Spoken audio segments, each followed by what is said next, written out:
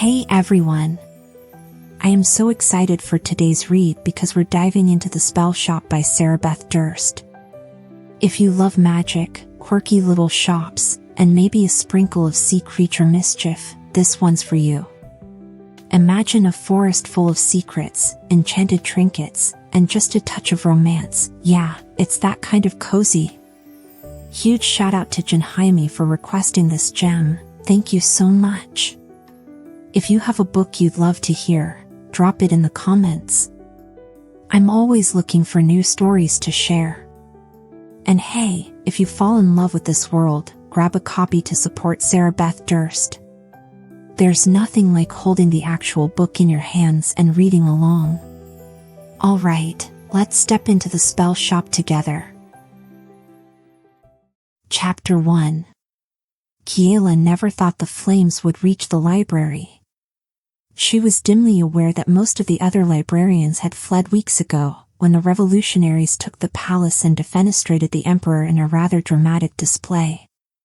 But surely they wouldn't touch the library. After all, there were books here. Highly flammable, irreplaceable books. The Great Library of Alyssium, with its soaring spires, stained glass windows, and labyrinthine bookshelves, was the jewel of the Crescent Islands Empire. Its hallowed stacks were filled with centuries-old treatises, histories, studies, and, most importantly, in Kiela's opinion, spellbooks. Only the elite, the crème de la crème of the scholars, were allowed to even view the spellbooks, as only the rarefied few were permitted, by imperial law, to use magic. She was responsible for the spellbooks on the third floor, East Wing. For the past 11 years, she'd worked, slept, ate, and lived between the shelves, which perhaps explained why, when she first smelled smoke, she thought she'd simply left toast on the cook plate. Just to be on the safe side, earlier in the week, Kiela and her assistant Kaz had begun securing some of her favorite tomes in crates and stowing them on one of the library boats, though she'd never truly believed evacuation would be necessary. Cocooned within the stacks, far away from any whiff of politics or violence, it was a pleasant game. If she were stranded on a deserted island, which books would she most want to have with her? Certainly the grimoire on plant work, compiled in the year 357 by scholars 𝐒𝐚𝐫𝐿 and 𝐒𝐘𝐍𝐿, as well as the manipulation of weather patterns, a study of the effects of spell work on the breeding habits of eastern puffins, which was a fascinating and groundbreaking work that Kaz swung by his leaves into the aisle where she sat, cross-legged, in front of a pile of books. A spider plant, he was roughly the size of a farm dog but comprised entirely of greenery, with a knot of roots holding soil at his core. He was the smartest assistant she'd ever had, though also, perhaps not coincidentally, the most anxiety-prone. "We're going to die," he informed her, his leaves rustling so badly that it was challenging to pluck out the words. "The fighting won't come here," Kiela said in the soothing voice she'd perfected after years of working in such a sacred space. She added another book to the pack in the fifth crate pile, then reconsidered and shifted it to the pack only if it fits pile. He shook his leaves at her. "The fighting is already here. They've battered down the front door and are ransacking 𝐒𝐘𝐍𝐿. Goodness." The door to 𝐒𝐘𝐍𝐿 was a monstrosity built of brass and secured with bolts made of the sturdy lumber used for the ribs of ship hulls. She tried to calculate the amount of force required to batter down a 30-foot door, then blinked. "Ransacking, did you say?" She'd expected the rebels to secure the library and its treasures, that was only sensible, but ransacking? These were freedom fighters, not feral animals. She wasn't even opposed to their goals. On Kaz's recommendation, she'd read a few of their pamphlets in the early days of the revolution, and the call for elections and the sharing of knowledge seemed quite appealing. "The North Reading Room is on fire," Kaz said. "They lit the tapestries first, and it spread to the scrolls." She felt sick. All those old manuscripts. He tugged on her sleeve with a leaf. "Come on, Kiela, we have to leave." "Leave? Now?" But she hadn't finished. If you make a leave joke, Kez warned, I'm going without you. She got to her feet. The 5th crate was only half filled. Kiela dumped an armload of books into it without even checking what the titles were. Enough, Kiela, Kez said as she went for a second armload, and then maneuvered it toward the lift. On wheels, it scooted between the shelves, and she felt a lurch in her stomach as they passed all the full shelves of beautiful, wonderful books. She snagged a few more favorites as they hurried past. Reaching the lift, she shoved the wheeled crate inside and yanked down the gate. Kez pushed the button with a leaf and turned the crank. The lift lurched and then descended. As they traveled between the floors, Kiela heard the sound of metal clashing on metal, and her stomach flopped. She didn't know firsthand what a battle sounded like, but she did know what a library was supposed to sound like, and all of this was terribly, horribly wrong.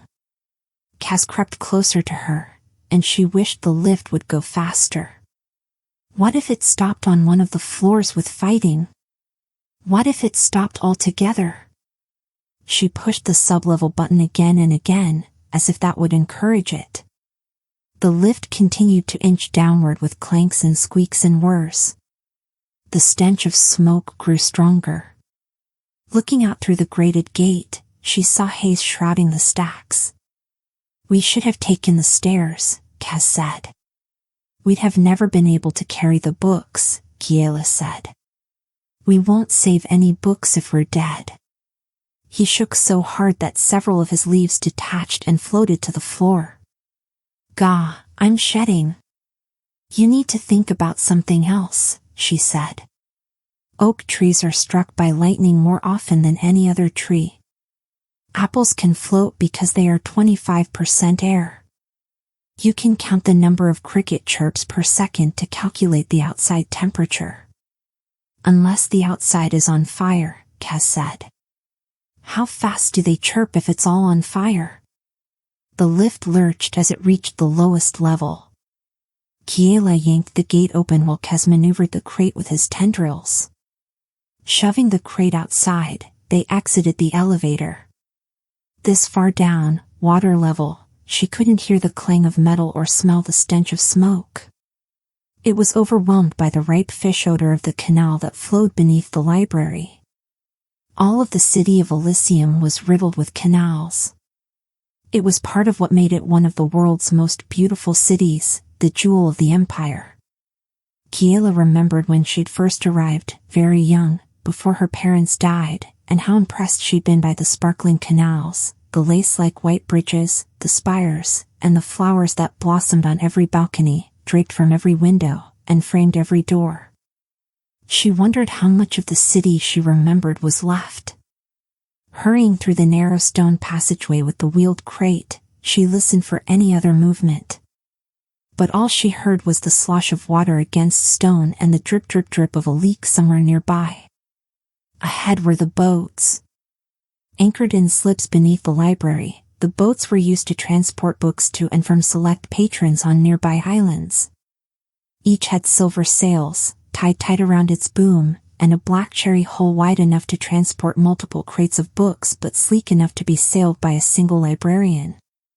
She herself had used one just last winter to deliver a full set of Scholar Sapavia's examinations of the function of forest spirits in fact and fiction to a bedridden emeritus sorcerer. He'd had his housekeeper offer her a cup of tea as thanks, but she declined, wanting to hurry back to the comfort of her stacks. At least those books are safe. That was only a slight consolation, though, compared to the wealth of knowledge and peril above her. She'd already filled her boat with the first 4 crates of books, secured beneath a tarp. Maneuvering the half-filled 5th crate onto the boat, she strapped it in. There was room for at least 3 more crates, but there wasn't time to fetch them. She wished she'd sorted books faster. Or been less picky. She wished she'd packed more provisions. She'd stowed a few jugs of water, as well as jars of preserved peaches, a bag of dried beans, and a sack of pecans. For 𝐏𝐽, she had a tub of fresh soil that he could replenish himself in, and she'd also hidden a couple changes of clothes for herself, as well as a few blank notebooks just in case. But she hadn't emptied her cubicle in the library of her personal items. She thought wistfully of all she'd left, her old journals, her best quill set, a wooden carving in the shape of a mermaid that her parents had given her when she was a child. But 𝐏𝐽 was right, better to save themselves. And the books. We'll come back when it's safe, she thought. This is just temporary. Climbing into the boat, Kiela untied the line and pushed off. She pulled out the pole for navigating the watery tunnels. The sails were wrapped up around the boom. They'd stay down until they reached the open water. She wasn't technically supposed to take the boat. Or the books. Or 𝐏𝐽. But there had been no one left to ask, and she reassured herself that they'd thank her later, when she returned. It wasn't theft. It was her job, taking care of the collection. I'm just broadening the definition. She pulled through the tunnels until they flowed out into the open canals of the city. Well, this is absolutely horrible, 𝐏𝐽 said. Kiela had to agree. The stars were blotted out by the smoke that rose from the bridges and spires. The flames cast everything in a ghoulish light, and the sour taste of the smoke coated the back of her throat. She felt it invading her lungs with each breath. Her sky-blue skin looked sickly in the unnatural light, and her dark blue hair soaked up the scent of smoke. Down on the canals, Kiela and 𝐏𝐽 were free from the worst of it, but they weren't free from the sights and sounds of death. Later, she'd block out most of that horrible night, the screams, the corpses in the canals, the fear that choked her worse than the smoke. The trip through the canals felt endless, and the sounds traveled across the water even as they broke into the open sea. With 𝐏𝐽's help, Kiela raised the silver sails once the water was too deep for the pole.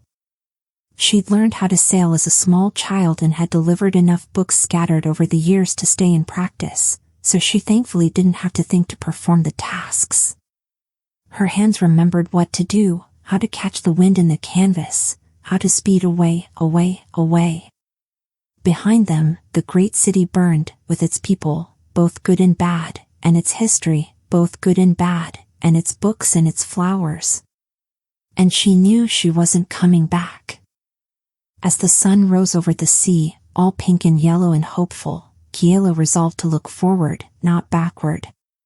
There was no one in Alyssium who'd miss her, which was a depressing thought in and of itself. Really, no one? Absorbed in her work, she hadn't left the library for anything but the occasional book delivery in. Had it been years? Yes, years. After she'd finished school, she'd simply moved directly into a cubicle sandwiched between the stacks. It had been simpler that way. She hadn't had to waste any time traveling to and from her work. She had no family in the city, and she'd lost track of her classmates. They'd drifted off into their lives, and she'd fallen into the routine of hers. All her meals were delivered, prepared fresh at any hour. Scholars often kept odd hours, and therefore so did librarians. She merely had to send a request down the chute, and everything would arrive via lift in a timely manner. No interaction with anyone required. She'd considered it the perfect system. The other librarians. They had their own work on other floors and in other wings. Kiela never liked to disturb anyone, and she had gently, so gently that she hadn't even realized she was doing it, discouraged others from disturbing hers. As the sailboat bounced over the waves, she realized she hadn't even spoken to another soul besides 𝐏𝐽 in 3 weeks. The last person she'd talked to was a janitor whom she'd shooed away for stirring up dust near some particularly fragile manuscripts. It wasn't that she didn't like people. It was only that she liked books more. They didn't fuss or judge or mock or reject. They invited you in, fluffed up the pillows on the couch, offered you tea and toast, and shared their hearts with no expectation that you'd do anything more than absorb what they had to give. All of which was very lovely, but it left her in a bit of a quandary, where to go, now that her old life had quite literally burned down. "Kaz," she began. He said, muffled. She glanced across the boat to see he'd wedged himself between two of the crates and had wound his leaves tight around his root ball. "Kaz, what are you doing?" "Fish eat plants," he said. "Some fish, yes." She wasn't overly familiar with the dietary preferences of fish. She knew there were fish who liked kelp. She supposed they ate plankton too. Also, insects. Some fish eat other fish. Who eat plants? "I suppose so." "Everything eats plants," Kaz said. "But barely anything eats books. That's why I'm positioning myself between the crates. No one will think of looking for a fresh, tasty morsel of green next to so many dead trees. So I am just going to stay here, with the books, until we get to wherever we're going, which I hope won't have fish, sheep, cows, or goats." He shuddered at the word goats, and Kiela wondered if he'd had a bad experience with a goat or had just read about them. Most likely the latter. Livestock wasn't permitted in the Great Library, for obvious reasons. "That is what I wanted to talk to you about," Kiela said. "We need a destination." "You didn't plan that out?" "I didn't think we'd really have to leave," she admitted. "Or I thought, if we did, it would be just for a few hours or days. A week at most." She thought they could rent a slip in a harbor at one of the nearby islands, perhaps 𝐒𝐽𝐻 or 𝐒𝐈𝐒, and stay for a couple days at one of the charming inns where the lesser nobles liked to vacation. Kaz sagged, his leaves drooping as if they'd never tasted water. "So did I." They sailed silently. It was a gloriously beautiful day for a sail. Light breeze. Cheerful lemon light flashing on the water. Seagulls flew overhead, cawing to one another.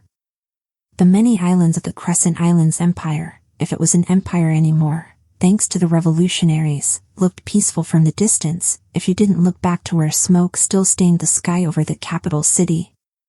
The island's gray, white, and black cliffs were majestic, and the sweet little fishing villages looked quaint, with their brightly painted houses, cheerful gardens, and cobblestone streets. She and Kaz could sail into one of their harbors and then, do what? She couldn't afford an inn for more than a couple days. The coins that Kiela had brought with her wouldn't go far. Even if she could pay the harbor fees, she didn't relish living on the boat, day in and day out. She resolved not to panic. She'd think as she sailed. And an answer would come to her. Across the water, she saw a herd of mare horses rise and fall with the waves. Her breath caught in her throat. Half horse and half fish, they were a magnificent sight.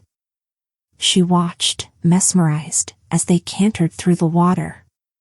Their hoofs crashed through the waves as their powerful fish tails propelled them forward. Covered in jewel-like scales and made of solid muscle, they were the living embodiment of both beauty and strength. Like the sea itself, Kiela thought. One of them tossed its mane, and droplets sprayed up and caught the light, a flash of rainbow. "𝐒𝐘𝐍𝐿, Kiela said. "Excuse me? It's an island. I've never heard of it." "I'd be surprised if you had," Kiela said. "It's tiny and remote. Far to the north. It doesn't fall on any of the shipping lanes. The locals herd mare horses to aid with their fishing." Curious, Kaz lifted himself up between the crates and perched on one to look out across the ocean. "Why do you know about it?" "Oh, don't tell me, you read about it." "Actually, no. It's where I was born." She heard a hitch in her voice, and she swallowed hard. She hadn't thought about 𝐒𝐘𝐍𝐿 in years. she didn't know why just thinking of returning would make her feel so jumbled. Her parents had left as soon as they could afford it, to seek a better life in the capital city. They'd wanted to experience life in Alyssium, and they'd wanted Kiela to have the kind of opportunities they, growing up on a remote island, never had. She'd been barely 9 years old at the time, but she still remembered the island with its cliffs and farms and gardens. The sole village on the island, also called 𝐒𝐘𝐍𝐎𝐏, was 3 cobblestone streets wide with a mill by a waterfall and a school that was housed in an old barn. She remembered the way it looked at sunset, with the island's winged cats perched on the rooftops, and the way it smelled at dawn of fresh-baked bread. In spring, wildflowers sprouted everywhere, the roofs, the cliffs, the fields. In winter, snow blanketed everything in thick white fluff. She used to drink hot milk with chocolate mixed in and watch the snow fall on the sea. Kiela? Kaz prodded. I think I have a house there. She knew her parents hadn't sold it. So far from the heart of the empire, it wouldn't have sold for much, and Kiela's father had wanted to hold on to it, in case they decided to retire there after they'd had their fill of city life, though Kiela's mother had loved the city too much to ever want to return. I suppose that means I inherited it. Certainly there was no one else who could have. She had no other family. If no one has moved in, and if it hasn't fallen down, it's small. Just a cottage. But it was beautiful. At least it was beautiful in her mind, preserved in her memory as lovely and fragile as a soap bubble. Now, it was probably infested with bats, mice, and bears, and the roof had most likely caved in. I just never expected to go back there. At least not without them. Is it nice? Very. I think it could have changed. I've changed. She'd lost her magenta freckles and the blue pigtails years ago, and she'd gained an advanced degree in library studies and a host of antisocial tendencies. Okay then, Kaz said. Let's go to your island. Catching the wind, she steered the boat north. Just to be clear, they don't have goats, do they? I am sure there are no animals anywhere on 𝐒𝐘𝐍𝐏 that eat plants, Kiela said, as they picked up speed. The boat bounced over the waves. Excellent. Wait, are you just saying that to make me feel better? Yes, she said. Grumbling, he squished himself back between the crates of spellbooks as they sailed northward, toward their future and her past.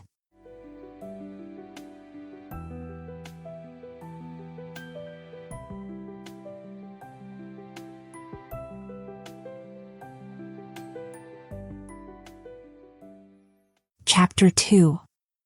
As the sun stained the horizon orange, Kiela sailed toward a little cove on the island of 𝐒𝐘𝐍𝐏. It was just a mile east of the village and its harbor, tucked behind a veil of rocks and trees. She aimed the boat between the rocks. You're going to crash, Kaz observed. I'm not going to crash, Kiela said. I'm going to dock. Inside the cove, there used to be a wooden dock that belonged to her family's cottage. She remembered she used to squat on the end and watch the fish dance in the water. At low tide, she'd be able to see crabs scuttling over the rocks, and at high tide, mare babies would swim around the dock posts, before they were called out to sea by their parents, a sighting that locals said was good luck. She wasn't, of course, entirely certain the dock would still be standing, but she supposed she could drop anchor and they could wade to shore. Or she could just beach the boat, provided she could avoid slicing the hole on the rocks. One hand on the rudder, she guided the sailboat around the rocks and into the cove. Kaz clambered up the mast, using his tendrils to climb, for a better view. With the light so low in the sky, the cove was coated in shadows. The water looked near black, and the trees, with the rocky cliffs behind them, cast even more shadows. It was silent, except for the lapping of the waves on the rocky shore and the call of an unseen bird from one of the pine trees. But despite the shadows, it didn't feel unwelcoming. As they drifted deeper into the cove, it felt as if the shadows were embracing them, in the same way that a thick nest of blankets did on a chilly night. Kiela spotted the old dock, right where it was supposed to be. It was more rickety than she remembered, though. About a third of the slats were missing, like the smile of an old man who'd lost some of his teeth. Luckily the posts were there, sturdy but coated in seaweed. Using the pole, she sidled the boat up next to the dock and tossed a line around a post. Yanking on the line, she dragged them closer and tied a bowline knot. She remembered her mother teaching her how to make this exact knot on this very same dock. It felt both like just yesterday and a lifetime ago. She shook her head to chase the memory away. Clambering over the crates, Kiela pulled the sail down and wrapped it tight against the boom. Kaz was perched on one of the book crates. "I am not walking on that." "You'd rather swim?" "I'd rather stay on the boat," he said. Kiela sighed and rubbed her eyes. She'd never felt this bone-marrow deep tired before. Even when she stayed up all night with her books, it was never like this. Between the stress of their escape and the effort of their night and all-day sail, she felt like a book so well read that its pages curled and spine cracked. "I can carry you." He was quiet for a moment, then he said, "That's undignified. You think the shrubbery is going to mock you?" If he'd had eyes, she expected he would have rolled them at her. "Fine. Carry me. But only if you tell no one." "Who am I going to tell?" "I don't know anyone here and don't want to." She scooped him up, careful to gather all the soil that clung to his exposed roots. It felt like holding a very plump and very leafy toddler. His tendrils draped over her shoulders, and he grumbled as she adjusted her grip. "We're going to lay low, keep to ourselves, and avoid trouble," she said. "With luck, none of the locals will even know we're here." Kiela tapped the nearest slat of wood with her toes. It seemed sound enough. Cautiously, she shifted her weight and was pleased when the dock held. Kaz's leaves flattened around her back. She carried him carefully as she stepped from slat to slat, testing each one before she trusted it. At last, she reached the shore. He climbed down from her arms to the ground. Shaking out his leaves, he groomed himself with a tendril. He looked a bit like a cat licking his fur. "We won't ever speak of that again." "Of course," she agreed. She looked up at the knot of greenery in front of them. There used to be a path, with stairs carved into the rocks, but all she could see was a tangle of vines cascading down the hill. Frowning at it, she paced in front of the green. The stone steps should still be there, if she could find, there. Kicking away a few vines, Kiela uncovered the first step. "Found it." "Found what?" Kaz asked. "The way home." She felt the word vibrate through her. Step by step, she climbed, with Kaz behind her, clearing the steps as best she could. She was only able to uncover a few inches, but it was enough. By the time she reached the top, the sun was completely down. Bathed in the silvery gray of twilight, the cottage waited for them. She wanted to feel as if they'd made it, she was home, they were safe, and everything would be easy from now on. But the cottage was nearly as enveloped in vines as the stairs. She couldn't tell where the walls ended and the green began. Her former home looked one gulp away from being swallowed entirely. "It's nice," Kaz said. "Now who's lying?" Kiela said. "It has a roof. And walls." He was right about that. It could be worse. An owl hooted much too close, and Kiela jumped. 𝐒𝐘𝐍𝐎 skittered behind her. She forced herself to breathe and calm down. It didn't look as if anyone was living in the house, which was good. She could have come back to find squatters or new owners if the locals had decided there were no more living relatives who might return to claim it. She couldn't vouch for how many mice, birds, or other critters had taken up residence inside. She wished they'd arrived earlier so it wouldn't look so dark in there. "Should we go in?" 𝐒𝐘𝐍𝐎 asked. Yes. Maybe. No. She wanted to retreat to the boat, sail back to Alyssium, and sequester herself in her nice, warm, safe cubicle deep within the stacks of books, where she knew what to expect out of every night and every day. If she went into this house, what would she find? And if she didn't, what would happen then? She hated not knowing which was the right choice. Have I made a terrible mistake coming here? The owl hooted again. We go in, Kiela said. They approached the front door. It felt like walking up to the mouth of a slumbering beast. It was ajar, with dead leaves clogging the entranceway. She nudged them out of her way with her foot and leaned against the door to push it open farther. It squeaked loudly, as if it hadn't been moved in years, which was entirely possible. Stepping inside, Kiela waited for her eyes to adjust. The last gasps of day shed a grayish light through the few windows that weren't blocked by vines. It was enough to see shapes, chairs, she guessed, and a table. She matched the shadows to her memories and was surprised to find that it felt familiar, like a half-remembered old tale. The wood-burning stove was, yes, there, squatting like a hulking creature, with a chimney rising from its back. A daybed used to be in the front corner, that's where she used to sleep, and her parents' bedroom butted off the back. A kitchen area with a sink and a window that overlooked the back garden should be to her left, beyond the table. She couldn't see that in the darkness, though, and it made her feel like she'd walked into a surreal kind of dream, with pieces of memories overlaid by shadows. She wondered how 𝐒𝐽 felt about this place. If you'd rather, we could spend the night in the boat, and explore this in the morning, she offered. Sleep on the boat? 𝐒𝐽 sounded appalled. With fish under us? You really have a thing about fish, she said. I had no idea.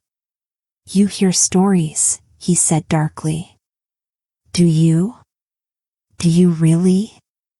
She navigated across the room, leaves crunching underfoot, and found the daybed, exactly where she remembered it. It seemed smaller, though. And dustier. Lifting the quilt, she shook it, and twigs, leaves, and dust flew into the air. She coughed. Setting the quilt aside in a heap, she pushed her hands against the mattress. It hadn't disintegrated, which was a plus. She supposed it would hold her, and under where the quilt had lain, it wasn't that dusty, at least in comparison. It wasn't as if, after sailing through the night and all day, she was particularly clean anyway. Hey, there's a hole in the floor, 𝐒𝐽 said, pleased. I can root here for the night. Could she sleep here? After their escape and long sail, she should be able to sleep anywhere. If mice or raccoons or whatever murder me in the night, at least I'll get some rest. Gingerly, she lay down on the little bed. It creaked but didn't collapse.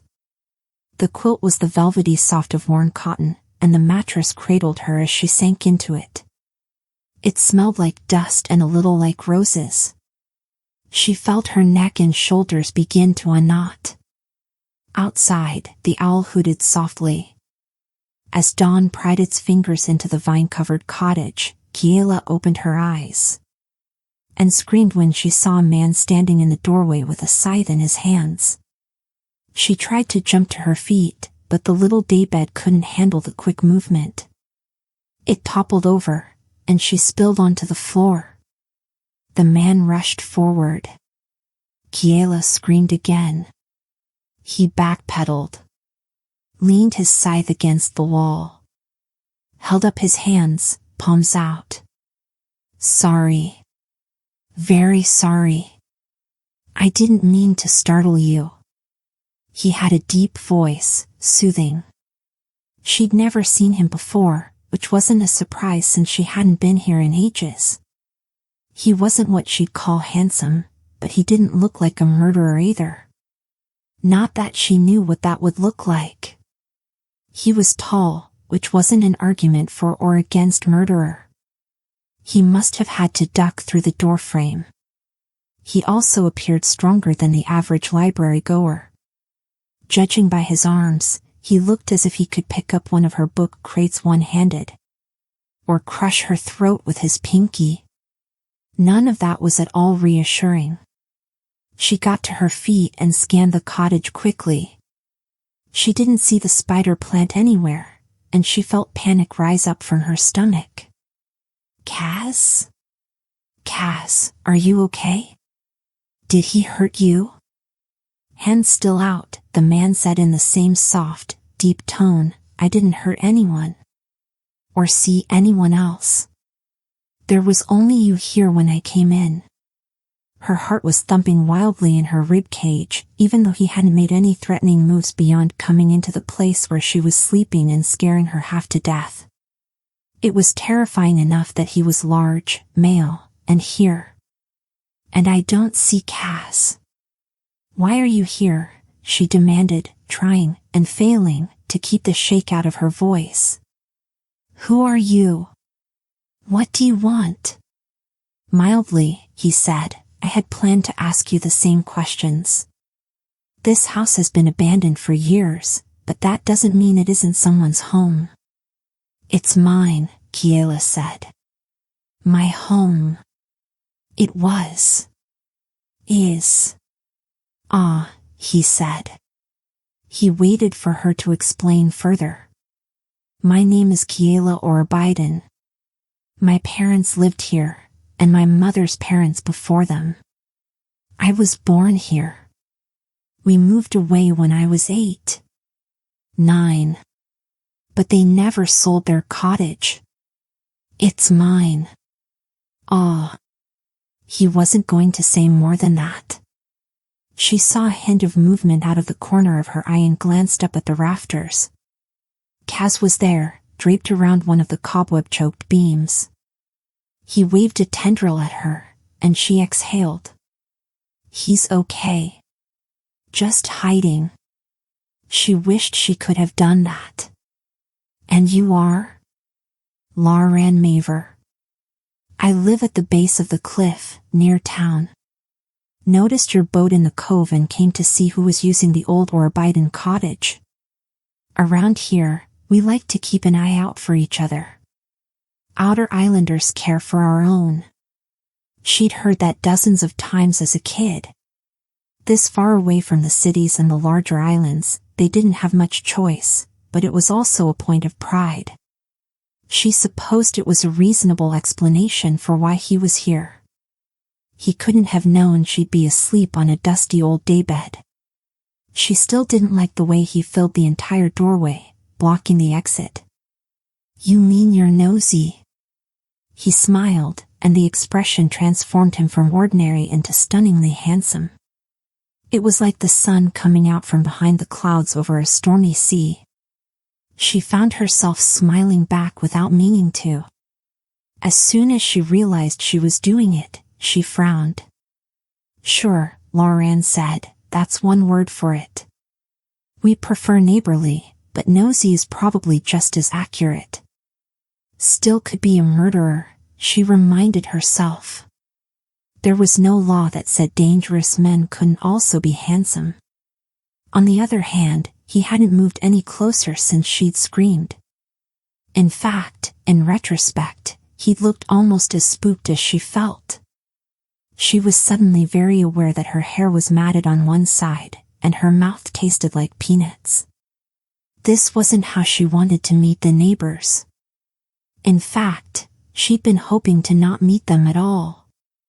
It would have been simpler if she could have stayed unnoticed. Fewer variables, fewer problems. She wished he'd leave. "What brings you back to 𝐒𝐽𝐻?" he asked. Kiela considered a half-dozen answers, but she settled on the one that was simplest and required the least amount of reliving recent traumatic events. "I'd had enough of the city." Ah. Miraculously, he seemed to find that answer both reasonable and sufficient. "Would you like help?" He looked around the cottage, as if cataloging all the myriad things she could possibly need help with, which was, at a rough estimate, everything. Settling in? Absolutely not. The last thing she wanted him to do was stay and help. The entire point of coming to 𝐒𝐽𝐻 was to hide away in a place where she knew no one and no one knew her, and she and Kaz and the books would be safe. "Thanks, but I have it covered." He raised his eyebrows as if he didn't believe her, but he didn't argue or try to convince her otherwise, which she appreciated. "Well, if you change your mind, I'm just through the woods, down by the shore." He waved toward the northwest. "It's the Marehorse farm with the yellow house near the water. Drop by any time."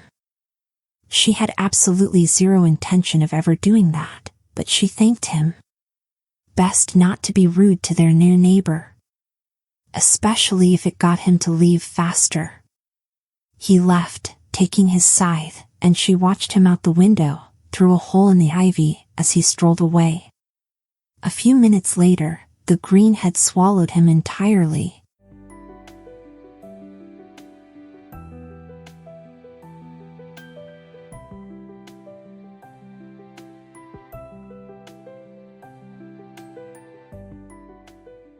Chapter 3. Kaz climbed down from the rafters. When he reached the floor, Kiela scooped him up, and he let her. He patted her back with one of his tendrils. When her heart had calmed down enough, she lowered him back to the floor. "Sorry," she said. "It's fine. I was so startled that I nearly lost half my soil ball." She examined him. He still seemed as leafy as ever. "Are you okay?" "Fine. I can get more. Lots of nutrients in the earth here. It's much richer than in Alyssium. You should eat something. And perhaps bathe." "Ouch. I can't help what I smell. You don't even have a nose. Or ears. Or eyes. Or a mouth." He was a dog-sized potless plant who defied all natural laws. She wished she'd been able to study the spell that had created him. It had to have been fascinatingly complex. All she knew was he'd begun as a single spider plant seed. She'd never asked what other ingredients were involved. It seemed too personal a question. "Now who's being insulting?" Kaz said. "Sorry." Subtly, she sniffed her own armpits. She smelled like the sea and sweat. A fresh shirt would help. She should have packed more than a few changes of clothes. "At least he seems friendly," Kaz said. "Until he comes back to murder us in our sleep." Kiela glanced at the door again. "I don't think he plans to do that. I hope." After the initial scare, he'd taken pains not to startle her. Most likely, he was just nosy and intrusive rather than actively dangerous. "It's not his fault he's tall and 10 times stronger than me." He probably had no idea how he looked, unexpected in the dark. He hadn't been trying to loom over her. That was a large blade he carried. Indeed it was. Very alarming. City folk didn't carry that kind of equipment around, at least not usually. To be fair, she didn't really know what most people carried around, since she hadn't spent any time out on the streets or canals in years. Maybe scythes were in fashion. Who knew? Most likely, though, Lauren carried it for practical reasons. Whatever paths used to lead to the cottage had been swallowed by the forest years ago. It wouldn't have been easy for him to reach the house without the scythe. He must use it to hack through the overgrowth, Kiela said. Kaz shuddered. Yeah, that's what I'm afraid of. I'd never let anyone hurt you, Kiela said stoutly. That's a nice sentiment, but what would you do? Scream? Throw books at them? Fair point, though she'd never throw a book. With luck, he wouldn't come back, and it wouldn't be an issue. Instead of replying, she chose to look around the cottage. Now that it was daylight, she could see it was. Unkempt was the kindest adjective she could think of. Run down. Derelict. Disheveled. Neglected. Unloved. Barely remembered. Abandoned for years. Alone. Just like me. With Kes scouting through the cottage, she reminded herself that she wasn't alone. And she hadn't been abandoned, at least not deliberately. Her family had moved to the capital city to follow their dreams and to give her the opportunity to pursue hers. They hadn't intended to leave her. They died from an illness that no one could have predicted or prevented. After that, she had chosen voluntarily to throw herself into her work at the library. As for finding herself without family or friends beyond a self-aware spider plant, that had merely happened over time. Like the dust, the dirt, the leaves, and the cobwebs sneaking in here, over time. Okay, yes, she was a lot like this cottage.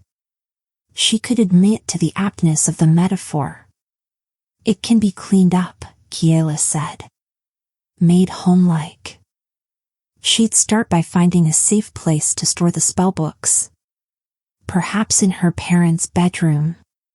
For now, the books could stay in the crates, but she'd make sure the back room was sealed against leaks and drafts before she set up shelves. And she'd have to ensure they were kept safe from prying eyes as well. It would not do for anyone to discover them.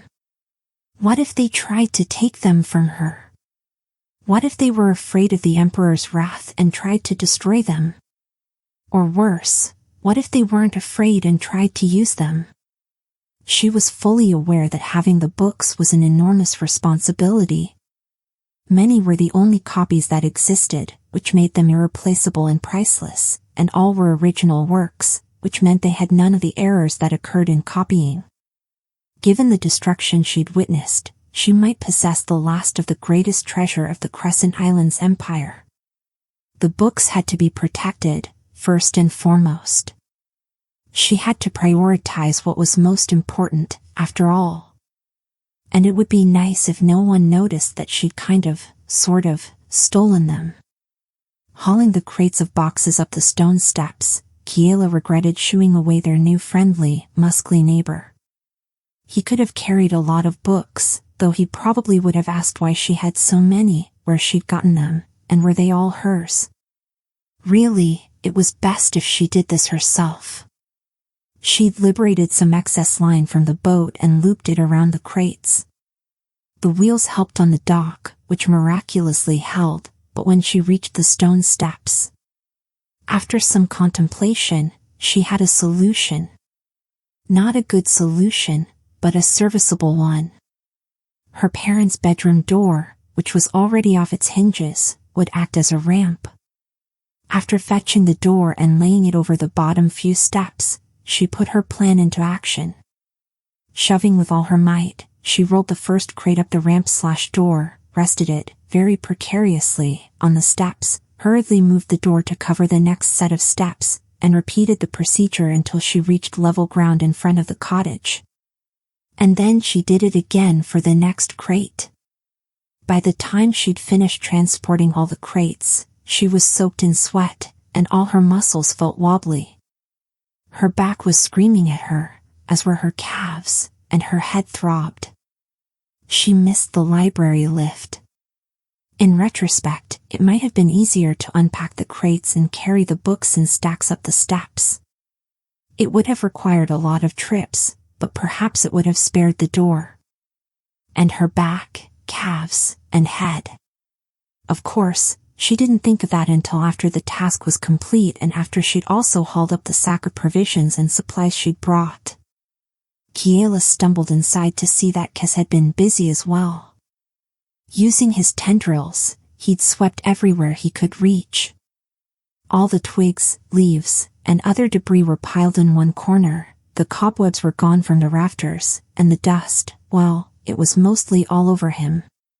Now we both need baths, Kiela said. His leaves drooped. But it was worth it, she added quickly. The front room wasn't clean yet, but it was vastly improved.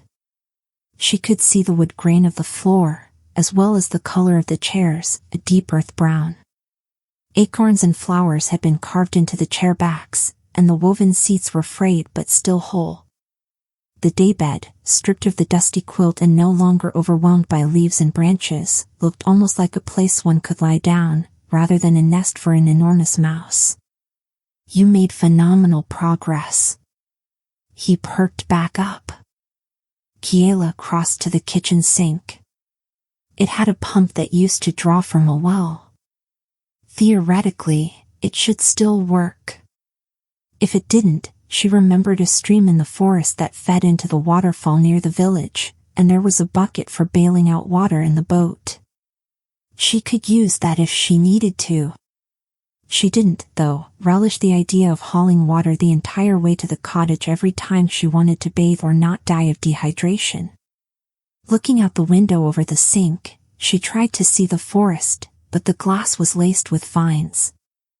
All she could see was green, pierced by slivers of sunlight. "Are you going to work for us?" she asked the pump. It was made of cast iron, and it curved over a brass basin. An old kitchen towel hung from a rack on the side of the sink, and the counter was bare except for a few jars and a glass pitcher. She remembered her mother used to put fresh flowers in that pitcher. Behind her, Kaz asked, "Are you talking to an inanimate object?" "Because that's odd," says the talking plant. Ouch. Steeling herself, she raised and lowered the handle. No water. Not even a trickle or a drip or a hint that it was doing anything. She raised and lowered it again. And again. At last, she heard a distant gurgle. She pumped harder, and it squeaked with the effort. After 5 more pumps, a blast of brownish water spurted out of the faucet and splashed into the sink. Surprised, she jumped back. "That's it," 𝐒𝐘𝐍𝐎 said to the pump, "you can do it." Kiela pumped again. Soon, the water flowed clear and cold. She cupped her hands and drank it. It was sweeter and crisper than any water she'd tasted in Alyssium. She found one of her mother's old dish towels that had been left behind, rinsed out the dust, and then used it to wash as much of herself as she could. She shivered as the cold water touched her skin, but she gritted her teeth and washed off all the grime and sweat. Half the towel was black when she finished, and she realized it was soot from the burning city. For an instant, Kiela could only stare at it. Until this moment, she hadn't let herself truly think about it, the loss of the library, her home, her life. The loss of all those homes and lives. And the books. She knew she should care more about the people of Alyssium than the books, but the spellbooks had been her family, the library had been her home, and her work had been her life. Her eyes felt hot, and her throat clogged. But she shook her head. There wasn't time to wallow. Or grieve. She had to figure out what she was doing, how they were going to live. She had to make this into a place where they could hole up for as long as necessary, and where the precious knowledge they'd rescued could be preserved. But without the library, without its stacks and its order and its peace and its historical, cultural, and political importance, what was the point? Who was she with all of it gone? What kind of future did she have? Kaz jumped into the sink. More water, please. She pumped water onto him and, using another towel, helped wash the dirt, grime, and soot from each of his leaves. When he climbed out, his soil ball was saturated. He dripped dirty water over the counter, which then trickled onto the wood floor. What's first? Kaz asked. Then he asked, are you okay? Kiela nodded, unable to speak, then shook her head. The library. He laid a leaf on her hand. I know. Everything we worked for. Believed in. Cared about. We'll be all right. We'll make it all right. Kiela, you can't break down on me now. You're all I've got. She sucked in air and steadied herself. They only had each other, and so, like Lauren had said, they had to look out for each other. But where to begin? We have to make this our home, Kiela said. After she dragged the crates of books into the back bedroom, Kiela surveyed the house. First step was to see what they had. Next step was to figure out what they'd need. Pull everything out, she said. We'll take stock. That was what they did whenever a fresh donation of books and manuscripts arrived at the library. First they'd sort through the collection. Spread it all out, see what they had, catalog it, and then proceed as appropriate. And so Kiela and Kaz dug in. Together, they rooted through the house and dragged out everything in a cabinet or closet or drawer into the center of the main room. She was pleasantly surprised at how much remained. Her parents had abandoned a heap of old 𝐒𝐘𝐍𝐿 clothes. Selecting one of the island dresses, Kiela shook it out. Dust plumed in the air.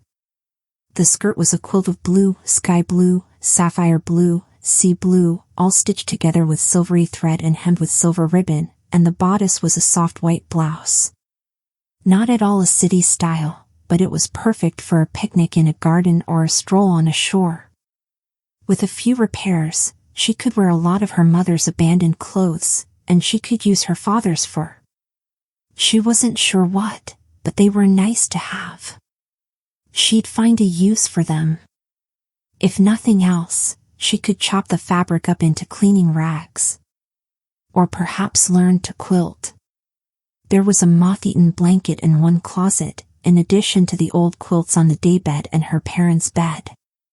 Each quilt had its own pattern. One was comprised of colors of the sunset and sewn in strips like rays of light, while another was the brown and pale green of a spring garden with pieces cut like petals and sewn like abstract flowers. We left so many beautiful things behind. She'd had no idea. She'd been too little to help much with the packing, though she remembered she'd tried. Carrying an armful of clothes into the kitchen, Kiela dumped them into the sink to soak in water. She planned to use the excess line from the boat to hang them out in the sun to dry. They'll be even more beautiful once they're clean. The kitchen cabinet produced more treasures, a few plates, bowls, and cups. Each bowl was painted with pictures of strawberries and raspberries, and the plates were painted with tomatoes and asparagus. The teacups bore delicate pictures of flowers.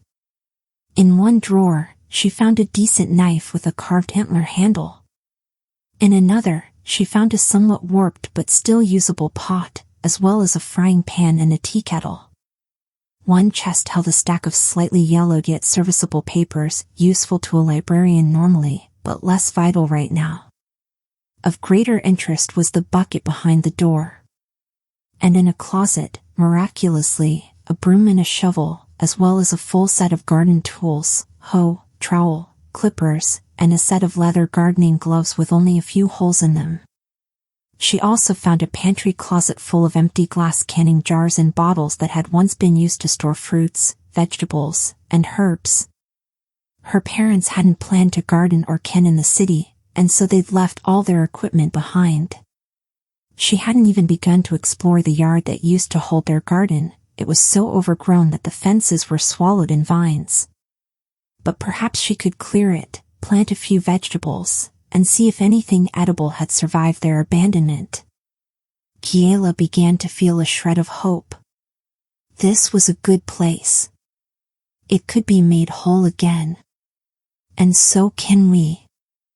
Kiela scrubbed the blanket and the clothes as best she could and then strung up a line between the corner of the house and a tree. There was an old plant basket hook on the corner of the house, which worked nicely to secure the clothesline.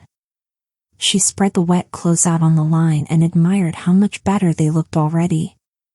The blues and the greens had brightened from the wash. She then stuffed the quilt from the daybed into a bucket of water and left that to soak. Together, she and 𝐒𝐘𝐍𝐿 cleaned the kitchen. They swept the near-petrified mouse droppings out of the cabinets, washed the plates and glasses and utensils, and scrubbed the privy until the copper bathtub shone and the walls were a cheerful white again. She found sprigs of lavender in the front herb bed, wrapped their stems with a ribbon, and hung them above the privy wash basin. Once the daybed quilt was clean, she washed an armload of faded but usable towels. At midday, they took a break, and Kiela ate some of the peaches and pecans she'd brought from the library. At least she'd been clever enough to stash them in the boat, though she wished she'd packed more, while 𝐒𝐘𝐍 rooted himself in a sunny spot where the floorboards were broken enough to expose the earth beneath. When she finished, she screwed the lid back on the peach jar and stored it in a cabinet. She then stepped back and allowed herself to think about the one thing that their search hadn't produced. Food. She had a finite amount of it from the city, enough for a few days if she stretched it. She'd need more very soon. She'd never had to worry about the possibility of hunger before. All her meals had been provided by the library kitchens, delivered via the chutes, and Kiela was only just beginning to realize that what she had right here was all she had. That was unsettling. She felt a bit like she was standing on the very top rung of a library ladder with the safety rope unclipped. Yes, she could reclaim the garden, but it would take time. Also, seeds. And maybe some clue how to garden? She'd never planted anything before. The same went for the ocean. She knew there were fish and crabs out in the cove, but she didn't know how to fish or crab. Was that what it was called? She didn't even know what the verb was, much less how to do it. And as for wild berries, yes, she could gather whatever she found, as well as nuts and mushrooms, but how was she to know what was edible or what wasn't? If she accidentally poisoned herself, she'd need medicine. If she hurt herself, if she became sick, she'd also need soap to keep herself clean, paste to keep her teeth healthy. But before any of that, she needed food. Fruit, vegetables, bread, milk, cheese, meat. At least enough to last until we're self-sufficient, she thought. Once she figured out how to garden and fish and had the basics for hygiene and medicine, she wouldn't need outside supplies. A little voice inside her whispered that it wouldn't be that simple, but she resolutely pushed it away. I just need enough to get by for now. One trip into the village. She'd use the coin she had to purchase the bare essentials, and then they'd hole up here and not bother anyone, and no one would have any reason to bother them. Looking at what they had and didn't have, Kiela didn't see any way around it. It was foolish to think she could build a life here just from what they found and what they brought. Besides, the fantasy of living here unnoticed had already been broken when their neighbor had discovered her sleeping. No, there was no denying it. She was going to have to talk to people.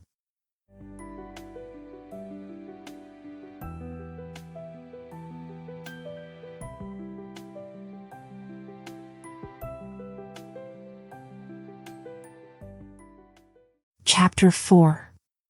Kiela put off her trip to the village until sundown, by which time it was, of course, far too late to go anywhere and she was far too exhausted from all the work they'd done anyway.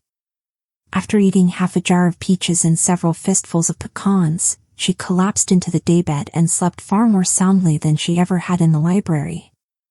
She didn't even hear the owl outside. At dawn, she woke to a tickle on her cheek. "Don't scream," 𝐒𝐘𝐍𝐎 said in her ear, "but he's back." Her eyes popped open, and she shivered. She should have grabbed an extra blanket. She'd grown too used to the always the same warmth of the library. She'd forgotten it was cooler on 𝐒𝐽𝐿 in the mornings, even in summer. "What?" "Who?" 𝐒𝐾𝐍𝐻 corrected. "Him. Him." Wait, did he mean their neighbor? Lauren? Why was he back? She thought her scream had been enough of a hint that she didn't like impromptu visitors, especially while she was asleep. Couldn't he just leave them alone? Sitting up, she peered out the window. It was still coated with grime. "We'll have to clean that," she thought, though she knew they had other priorities, such as food. Her stomach grumbled in agreement. Through the streaks of dirt, she saw their tall and broad neighbor striding away toward the path he and his scythe had created. It looked as if he'd come, seen they weren't awake, and then left. At least he didn't let himself in this time, she said. Why had he come? Couldn't he just stay in his own house and she'd stay in hers? Did she need to put up a fence or a large "keep out, no trespassing" sign? She waited until he was out of sight before she got out of bed and padded to the door. On the front step, before the mostly broken door, was a basket with several glazed cinnamon raisin buns, as well as 3 chicken eggs and a wedge of cheese. "Okay, well, that's nice," she said. "Fine." He was a nice, friendly neighbor who didn't understand property lines. She scooped up the basket and scurried back into the house, closing the door behind her. Sitting on a recently cleaned chair, she bit into one of the buns. Sugary sweetness exploded in her mouth, and she sighed through the bread. Closing her eyes, she savored every morsel. It was light, fluffy, sweet, and perfect. Had he made this? How? She added baking to the growing list of useful skills she didn't possess. Eagerly, she picked up the wedge of cheese and bit into it. Sharp, woody flavor filled her mouth, and she swayed a bit as she shoved more into her mouth. Cheese in the city was typically soft and bland, intended to be spread or melted, a side note to the main dish, but this. It demanded to be devoured. After she'd polished off half the wedge, Kiela discovered a note in the basket. "Welcome home," it said. She felt her stomach clench. Home. Was this home? Kiela placed the note down and stared at the words. She couldn't name all the emotions that the simple 2-word note made her feel. Hopeful? Terrified? Sad? At least I'm not still hungry. She contemplated the eggs. If she could start a fire in the wood-burning stove, then she could cook them and have protein inside her. It would be easier to face the village with protein. How hard could it be to start a fire? The revolutionaries hadn't had any trouble doing it. Remembering the smell of the smoke in the library, Kiela squatted in front of the stove without doing anything for a very long minute. Then she shook herself and took the fire starter off the little hook by the hearth. Do you know what you're doing?" 𝐒𝐾𝐍𝐻 asked. "Theoretically. I'm not sure I'm comfortable with that." Kiela wasn't sure she was either. "Do you want to light it?" "Definitely not." She'd need fire to cook, and eventually they'd need it to warm the house. Winters this far north could be extremely cold. She remembered how beautiful the snow was, but she also remembered how the cold would seep down your throat and numb your fingertips. She'd nearly lost a toe to frostbite once. Snug inside the library, Kiela hadn't had to think about that day in a long time, but she remembered how her father had blown on her toes to warm them and wrapped her in multiple sweaters. Her mother had scolded her for staying out so long and then had given her a book to read until they'd judged her recovered enough to play outside again. Previously frostbitten toes were more prone to frostbite, they'd said. She had to be careful. She shook herself out of the memory. It wasn't anywhere near winter, but still. This was a skill she thought she could master easily enough. There was already wood inside, as well as plenty of dried leaves that could serve as kindling. They must have blown down the chimney. Stay back, Kiela warned, and 𝐒𝐘𝐍𝐎 retreated to the far side of the room. She struck the fire starter. Happily, a spark jumped at her very first strike. Easy, she thought. I can do this. She lit the kindling, then closed the door of the stove. Stepping back, she listened in satisfaction as the fire within spread and crackled. She held her palm above the stovetop. It wasn't hot yet, but it would be soon. Wrinkling her nose, Kiela tried to ignore the scent of burning dust. It occurred to her that they should have cleaned out the inside of the stove before lighting a fire. It had just seemed that with the wood already in there. Oh, well, it would burn away. She just had to wait it out. She turned back to the cabinets to locate the pan they'd found yesterday. Setting it on the stove, she left it alone to heat up. While she waited, she pumped water to wash her face, and she dressed in one of the sets of clothes that she'd brought from the city. It was a beige tunic-like outfit, with soft pants, perfect for scuttling around the library. Looking down at herself, she wasn't certain it was town-appropriate or attractive. But then, who was she trying to impress? Certainly not her neighbor. She was hoping not to see him again, even if the cinnamon bun had been delicious. Kiela? 𝐒𝐘𝐍𝐎 said. There's smoke. It's the dust burning off, Kiela said. But there did seem to be a haze in the room. A rather thick haze. Smoke was billowing out of the stove.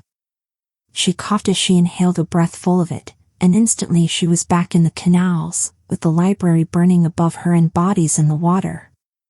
She shut off the memory and ran to the sink.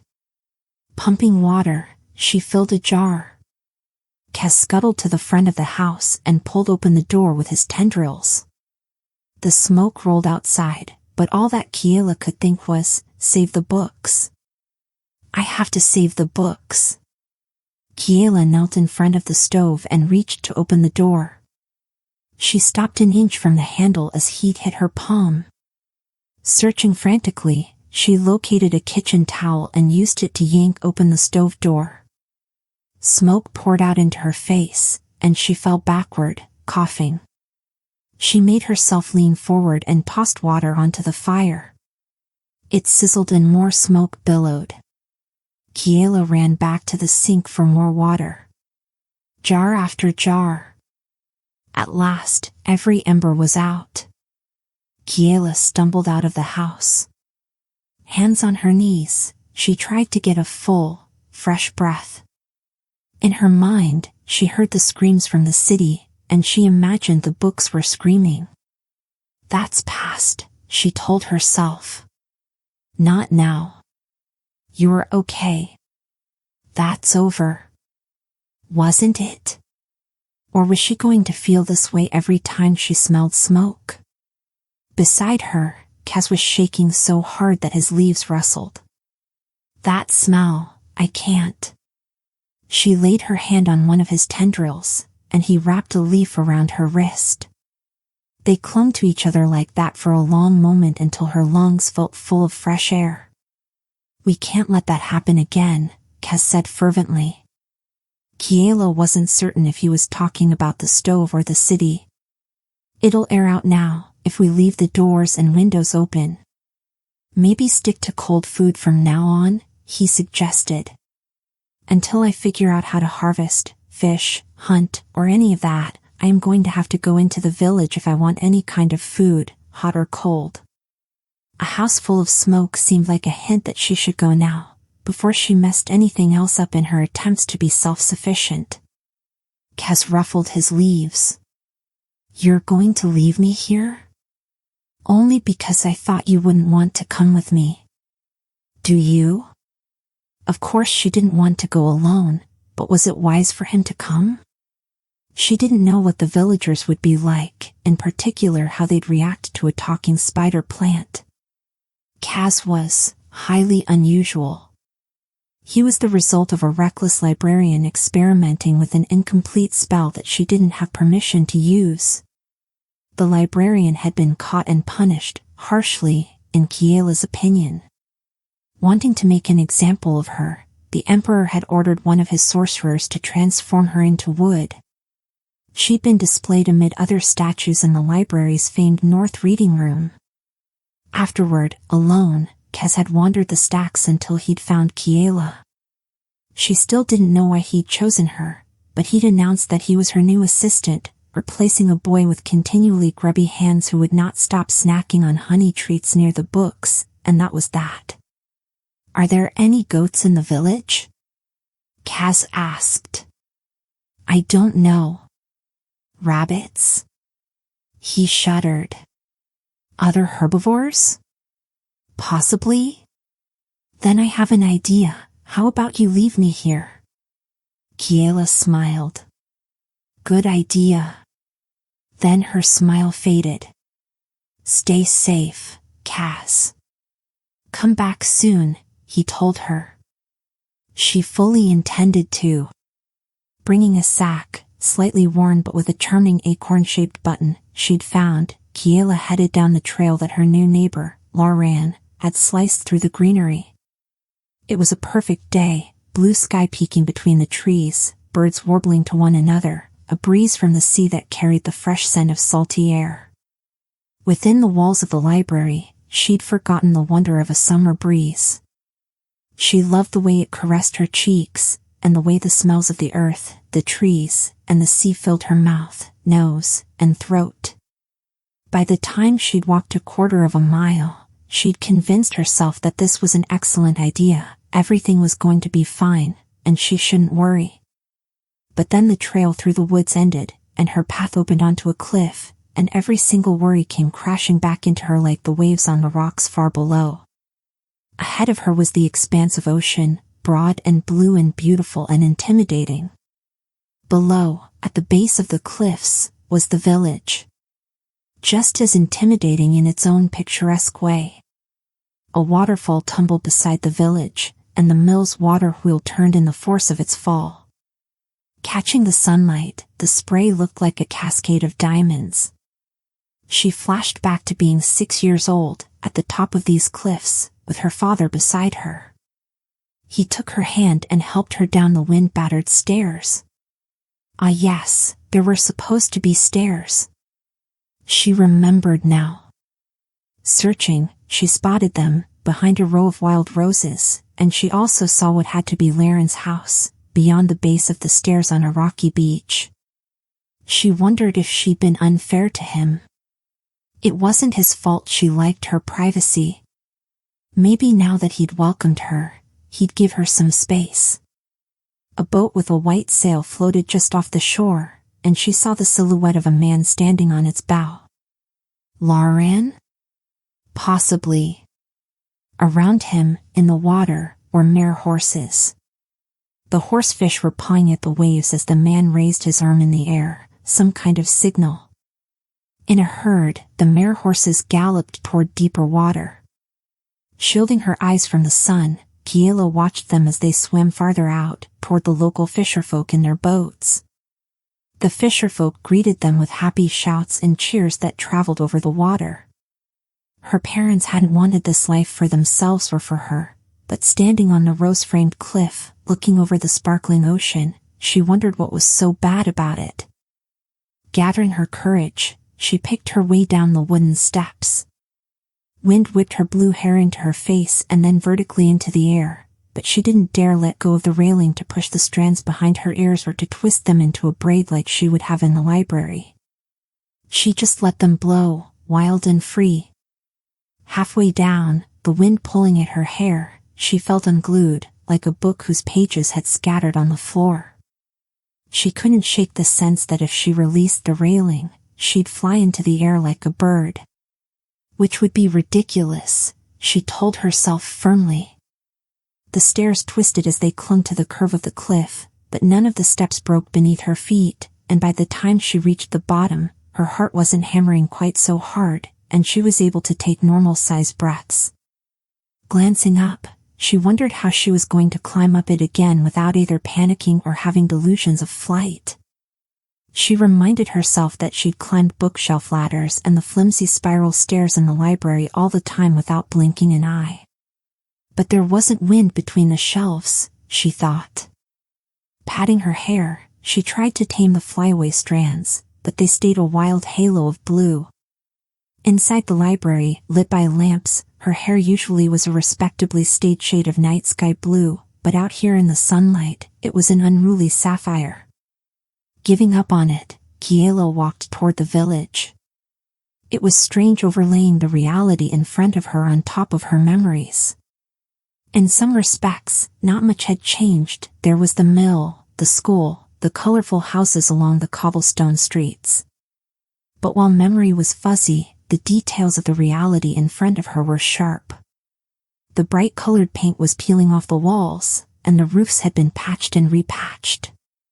Several of the houses had their windows boarded up, and there was clear evidence of storm damage that hadn't been fixed: collapsed porches, churned-up cobblestones, broken trees that should have been hauled away. Only the thick storm shutters on doors and windows looked new, and many of them were rough and unpainted. Kiela frowned. She'd always thought of 𝐒𝐘𝐍𝐎 as a prosperous, albeit tiny, village. But there were signs everywhere that the village had fallen on hard times. Children, playing in the street, looked thin. Their clothes flopped flag-like as they ran barefoot past her, rolling a hoop over the cobblestones with a stick. Looking up, Kiela saw the winged cats on the rooftops, sunning themselves, but they too seemed thinner and rougher. One eyed her as it licked its fur. Its green and yellow feathers looked battered as if it had flown through a storm. Maybe it had. But why? She remembered those cats as always plump and pampered. Seated on his front step, an old man watched her as she walked by. She tried to smile at him, but she was feeling such a jumble that she wasn't sure what her face looked like. She hoped it wasn't a grimace.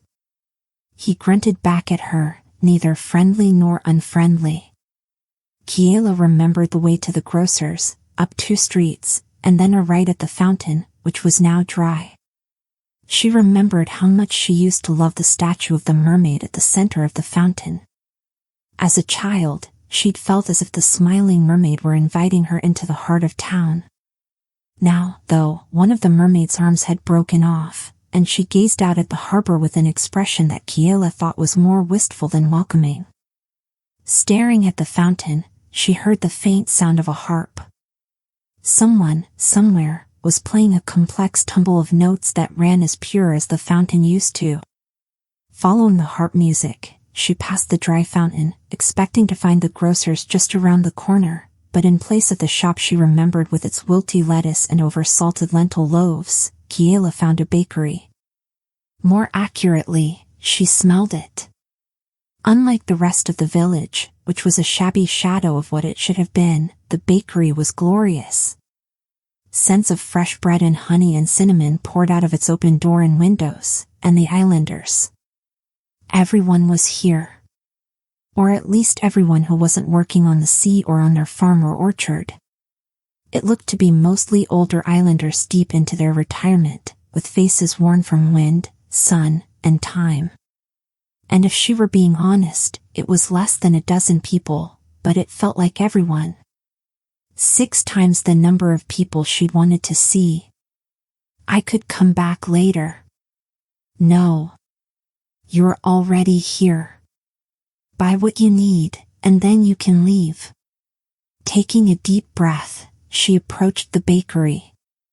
Outside on the cobblestones, Tables with mismatched chairs were clustered in front of an open door and a wide window with a counter. One woman with crevasse-deep wrinkles and black and white streaked hair had a lap harp on her knees. Like one of the librarians who'd worked on the 5th floor, she had 2 sets of arms. Very useful for shelving books and, apparently, just as useful for playing the cross-strung harp. She was plucking at the 2 sets of strings, creating both melody and harmony, an old sailor's song that Kiela vaguely recognized. The falling notes of the harmony were the waves crashing on the sand, while the melody sang of the sailor's love for the sea. An elderly centaur woman was beside her, seated with her horse hindquarters on a broad bench. She wore a wide red dress and a matching red hat with a brim. Visible through the gaps in the dress, her horse body blended seamlessly with her human torso, black horse hair matching equally dark skin. Her woman's head sported black hair that narrowed into a vertical strip running down her spine, exactly like a mane on a horse's neck. She was drinking tea from a misshapen mug, blowing on it before she sipped. She lowered her drink when she saw Kiela and stared openly. She nudged her companion, who paused her harp playing to stare too. Kiela stared back. She'd never seen the multi-armed harpist before, but the centaur lady looked familiar. Kiela couldn't say how she knew her. All her memories of 𝐒𝐘𝐍𝐿 focused on her parents. I must have known other villagers, though. Maybe her? Several other men and women, mostly retired fisherfolk and farmers, were seated at tables, eating their breakfasts and chatting about the weather, the tea, their neighbors, and the sea. On the ground, an older bald man with silver scales instead of skin was playing a game with black and white stones with a boy who had tiny goat horns poking out of his hair. All of them stopped and stared as Kiela approached the bakery. Without the harp music, the loudest sounds were the caws of seagulls, the clang of the buoy bells in the harbor, and the whispers of the strangers who wouldn't stop staring at her. This was a terrible idea. She should have come at a different time. Or not come at all. Or searched harder for the grocers. She wondered what had happened to the man and woman who had run the local grocery store. As she recalled, they weren't the nicest people, but they did sell the essentials. Had they moved their shop elsewhere? I should look for it. But the wonderful smell kept her rooted in place. It was exactly like the delicious cinnamon bun that Larian had left for her. I'm looking to buy some provisions? Kiela's voice came out far too shaky and high, curling up at the end as if she was asking permission. A woman bustled out of the bakery. She had an apron tied around her waist and a smudge of flour on her cheek. Like the boy playing on the ground, her body was covered in soft tawny fur, and she had dainty antlers poking out of her hair, though hers were more deer-like than goat. The baker flicked a dish towel at her other customers. Hey, you lot, quit staring, you're making her uncomfortable. Can't you see she's about ready to flee? Where are your manners? Haven't you ever seen a new customer before? Nope, the boy with goat horns, son? Nephew? No relation, said. The baker smiled broadly at Kiela. Welcome to 𝐒𝐘𝐍𝐿 and to the best. And only, the harpist chimed in. Balancing her harp on her knee with one hand, she held up her teacup with one of her other 3 hands, and the centaur clinked the cup with her mug. They chortled like 2 old friends with 100 in-jokes. The baker ignored both of them. Bakery on the entire island. Throwing her arms open wide, she said, I'm the owner and head baker, Bryn, and your first cinnamon bun is on the house. I ate one for breakfast, Kiela said. It was the most delicious thing I've ever tasted. Bryn beamed at her. I like her already. Anyone with a taste for sugar and cinnamon is automatically someone I want to know. Gesturing with her tea, the centaur woman cried, Oh, I know her. You think you know everyone, her many-armed friend said. She's the little girl up the hill, the one who always had her nose in a book. Binna or Abiden's girl. She whooped like she'd won a prize by identifying her. To Kiela, she said, you look just like your mother. Kiela startled at the sound of her mother's name. She knew she should have expected it. There were bound to be people on 𝐒𝐘𝐍𝐿 who remembered her, and Kiela knew she did look similar, with the same sky blue skin and jewel blue hair. Same eye shape too. Her father's nose, or so people had said. But still, it felt like lightning through her heart. You knew my mother? Binna and that dreamer husband of hers left for the south. City-bound. The centaur flapped her hand as if this was utter foolishness. Whatever happened to them? Are they here too? I'm sorry, but no, Kiela said. They died. Ah, what a pity. My condolences. One of the other islanders called, why'd you come back? Unlike the centaur, her tone wasn't friendly, and she was glowering so hard that her eyes vanished into wrinkles. Taking a breath, Kiela went with the same line that had worked so well with Lauran. I'd had enough of the city. That won a few scattered nods, especially from the centaur. The old man on the ground playing the game snorted, though. We don't need city folk here. Mark my words, she'll just bring trouble. The four-armed woman whacked him on the top of his head with a napkin. Ow. Didn't you hear Edie? She's not city folk. The centaur, Edie, said loudly, she's Binna's girl. Just look at her. Everyone stared again, and it took every ounce of Kiela's courage to stay standing in one spot and not pivot and race back to the steps and the overgrown cottage that was both familiar and unfamiliar, and, she reminded herself, currently smoke-filled, because she was incapable of getting a fire going well enough to feed herself. I'm just looking to purchase a few supplies, and then I'll be on my way. On your way? You aren't staying? Bryn asked. She looked disappointed. But you just arrived, you haven't even tried a fish pastry. It's my own recipe, the secret is to caramelize the onion and don't skimp on the garlic. That wasn't what Kiela had meant to say.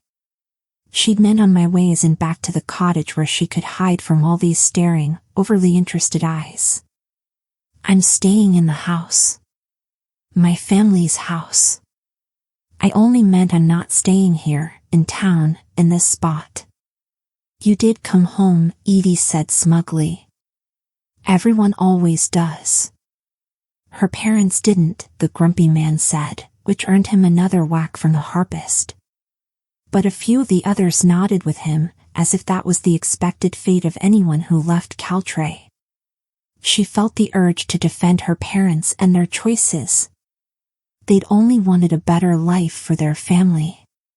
What was so wrong about that? Bryn stepped forward and made shooing motions with her hands, as if scattering chickens in front of her. That's enough, all of you, you're going to frighten her off. Coming up to Kiela, the friendly baker hooked her arm through hers, which made Kiela want to flee even more. Come with me, and I'll get you set up with whatever you need.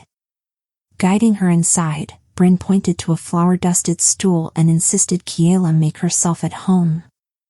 Kiela perched awkwardly and wished she'd had a better option than coming to town.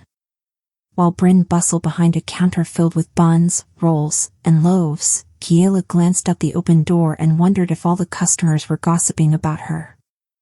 Probably. The harp music had started again, but she could hear voices murmuring beneath it. They don't mean any harm, Bryn said. Don't mind them. How could she not mind? But Kiela said, it's fine. If you'd rather be offended, that's okay too. We 𝐒𝐿𝐿ians can be a lot, nosy, pushy, and opinionated, and that's just me. Now, what do you need? Everything, she wanted to say. She needed her library back. She needed her parents, even though it had been so many years. She needed to feel safe again. And she needed to have a purpose again. She needed to be needed, and to be wanted. But what came out of her mouth was food. Seeds. And maybe a chicken?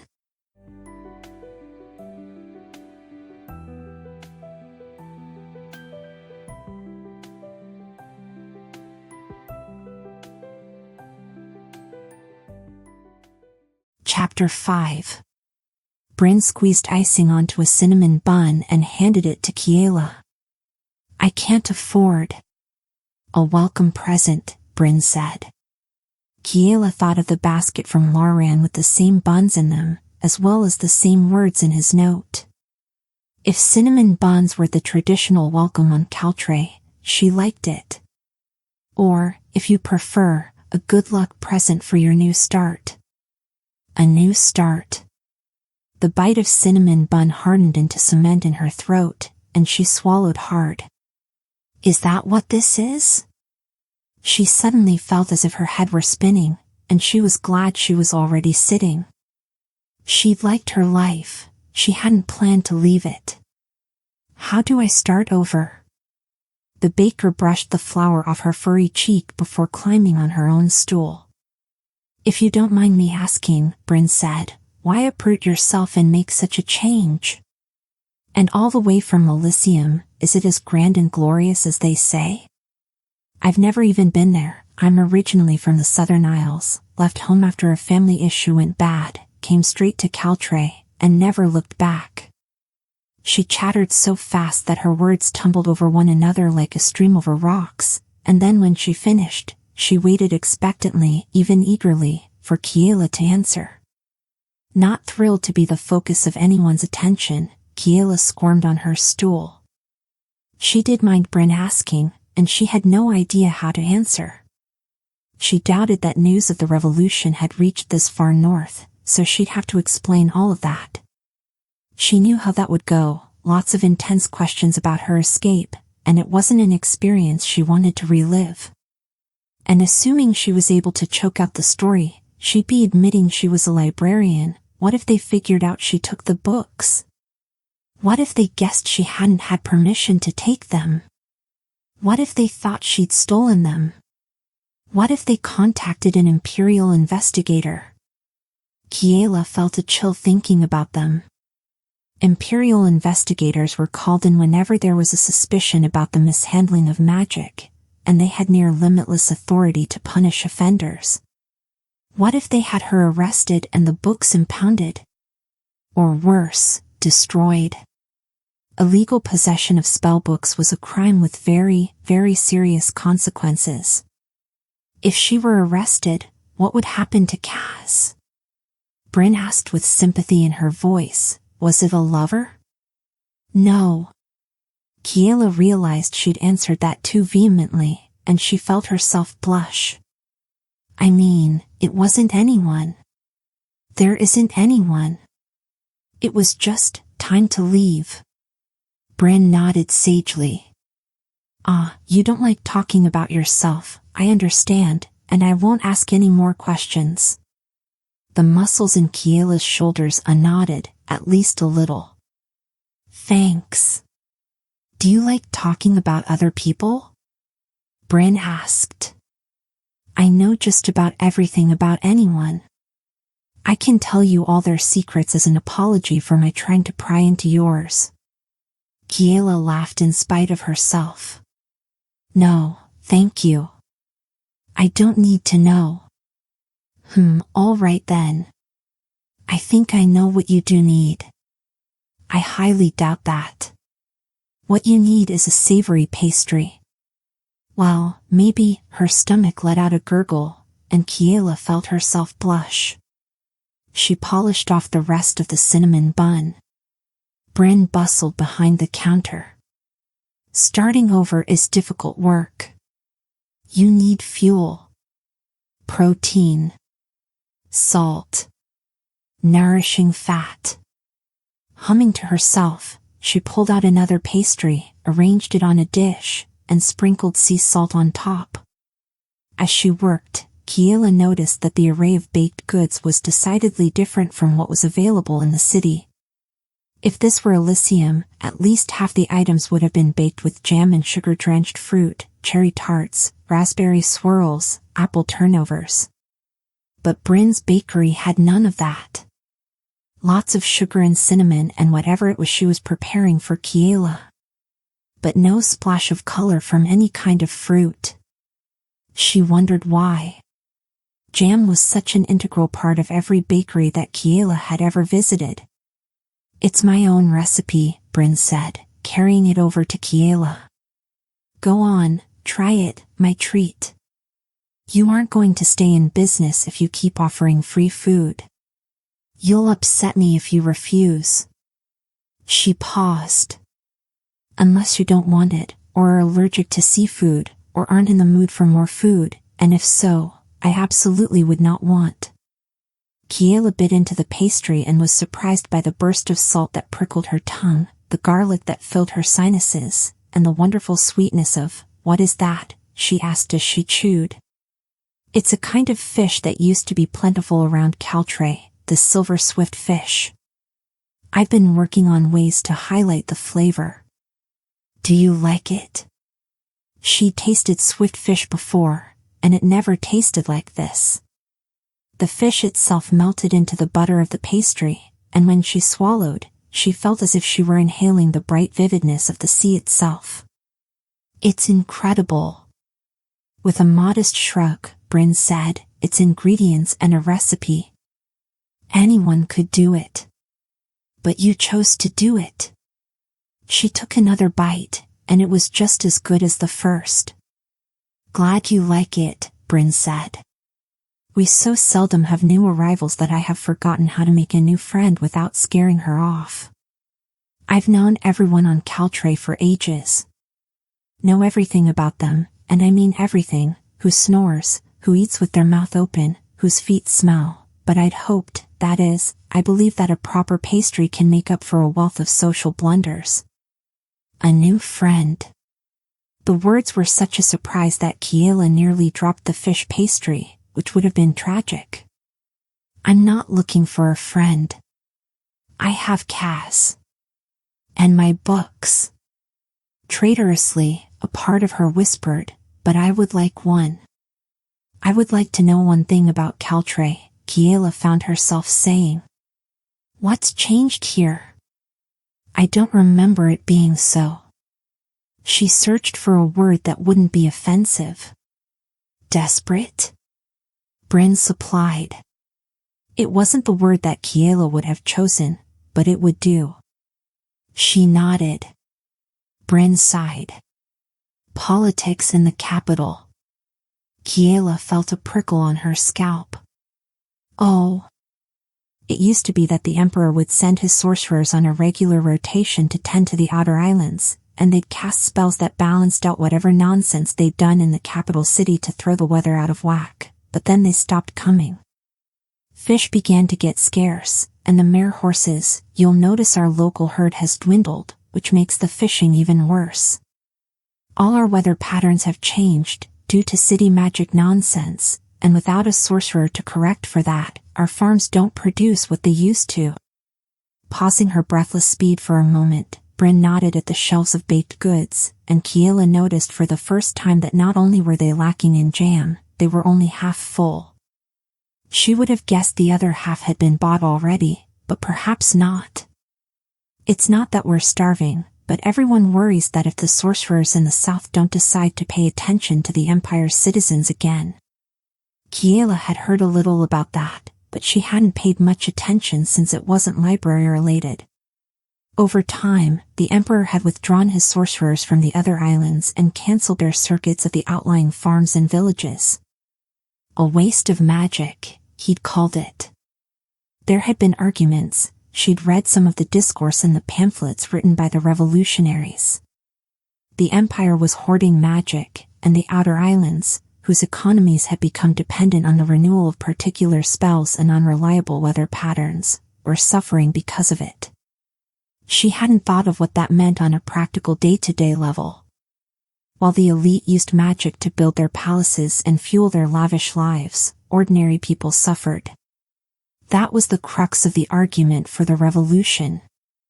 The world and its resources belonged to everyone, they said, which included everything kept locked up inside the Great Library. All that knowledge, the power to make lives better, was shelved away. Reserved for use by only the wealthy, when it should belong to everyone. And that's why I never really believed they'd hurt the library, and why I don't understand why they did. They knew books were power. Kiela wondered what Bryn would say if she knew that a sliver of that power was currently sitting in crates in a rundown cottage beyond the cliffs. She also wondered what the Emperor would say. Or would have said, before recent events. She remembered early in the revolution, a man really, a boy, he couldn't have been more than 17 years old, had tried to liberate one of the spellbooks from the first floor of the Great Library. He'd said in his trial that he'd wanted to use it to end a drought on one of the eastern islands. As his punishment, he'd been forced to drink water until his body convulsed. She didn't know if he'd survived or not. She did know that his image had been printed in the revolutionaries' pamphlets the following week. That's why some of the villagers aren't so happy to see you, Bryn said. They blame all city folk for the Emperor's new policies, but don't you worry, they'll warm up to you once they open their eyes and realize you're just another islander like them and not a big bad city dweller who kept magic locked up away from them. That was uncomfortably close to Kiela's job description. She wanted to protest that it wasn't a librarian's choice who accessed the books, but it was easier to nod and agree. Now, Bryn said with another of her enormous smiles, what can I help you with? Kiela climbed the stairs up the cliff with a sack full of supplies, including a loaf of bread, a bag of sugar, a pot of honey, several bars of soap, and several packets of seeds.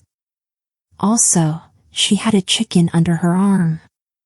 She hadn't actually meant to buy a chicken. She'd been thinking of the eggs that her new neighbor Lauren had left her and how nice it would be to have a regular supply of them when the word had come out of her mouth, and Bryn had insisted on it. Thinking of the baker, Kiela smiled. The woman was a force to be reckoned with. Kiela didn't know if the village had a mayor, but if so, they were clearly overshadowed by Bryn. Or at least overwhelmed by the flow of her words. She'd cajoled everyone until they produced everything that Kiela thought she needed: flour, sugar, salt, butter, seeds for her upcoming garden, as well as soap and candles. Also a loaf of Bryn's bread. And, of course, the chicken. Kiela had used up the vast majority of the coin she'd brought with her to 𝐒𝐘𝐍𝐿, but she felt, with Bryn bargaining for her, that she'd gotten a good price. Even on the chicken. The hen squirmed a bit under Kiela's arm as she climbed, but once they were halfway up, the hen settled down, as if realizing she'd be in peril if Kiela dropped her, which at least showed some modicum of common sense. She'd been gone longer than she'd intended. Bryn liked to talk, especially at high speeds, and it felt as if everyone in the village who was on shore wanted to meet the daughter of the nice, young, and foolish couple who'd left for the capital, but she thought that 𝐒𝐘𝐍 would be proud of her. And she was looking forward to not having to talk to anyone but the spider plant for a nice long while. As she made her way through the thick forest growth, following the trail hacked clear by the farmer, Kiela thought she heard voices ahead. Must be birds, she thought. Certainly no one was at the cottage besides Cass, and he didn't have a history of talking to himself. Closer, though, it sounded like words, not birdsong. My imagination? She'd been part of more conversations today than in the past, well, in a very long time. The voices were still ringing in her head. Except that sounded like Cass.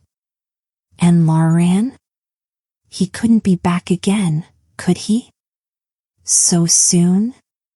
She'd just finished talking with people. Lots of people. She wanted to burrow into her house and not have to worry about what she'd say and what he'd say and all of that back and forth talking nonsense. Stepping out of the woods, Kiela saw Lauren up on her roof. He had a tool belt strapped around his waist, he was shirtless, and he was streaked with soot. Her brain caught on the shirtless detail for a moment, and she stared with her mouth open. She'd never seen quite so many muscles, and they all seemed to be in use as he worked on her chimney. No wonder I shrieked when he appeared so unexpectedly. He's huge.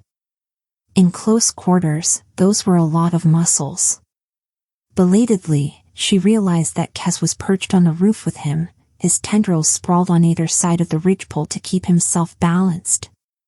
He was telling Lauren about the time Kiela had accidentally lost her balance while at the top of one of the library ladders, and instead of falling backward and nearly injuring herself like a good little librarian, she'd grabbed the nearest books and somehow succeeded in knocking over the entire bookshelf.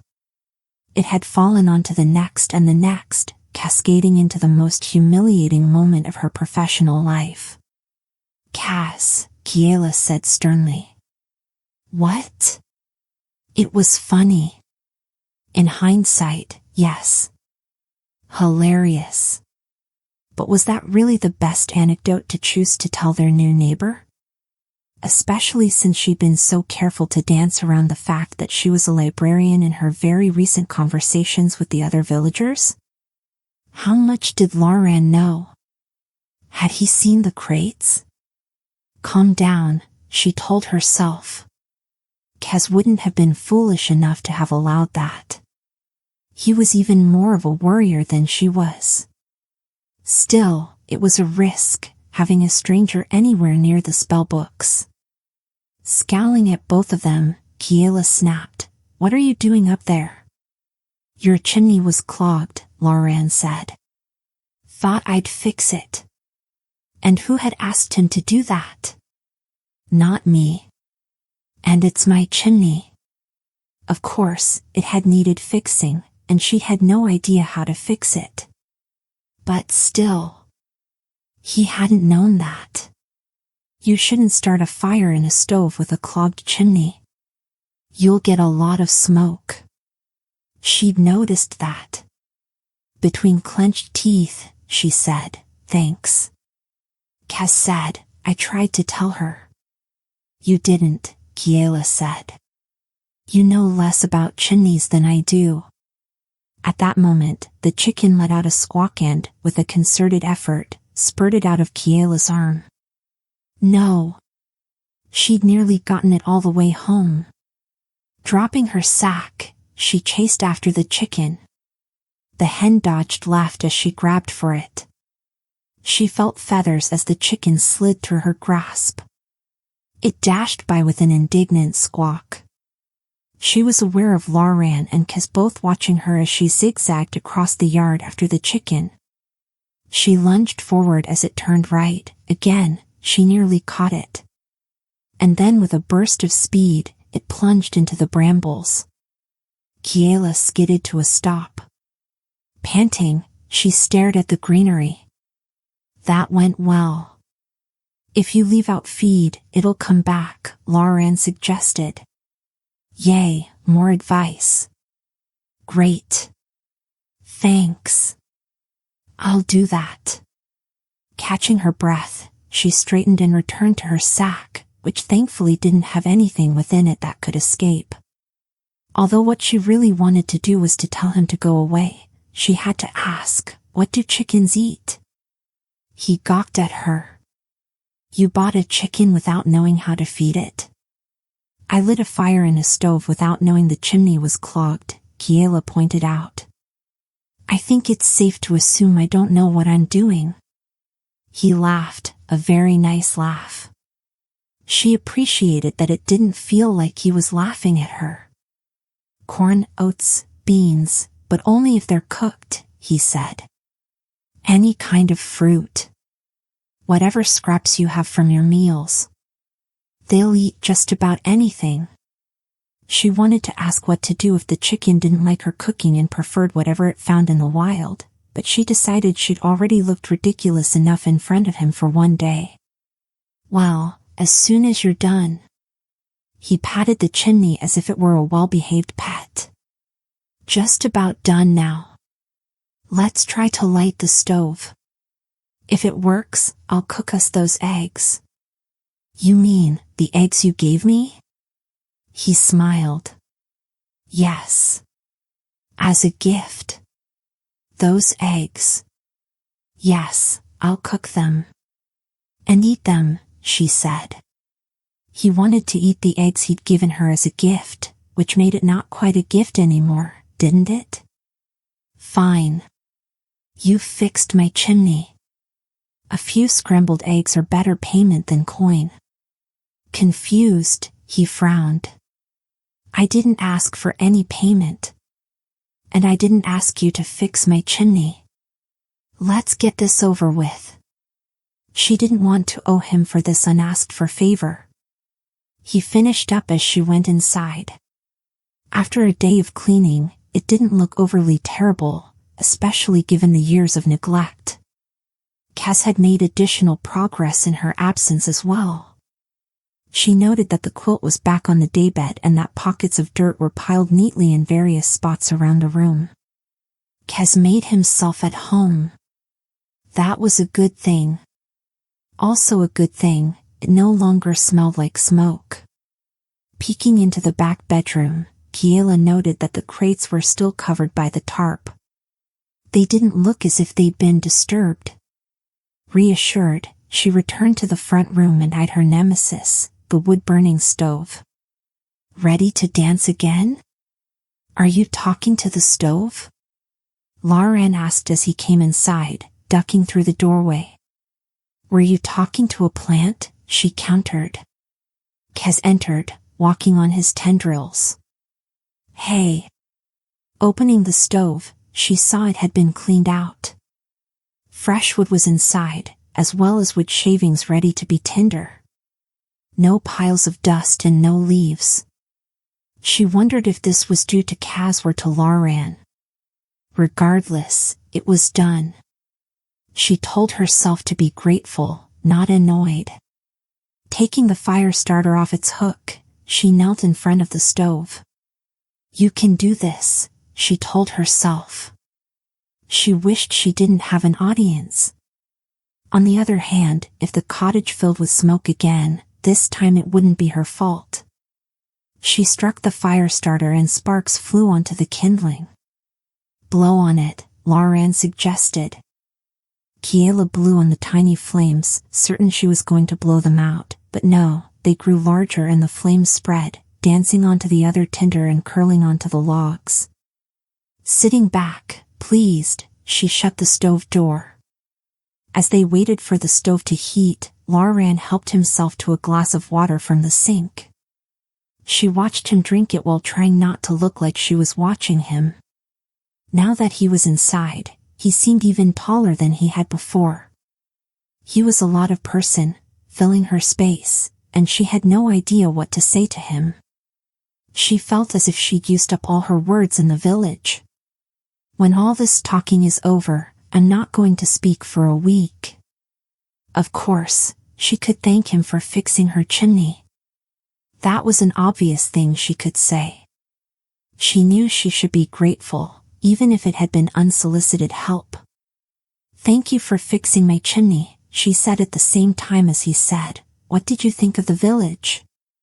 And then they paused awkwardly, and she said, it was very nice, at the same time as he said, you're welcome. It's what your parents would have done for me. And then, you knew my parents? She asked as he said, I'm glad you liked it. Kaz slid between them and held up his leaves. Gah, stop. This is painful. Don't either of you know how to have a conversation? Let the plant teach you. First you talk, then you talk, then you. Kiela blushed, and Lauren laughed. It really was such a nice, warm laugh. She wished she could forget she was annoyed at him. But he'd invaded her privacy, a dangerous thing when she had stolen spellbooks just a room away. You don't remember me, do you? He said. She realized she must have been staring again, thinking about his laugh. I was about 10 when you moved away. I watched your family sail off from that tree over there. He pointed out the window at a curved tree trunk that bent out over the cove. Glad you didn't fall off, she said. I have a good grip. That's useful, Kiela said, and then winced inwardly. First she chased a chicken around the yard, and now she was conversing like she'd never had supper with a person before. She really should have practiced talking to people more in the library. She tried to think of the last time she'd had a meal with anyone but Cass, and she came up with nothing. That's rather sad. She'd never thought of her life in the library as sad before, and she wasn't sure she liked that point of view. I was happy there, without anyone. There was no reason for her to need to be making friends left and right here. You were kind to me when others weren't, he said. Your parents as well. Kiela blinked at him. She had no memory of being kind or unkind to him. I'm sorry. I don't. He smiled. It was a long time ago. Suffice it to say, I owe your family. He turned toward the stove. I think it's hot enough. Cracking the eggs, he whisked them and poured them into the pan.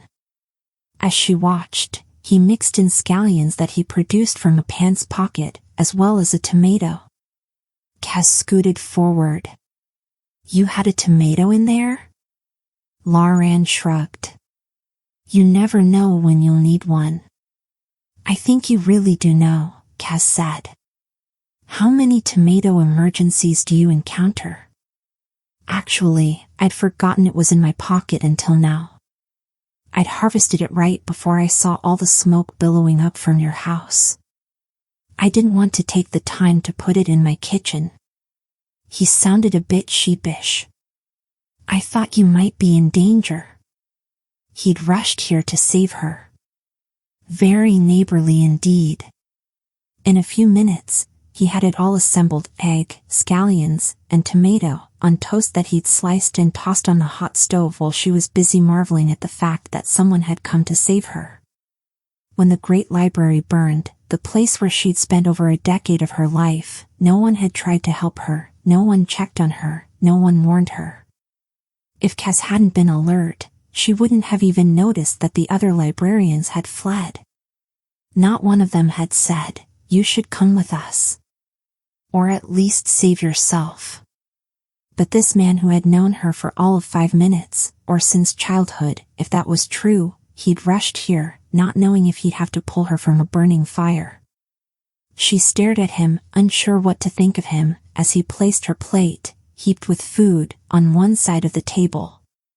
1 second, he ducked out the back door to the garden and returned a moment later with a fistful of daisies. He plopped them into a canning jar, filled it with water, and set it on the table as a centerpiece. From one of the kitchen drawers, he produced napkins decorated with little blue flowers. He laid mismatched forks and knives on the napkins and then sat on the other side of the table. Hope you like it. She stared at the daisies, then at the eggs, while he began to eat. Belatedly, she cut herself a wedge of toast with omelette and lifted it into her mouth. It was nearly but not quite hot enough to burn her tongue. She tasted the sharpness of the onion, the smoothness of the egg. Somehow he'd managed to make it light and creamy, unlike the rubbery egg she'd eaten in the library, and the tang of the tomato. He knew both how to fix chimneys and cook. They ate in silence for a moment. Kiela tried to think of what to talk about. You said you herd mare horses? He smiled, and his smile lit up his face. I do. I can show them to you sometime. You could even ride one, if you'd like. Half of her wanted to say no. I'm not here to make friends. She was here to lie low in a safe place, as unobtrusive as possible in case the chaos from the capital city spilled outward. She was here to hide until it all passed by. Besides, she wasn't even sure she liked him, despite the fact he'd been helpful and friendly and was a good cook. How did he make the eggs so cloud-like? Regardless, he didn't seem to understand the concept of keeping a polite distance and waiting to be invited. On the other hand, what harm could it do? They were a very long way from Alyssium, and she'd always wanted to see a mare horse up close. Thank you. Maybe sometime. Great, he said. That wasn't a yes. Oh. Okay. Taking a breath, she told herself to quit being ornery. It was nice of him to invite her. Just because she was tired was not an excuse to be rude. Sorry. Never mind. He ate another bite and then gestured at the stove. You know, the next time you need help with anything, you should just ask. Any goodwill she might have felt drained away. And the next time you want to help with anything, you should just ask, she snapped. He blinked. She pointed her fork at him. I didn't ask you to come over and tromp around on my roof. I didn't want you here. Especially when I wasn't home. He reeled back. I was just trying to help. Kaz chimed in. He did fix it. And I was here. She knew that. It was just, if he didn't understand, she didn't know how to explain it to him. You invaded my privacy. Multiple times. She waved her hand at the stove, the eggs, the daisies, the napkins. It was a syllable stuffed with hurt and confusion. Kiela squeezed her eyes shut. She reminded herself that her chimney was fixed, the eggs were delicious, and the crates were undisturbed. No harm had been done. Yet. He had to understand, though, that this wasn't acceptable. I don't want you to get the impression that it's okay to come over whenever you want. We aren't friends. She opened her eyes. He was staring at his plate, clearly unsure what to say, and she was torn between wanting to take all the words back and being glad she'd spoken up. He had to know he couldn't keep dropping by, poking his nose wherever he wanted. It wasn't safe, not with the secrets she was keeping. She couldn't afford uninvited visitors. They fell into another even more awkward silence. Kaz spoke first. So, do mare horses eat plants?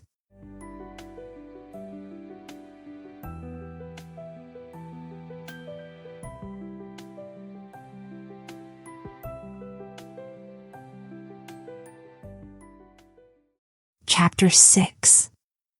At dawn, Kiela tackled the garden. It was key to her being able to stay here.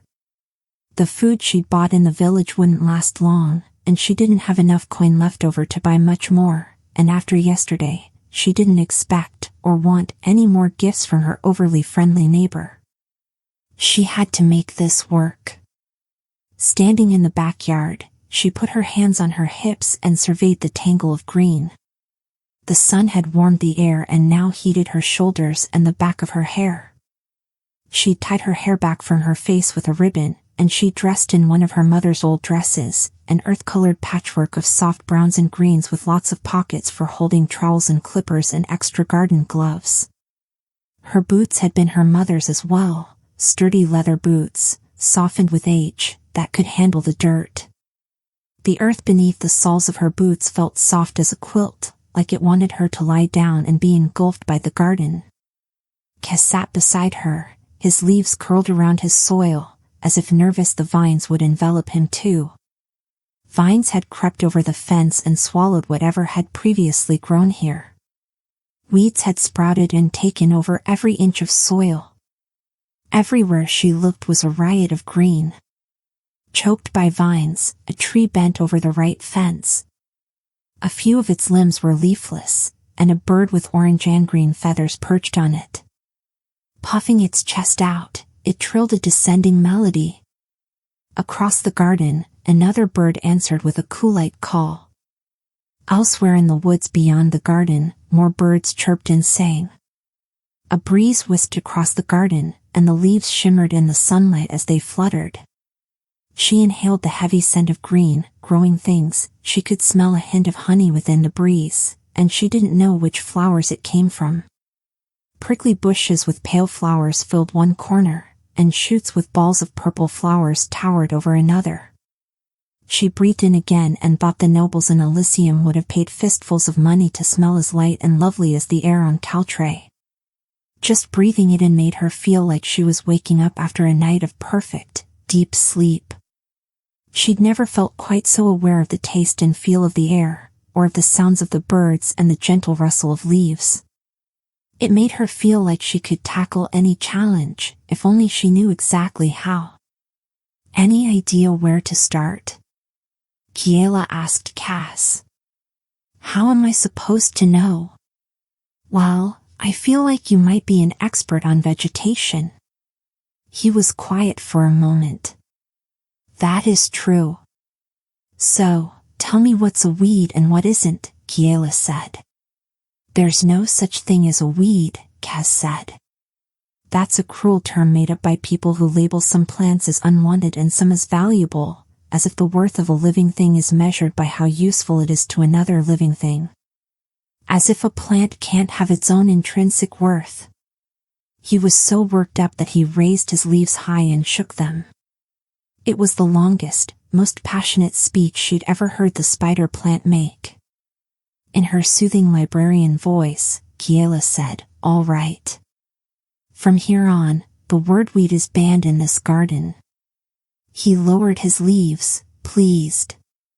How about you tell me which plants are which, and we'll organize them, so that they all have the chance to thrive. We can designate areas for different kinds of plants and transplant the rest outside the fence. Like at the library. She walked toward the east side of the garden. Here's the nonfiction section. Vegetables only here. New studies and treaties, Cass said, designating an area at the front of the nonfiction section. Your seeds can go here. And in the back, histories, that's the old growth. In the front of the cottage, fiction. That'll be all the flowers. What about the berries? Journals of scientific papers, she decided, because of the way the brambles both supported and strangled one another. Along the far fence. They planned it out, giving each type of plant a corresponding book designation. Kiela hauled the gardening equipment out of the house. Cass held the smaller tools, the trowel and clippers, with his tendrils, and she wielded the hoe and shovel. Focusing on the front section, they set to work. By the time the sun reached midday, they'd cleared a 5-by-5-foot area in new studies, which wasn't much in the grand scheme of the overwhelming overgrowth, but it was enough, she judged, to plant some of the seeds she'd bought. Cass coaxed her through the technique, a hole for each seed, then water, then soil on top, then more water. She spaced them out according to his directions and then sat back, satisfied. It was an excellent start. And it wasn't so different from organizing a bookshelf. A bit dirtier, but she'd gotten just as sweaty hauling books from shelf to shelf. The birds continued to sing to one another, and the breeze cooled the sweat on her neck. Her lungs felt full of the sweet-as honey air, and the ache in her muscles was a good kind of ache. You know they won't sprout instantly, he cautioned. It'll be weeks. That punctured her mood. Yes, she knew intellectually it would take time before there was anything to harvest, but she hadn't thought through the implications. It was indeed a problem, especially since she'd lost the chicken. She'd counted on the hen to lay eggs until the garden began to produce. She'd also hoped that some of the old growth, corralled into histories, would be edible. Unfortunately, the vast majority of the vegetation was what some, not her, would call weeds. I don't have that kind of time. She needed to produce food quickly if she was going to be able to live here. After the incident with the chimney, she wasn't about to ask Lauren for handouts that would completely undo the point she'd been trying to make, which she wasn't sure he'd even understood to begin with, and she'd seen that the villagers didn't have extra to spare. I won't beg. Kiela poured water on Cass's soil ball and ate 2 more cinnamon buns, as well as the rest of the cheese that Lauren had left for her. She was proud of the progress they'd made, but what was she going to do in the short term? I could work. If there were any jobs. There certainly weren't any librarian jobs. She hadn't even seen a bookshop. She thought of Bran and wondered if she needed any help in the bakery. Not that Kiela knew anything about baking. If Bran did need an assistant, wouldn't she have hired one of the locals already? The fact was there might not be any jobs to be had. Besides, any village job would take Kiela away from the spellbooks for too long, and she needed to be nearby to watch over them. That had to remain her first priority. She'd taken on that responsibility when she'd taken the books, and she wasn't about to abandon it. She had to take care of the books. She wondered, though, could the books help take care of me? I have an idea, she told Cass. A terrible, terrifying, wonderful idea. Come on. Kiela went inside, washed the dirt off her hands and then dried them thoroughly, before heading to the back bedroom where the crates sat quietly. She threw off the tarp. She knew precisely what they'd packed into each crate, and she had a loose idea of which books she needed. Have a question you can't answer, she said, parroting one of her father's favorite sayings. What do you do? Look in a book, Cass answered. But Kiela, spellbooks? She pried off the top of the 4th crate. I know. It's not permitted. She thought of the librarian who'd been turned to wood, and felt her heart thump hard in her chest. Her palms began to sweat. But she steeled herself. By whom? She said to Cass. The Emperor had been tossed out a window. He wasn't going to object. Or no. Who will notice? More accurately, who will notice and care? The ones who'd made the laws had been overthrown. Most likely, by now, they were all dead. A new government had been installed, and she'd read their pamphlets. Magic belongs to the people now. I'm people. And we're very far from Alyssium. She lifted out the spellbook on plant work. Sitting cross-legged on the floor, Kiela flipped the pages. She inhaled the familiar dusty scent of beloved old books and instantly felt like she was heading in the right direction. She'd read every book in these crates, and she knew there was a useful spell for plant growth somewhere. On the use of roses for defensive purposes, she read. Not that. For aid in childbirth. The list of ingredients included chamomile and stinging nettles. A fertility spell followed, requiring sea urchin and seahorse eggs.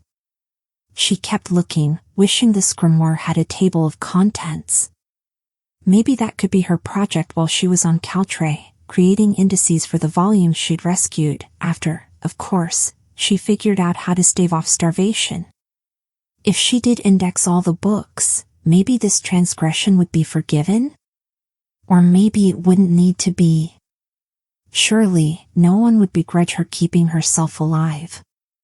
Especially if no one ever found out what she'd done.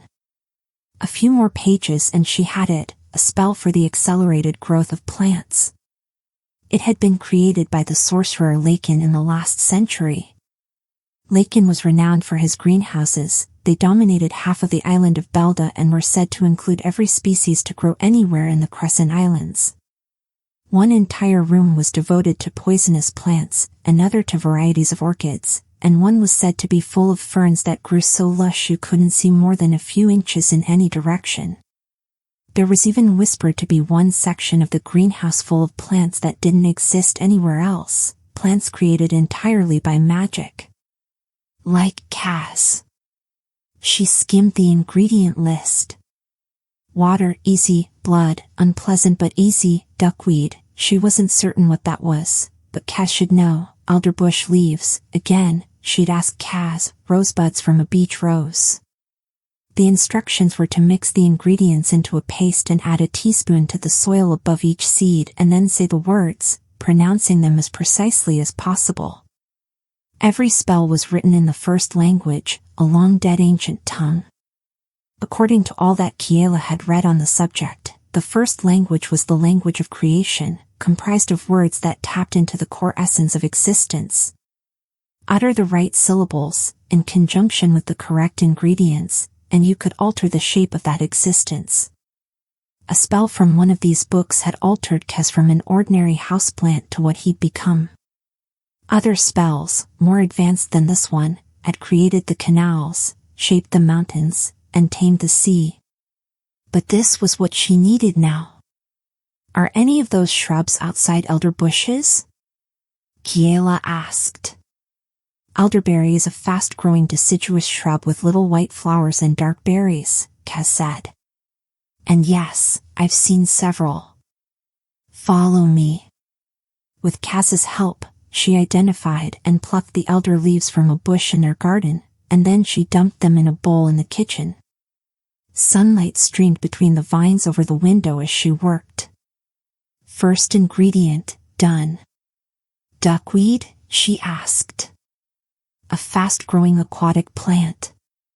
Well, she knew where there was water. On a mission now, she led the way down the stone steps back to the cove. Walking out on the dock, straddling the broken slats, Kiela peered into the water beside the library boat. Gentle waves lapped at the posts of the dock. Shaded by trees that clung to the sides of the cove, the air was cooler, and it smelled of salt and seaweed, rather than flowers and honey. She loved both smells. She wondered what it would feel like to dip herself into the water, but she had a task to complete. She called to Kaz, who was back on shore. What does it look like?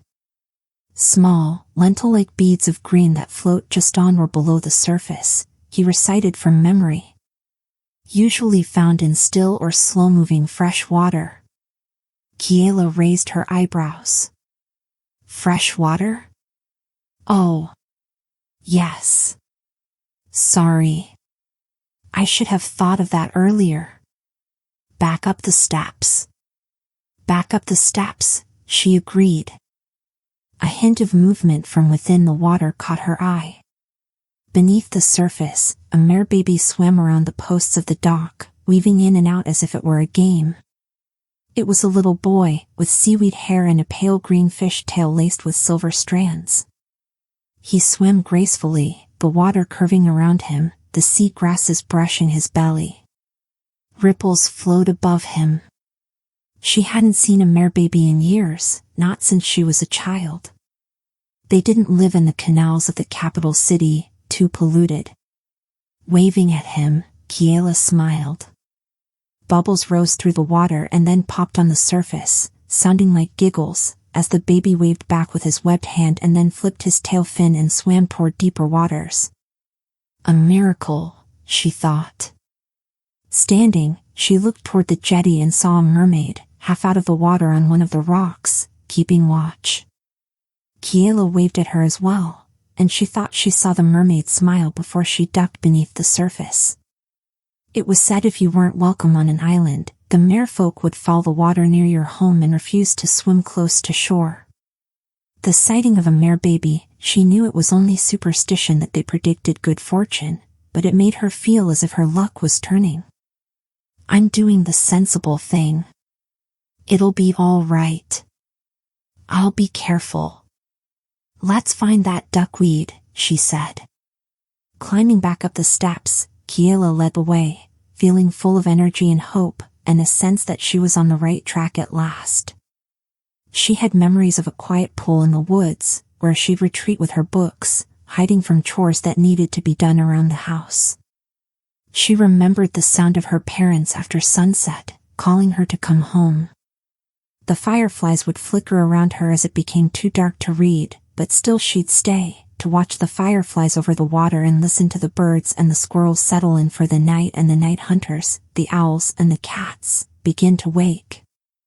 Once, she even glimpsed a unicorn sipping from the pond, but it could have been only a white deer and a trick of the twilight. Another afternoon, her father had come with her, avoiding his chores too. They'd read books side by side, and her mother hadn't said a word when they'd returned. A week later, her mother had been the one to join her by the pond, arriving with lunch in a basket and presenting Kiela with a new unread book, a rare treasure on the island.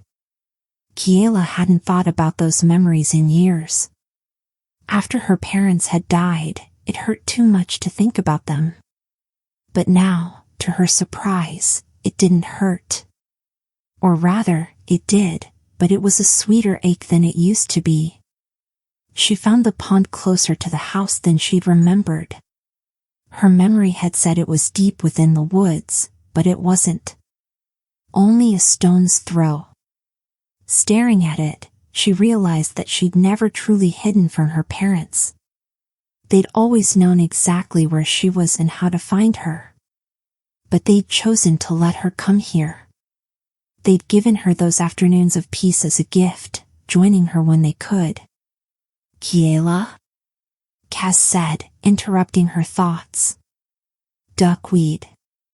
She blinked at the water and at the tiny, lentil-like plant floating over half the pond. Are you all right? Cass asked. Somehow I didn't expect this to feel quite so much like coming home. She'd made the library her home and, after her parents' death, hadn't looked back. She hadn't ever considered visiting 𝐒𝐘𝐍𝐎𝐏. She hadn't missed it. But now, she suddenly found that she wanted to stay. She wanted to make this work. Even if that meant taking risks that she previously never dreamed she'd take. Times have changed. The world has changed. I can change too. Kneeling, she scooped up a handful of duckweed and slid it into her sack. She knew where to find the rosebuds, on the bushes on the cliff above the village. Following the trail through the forest, she and 𝐒𝐘𝐍𝐻 emerged into the sunlight.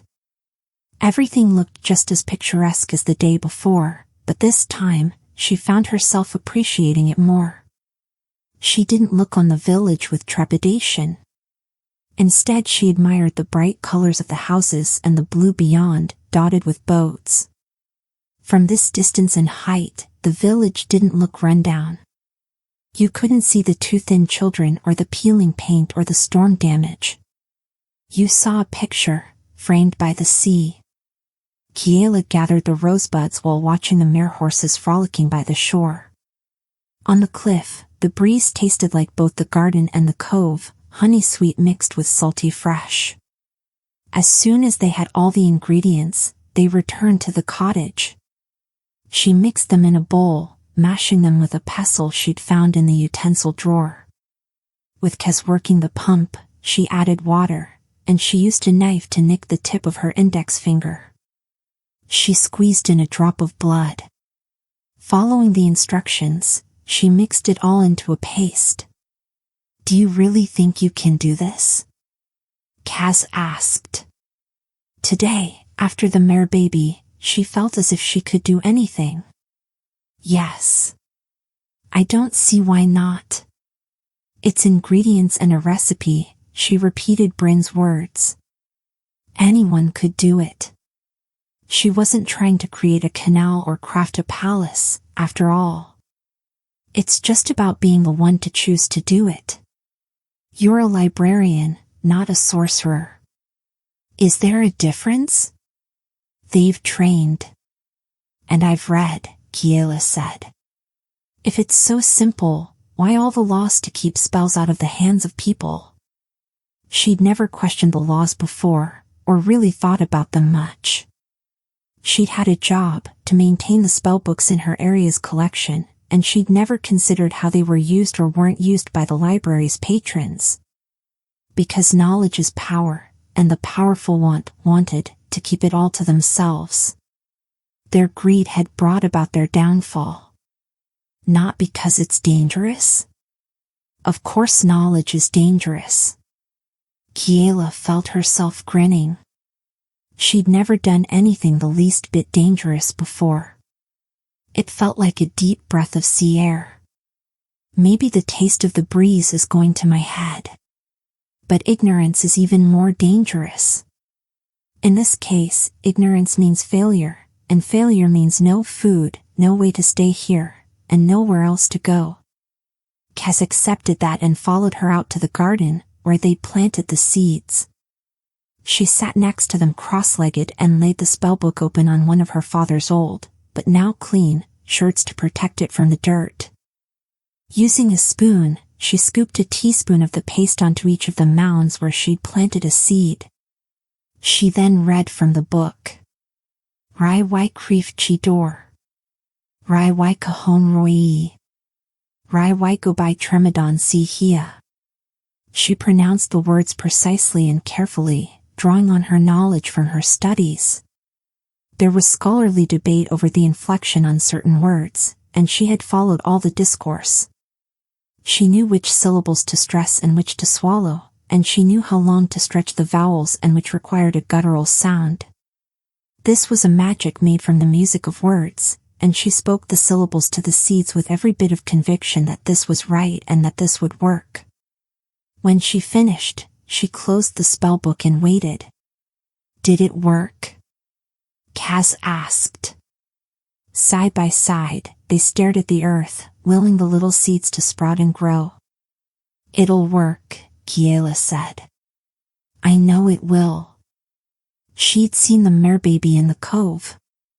If that wasn't a sign that she was supposed to be here and thrive here, then it was a sign, she thought. And they will grow. From within the house, she heard librarian call, anyone home?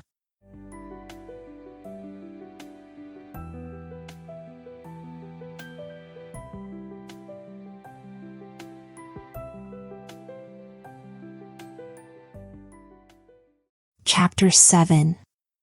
I came to apologize, librarian said. Oh, that was nice.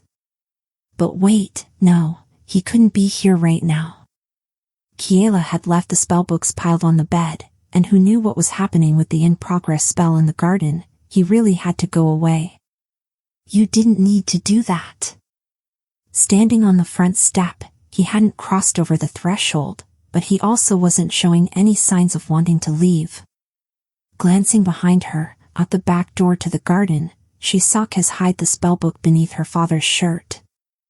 I can't let him come in. I did. I do, he said. I pushed too hard. With the chimney. With the eggs. I didn't ask what you wanted. He was blushing. I'm not really good with people. You and me both, she thought. I'm sorry I snapped at you. She wanted to add, now, leave. But she couldn't figure out how to phrase it politely. I'm sorry I caused you to, he said. And I promise I won't show up uninvited again. He looked so earnest and so obliviously unaware of the fact that he was already in violation of that promise that she couldn't help but laugh. Other than right now, he clarified. Allow me to make it up to you. He took a step forward, as if to walk through the doorway, and Kiela wedged herself diagonally, leaning her shoulder against one side of the doorframe while her feet were in the opposite corner, as if that were a casual and normal way to stand. He halted. If you'd like to make it up to me, she paused, hoping a brilliant idea would come to her. What could she propose? A walk in the woods? A trip into town? A visit to the bakery? What would interest him enough that he'd abandon his idea to come into her house, where he could see the spellbooks and discover she'd cast a spell in the garden, your mere horses? He looked confused, and she was suddenly aware of how ridiculous it was for her to think she could block the doorway if he decided he wanted to walk through. He towered over her without even trying. If he wanted to, he could have scooped her up one-handed and set her aside, but thankfully, he stayed put on her front step. My mare horses, he repeated. You offered to let me ride one, Kiela said. Wait, was that what she wanted to do? She'd never done such a thing. She'd seen it when she was a kid, and she'd begged her parents to let her try. When you're older, they'd always said, but by that time, they'd moved to the city where there were no mare horses or merfolk or anything but minnows and trash in the canals. 𝐏𝐻 piped up behind her. You did. You said it. Before. I heard you. I didn't think you wanted, 𝐒𝐿aran began, and then he shook his head. Yes, that's a wonderful idea. The ocean's warm today. Perfect weather for it. I just didn't think you'd be interested. Of course I am. She smiled brightly at him, and it felt so fake that she thought her cheeks might crack. She hoped he couldn't tell that under normal circumstances she would never voluntarily suggest any kind of extended social activity. If he'd shown up just an hour later, after she'd had time to hide all the evidence. Cheerfully, 𝐏𝐻 shooed her outside. Great. It's settled. Have fun, you too. Shoving with his tendrils, he shut the door firmly behind her. If you want to change your clothes, 𝐒𝐿aran suggested. Nope, I'm fine as is. Your skirt will get wet. Likely, all of you will. I'll dry, she said quickly. I'm not made of sugar. 𝐒𝐿aran smiled at her, and Kiela looked up at him and hoped this wasn't a mistake. He led the way toward the path through the forest, and she glanced back to see 𝐏𝐻 plastered against the window, filling the panes with his leaves, as he watched to ensure they left. She then followed 𝐒𝐿aran through the green, to the cliffs. The wind had picked up, and it blew her blue hair into her face. She pushed the strands back behind her ears. Waiting for her at the top of the wooden stairs, 𝐒𝐿aran held out his hand. She blinked at it. I'm fine. He blushed, lowering his hand. Ah. Of course. Just because she'd lived most of her life in the city didn't mean she was incapable of doing anything for herself. The sooner he learned that, the better they'd get along. Of course, he'd be more impressed with my ability to be independent if I hadn't almost burned down my house, lost my one and only chicken, and violated imperial law all within 24 hours. At least he didn't know about the last one. She intended to keep it that way.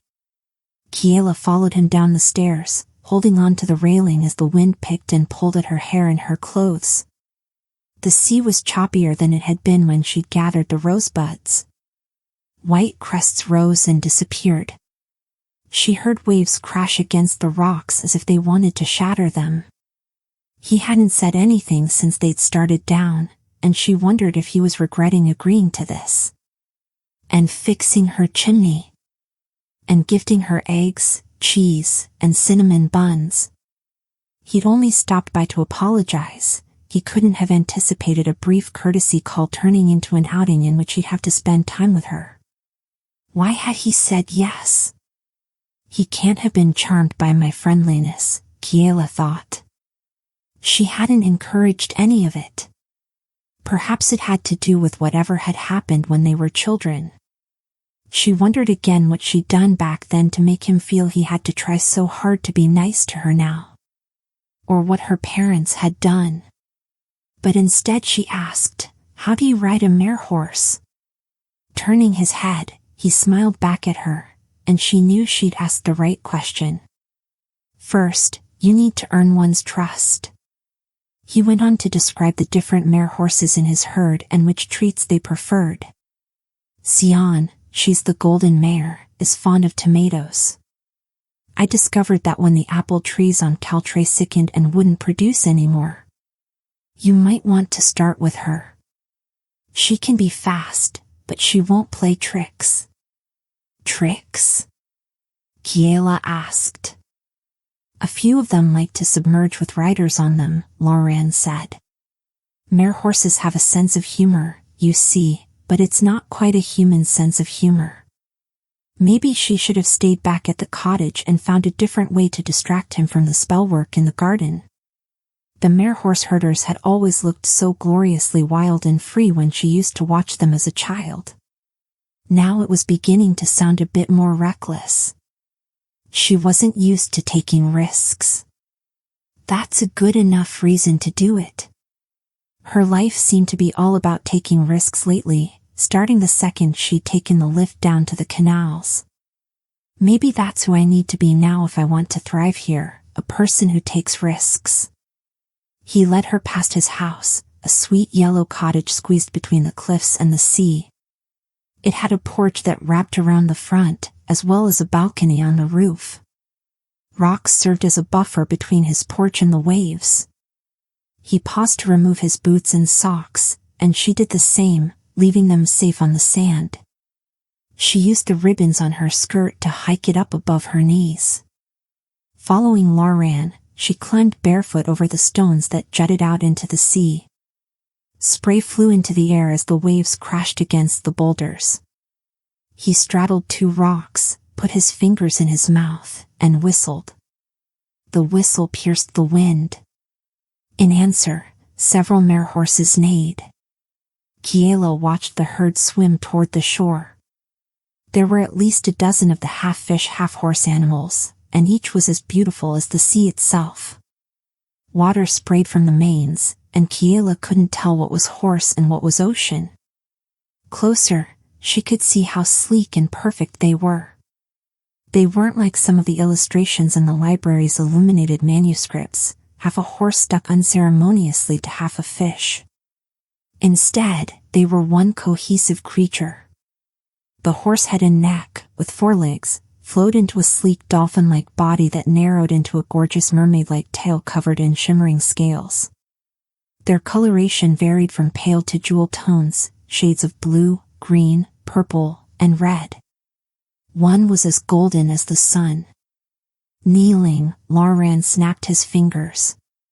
"Sion, to me." He beckoned to Kiela to come closer as one of the mares separated herself from the rest and swam forward, her hoofs pawing at the waves as her tail propelled her toward the rocks. She was a rich gold with black streaks in her mane, and her eyes were a fathomless blue. "Aren't you a beauty?" Kiela cooed. The horsefish tossed her mane as if she understood her. From one of his pockets, 𝐒𝐿𝐴N produced a tomato. This time, he didn't have the excuse that he was rushing to her smoke-filled house. He simply had a tomato in his pocket. She wondered if they ever ended up squished. He handed it to Kiela. "Hand flat," he said softly. "Offer it to her." Squatting next to him, Kiela held the tomato out flat on her palm. Water from the wet rocks soaked into the hem of her skirt, but she ignored it. She'd dry, eventually. Sion swam forward and then treaded water a few feet too far away. "You're new, that's all," 𝐒𝐿𝐴N said, still soft. She's being cautious, but not as wary as she could be. If she was with Foal, she'd never have come this close. But she isn't. None of them are. There was a note in his voice that sounded sad. Worried? She wanted to ask more questions. Were they supposed to be with Foal? If so, why weren't they? But before she could form the words on her lips, Sion stretched out her neck and swam closer. Kiela held still, marveling to be so close to such a beautiful creature. They were one of the wonders of the northern sea. No one knew how they were created, whether by a deliberate spell or by accidental magic, but the stories claimed they'd suddenly appeared one season, while a group of island fisherfolk were trying and failing to catch any fish. Day after day, the fisherfolk had been returning with empty nets. Their families were starving, and their villages were dying. But then one day, the mare horses appeared and drove the fish directly into their nets. From then on, there was a relationship between the islanders and the mare horses. Herders like 𝐒𝐿𝐴𝐴 would care for the herds, ensuring they were healthy, helping them with the often dangerous birthing of foals, feeding them when the winter drove the fish too deep for the horsefish to dive. In return, the mare horses would aid the fisherfolk in their boats during the spring, summer, and fall. The key, 𝐒𝐿𝐴𝐴 said, so close to her ear that she felt the warmth of his breath, is to not be afraid. She won't let you drown. You need to trust. What if this time the mare horse decided she didn't like her rider? What if that non-human sense of humor that 𝐒𝐿𝐴𝐴 had mentioned caused her to dunk Kiela? To think it funny if she panicked, flailed, and drowned? 𝐒𝐿𝐴𝐴 wouldn't have agreed to this if he didn't think it would be okay. She didn't know if she trusted 𝐒𝐘𝐍𝐎. But part of her wanted to trust 𝐒𝐿𝐴𝐴. She just didn't know if it was the sensible part or the new reckless part. She thought of what she'd done in the garden with the seeds and the spell. Even knowing how dangerous it was, she didn't regret the attempt. I'll try again. And again. Until it works. It was worth the risk. How do I mount? Kiela asked. Like this. And then his strong arms were around her waist, lifting her onto the back of the horsefish. He lowered her gently, as if she were a precious thing he didn't dare break.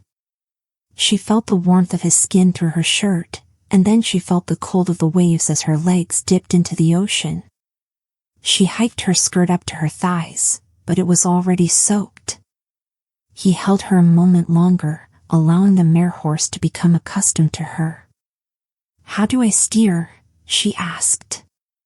You don't, he said. She steers. You ride. He then released her. Instinctively, she leaned forward and grabbed onto 𝐒𝐘𝐍𝐻's mane as the mare horse lunged away from the rocks. Sea spray and wind spattered Kiela's face. The mare horse picked up speed, jumping through the waves like a dolphin. Kiela clung to her mane, feeling as if she were holding on to seaweed, slippery but soft. She let out a shriek as 𝐒𝐘𝐍𝐻 leaped over the top of a large cresting wave, and then she laughed as they sailed down the other side. She'd never felt anything like this. It was terrifying. And wonderful. She felt as if her blood had become the wind, and her breath had become the sea spray. She tasted salt, and she tasted freedom. Both were glorious. They galloped away from the island into the wide blue. Beside her, Kiela saw 𝐒𝐿𝐴𝐴 on a purple mare horse. He had the widest smile on his face, and she knew she was seeing him in his element. This was where he belonged. This was what he loved. She could see it as plainly as she could read words on a page. He'd allowed her into his world with this ride. It was a gift, as much as the cinnamon buns and the chimney repair. It was easy to be annoyed with him for the way he'd overstepped. But maybe, after this, she could forgive him. At least a little. Maybe he was just as awkward with people as she was, in his own way. The men and women on the fishing boats raised their hands in greeting as Kiela and 𝐒𝐿𝐴𝐴 rode by. 𝐒𝐿𝐴𝐴 waved back. She didn't dare release the mane, but she smiled as they passed. Soon, they were beyond the last of the boats. Only blue was around them. Waves swelled gently, and the horsefish slowed. They swam side by side, and Kiela caught her breath. On their sail in the library boat, she and 𝐒𝐘𝐍𝐻 had been surrounded by as much blue, but somehow this was different. She felt a part of it, linked to the sea. Her dress was soaked, and her skin was saturated. She had goosebumps all over from the chill of the wind, but she didn't care. She didn't want this to ever end. You like it? He asked, almost shyly. Kiela turned to him with a smile that felt like a laugh. Oh, yes. Not everyone does. I guess I'm not everyone. He smiled. You're not. It was the first time such a sentiment felt like a compliment. At a leisurely pace, they rode in companionable silence back toward shore. Halfway there, she remembered the question she wanted to ask. Why hasn't 𝐒𝐘𝐍𝐿 foaled? None of them have, he said with a sigh. Not for 5 years. 5 years? Not one in 5 years? A mare horse doesn't foal easily. They aren't as fertile as other creatures, and they're birthing. It's difficult, and often fatal for the foal. Sometimes for the mother as well. It used to be the sorcerers would visit twice a year, once to help them conceive and once to help with the birthing. We'd have new foals every single year, at least 5 or 6. 𝐒𝐘𝐍𝐿's herd, it used to be triple in size. As Bryn had said, the herd was dwindling, which meant the fisherfolk would catch less, which meant the islanders would have less to eat and less to trade. Kiela thought of how rundown the village had looked and the hint of desperation, of flat-out poverty, she'd seen in the people. Behind the friendly smiles, there was a lot of struggling going on. It might not have been visible to Kiela as a child, and indeed, it might not have been true when she was a child, since the emperor had only just begun to tighten the laws and withdraw the sorcerers, but it was clear now. She rode the rest of the way deep in thought. When they reached the rocks, librarian helped her dismount. She thanked 𝐒𝐘𝐍𝐿 and also librarian. That was magnificent, she said sincerely. He smiled, again a bit shyly. I'll take you whenever you want. I'd love that. If you'd like to join me for a meal, and to dry off. Her blouse stuck to her skin, her blue hair was plastered to her neck, and she hadn't eaten since breakfast. But there was an idea that had dug its talons into her mind and wouldn't let go. I have to check on my garden. And Kaz. There's a lot to be done around the house. Laren's smile dipped, and for an instant, she wished she'd said yes. I understand. She wanted to tell him that it wasn't him. Not this time. She wasn't just making up excuses to leave. Pulling on her socks and boots over her wet feet, she said, another time? He brightened. Another time, he agreed. With a wave to the mare horse, Kiela hurried up the cliff stairs. She wrung out her wet blue hair as she walked back through the greenery. The villagers needed help. She needed a way to earn a living. There could be a way for them to make one another's lives better.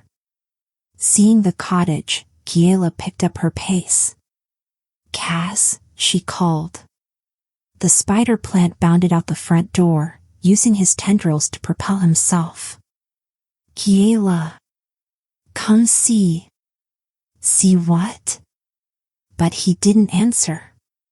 Instead, he led the way through the house, out the back door to the garden. She dripped seawater in a trail but didn't pause to mop it up. His leaves were vibrating with excitement.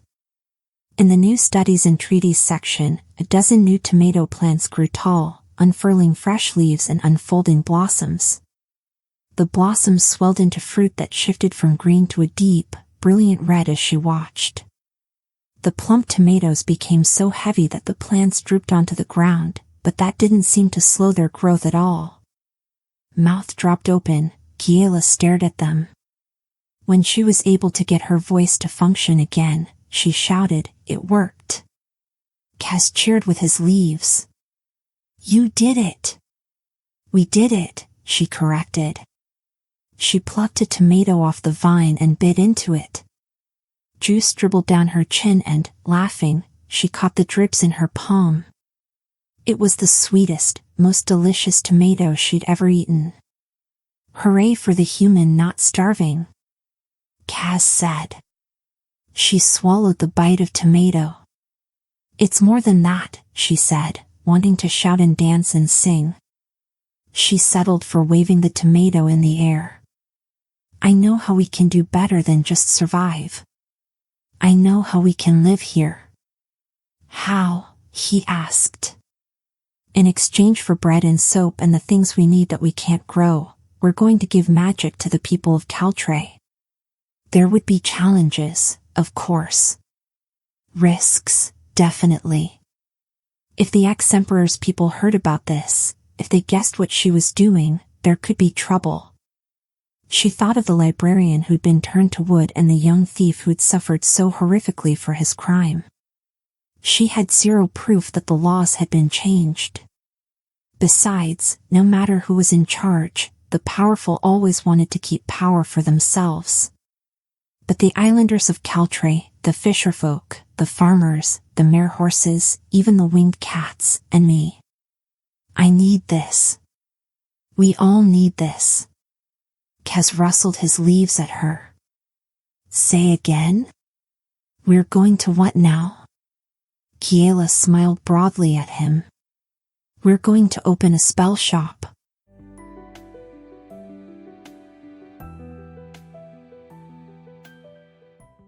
Chapter 8. "Nope," 𝐒𝐘𝐍 said. Kiela blinked at him. "Nope? What do you mean?" "It's a terrible idea," 𝐒𝐘𝐍 said. "I am assuming you threw it out there to soften me up for your real idea, which I won't like but will at least be better than that." He crossed his leaves like a professor preparing to listen to a student's wildly incorrect theories. All he needed was a pair of wire-rimmed glasses perched on his root ball to complete the look. "That is my real idea," Kiela said. "A spell shop. An illegal spell shop. A shop so illegal that the emperor himself—" He splat, Kiela interrupted before he could wind himself up into a full-blown rant. "You don't know what's changed since we left. Laws could have been rewritten." She held up a hand. "Or not, I know. But we aren't in Alyssium anymore, and it's unlikely that anyone official would have ever heard of 𝐒𝐘𝐍𝐿, much less show up here. Besides," she plowed on before 𝐒𝐘𝐍 could argue back, "I'm not saying we should call it a spell shop." "Good," he said, "because Kiela and 𝐒𝐘𝐍𝐿's really illegal spell shop that will likely get you killed or cursed would look ridiculous on a sign. You must as well just invite an imperial investigator in for tea.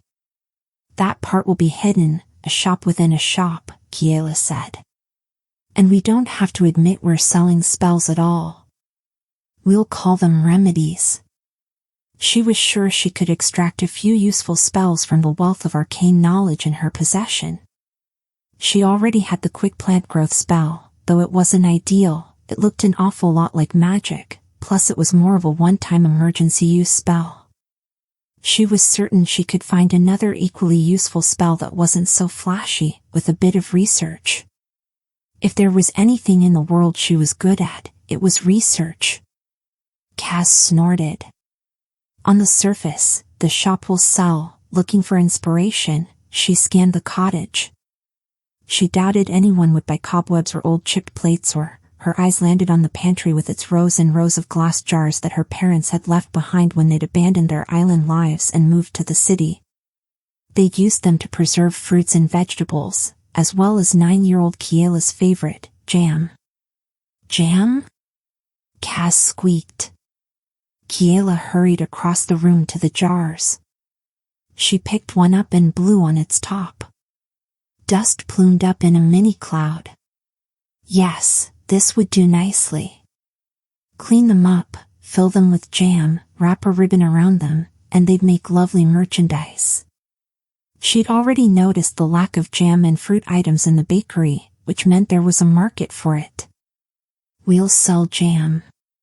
Raspberry jam. Blackberry jam. Blueberry jam. Apple and berry jam." She'd seen lots of berry bushes in the garden. They'd begun to corral the brambles into the Journals of Scientific Papers section, near the back fence. She didn't know what kind of berries they were, but surely they were something that could be jamified. "Jam," he repeated. "You want us to build a new life based on jam?" She pulled out the jars. counting them as she went. "Do you even like jam?" he asked. 20, 25, 30, ooh, there were smaller ones on the third shelf, easily several dozen of them. Her parents had canned lots of food. Everyone on the island did.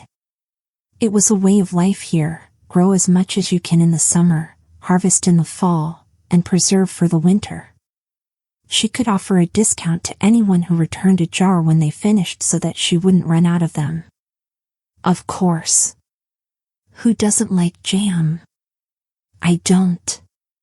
You're a plant. I imagine the bulk of our customers will be non-plants. It makes my leaves sticky. Then maybe don't put your leaves in the jam? She lined the jars up on the counter, filled the sink with water, and began to wash them. Jam? Really? We don't need to make a fortune from the jam, it just needs to sell well enough to serve as a cover for our real product. This is a terrible idea. Kiela held up a clean jar.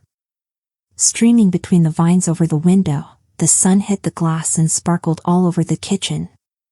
This will work, she promised. All she had to do was coax the brambles into producing ripened berries, teach herself how to make jam, and package it all up. Also, turn part of her cottage into a shop. And learn more usable spells. Okay, it was a lot. Maybe she was fooling herself. She didn't really know anything about running a shop or magic or jam. But I do know books, and that meant there was nothing she couldn't know, eventually. That was a magic in and of itself. Drying her hands so she wouldn't drip on anything, she searched the kitchen shelves. Joining her, 𝐒𝐘𝐍𝐎 climbed up onto the third shelf. Now what are you looking for? A cookbook. Oh. He very much approved of that, she could hear in his voice. If there was a book involved, that automatically made any course of action much more sensible. Without complaint, he pulled himself up onto a shelf within the closet. He squeezed his leaves between jars, searching for a cookbook, and then hopped root ball first to the next shelf. She looked through the cabinets beneath the sink. After a few minutes of searching, aha! 𝐒𝐘𝐍𝐎 cried. And then, oops. She turned around to see one of the glass jars tumbling from the top shelf. 𝐒𝐘𝐍𝐻 stretched out his leaves, the jar landed in a net of leaves with a plop. Kiela rescued it and set it beside the sink. What did you find? She asked. He pulled out a dusty and battered book with his tendrils. She took it and gently brushed the dust off with the dry towel. Sitting on the floor cross-legged, she flipped through it. It was exactly what she hoped it would be, her parents' recipe book. Look, there was the potato soup that her father had loved. Oh my, it had a lot of butter. And here was the muffin recipe. She twisted the book to see her mother's handwritten notes in the margin, doubling the cinnamon in her father's recipe. 2 pages later, she found a peach pie recipe in her mother's handwriting with a note from her father that read, "Delicious."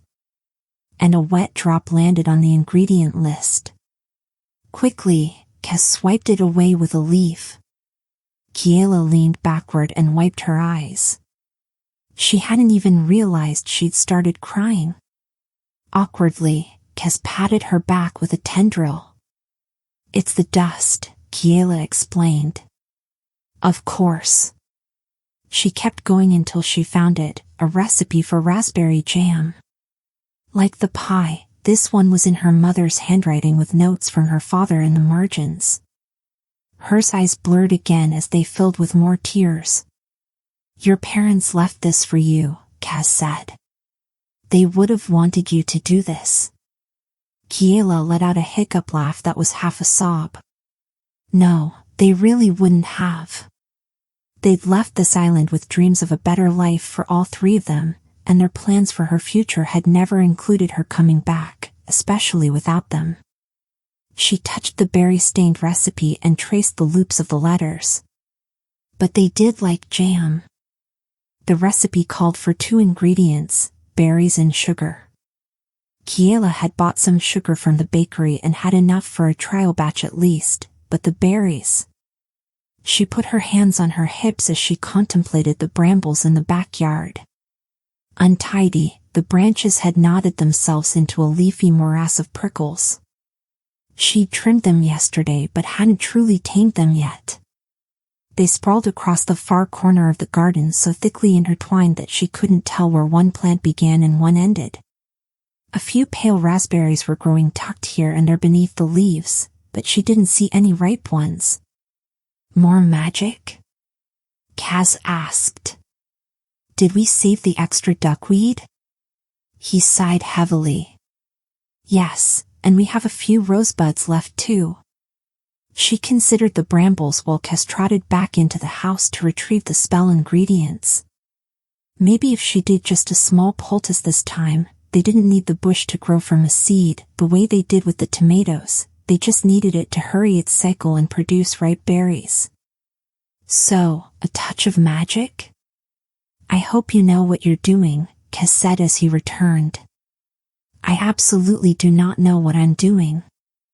I thought that was clear.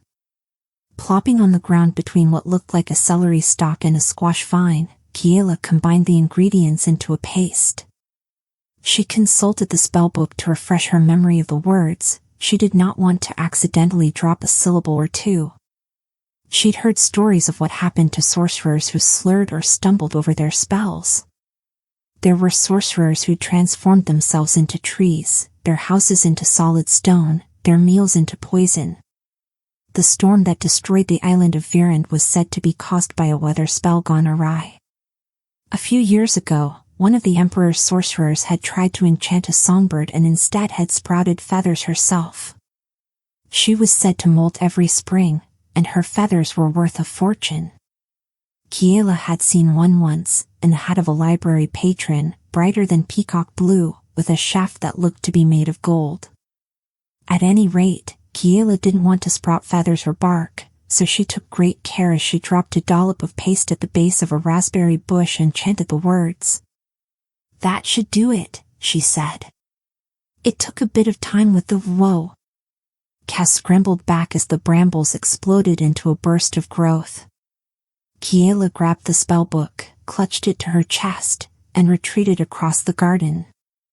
The raspberry bushes slammed into the fence and flowed over it into the forest. Green burst from the branches as new leaves unfurled from the slender brown stalks, and flowers popped into bloom up and down the stalks. The white petals opened and then broke apart before raining down on the lawn, while the hearts of the tiny blossoms swelled and hardened into pale berries. A few seconds later, the berries darkened into red. And then there was silence. A bird chirped. Kiela gawked at the bushes. She had no idea how far into the woods they'd penetrated, but they'd swallowed the back fence. Now, with the berries ripened, they seemed to be done with their unnatural growth, but she still couldn't bring herself to move closer. I think, she swallowed. Her throat felt very dry. Less magic next time? Next time? Kaz repeated. Well, it worked. She gathered up her courage and approached the berries. At least the brambles hadn't grown toward the house. They could have devoured the entire garden. Yeah, she really couldn't sell the spell in their shop. It was absolutely not subtle magic. On the plus side, though, this will make a lot of jam, she thought. She picked a raspberry, stared at it a moment, and then popped it into her mouth. For an instant, it felt smooth and tasteless, and then she squashed it. Sharp sweetness exploded gloriously over her tongue. It was so overwhelmingly raspberry that it felt as if it invaded her skull and displaced every thought. There was only flavor. Powerful, intoxicating flavor. She'd forgotten what a freshly picked berry tasted like. On Alyssium, the fruit was imported. There wasn't space on the city island for gardens or orchards or berry patches. The emperor had had his greenhouses, filled with delicacies, but a librarian. She hadn't tasted a just-ripened raspberry since her childhood. It tasted like a bite of sunshine. Kaz poked her ankle. "Are you poisoned?" "I'm in ecstasy," she corrected.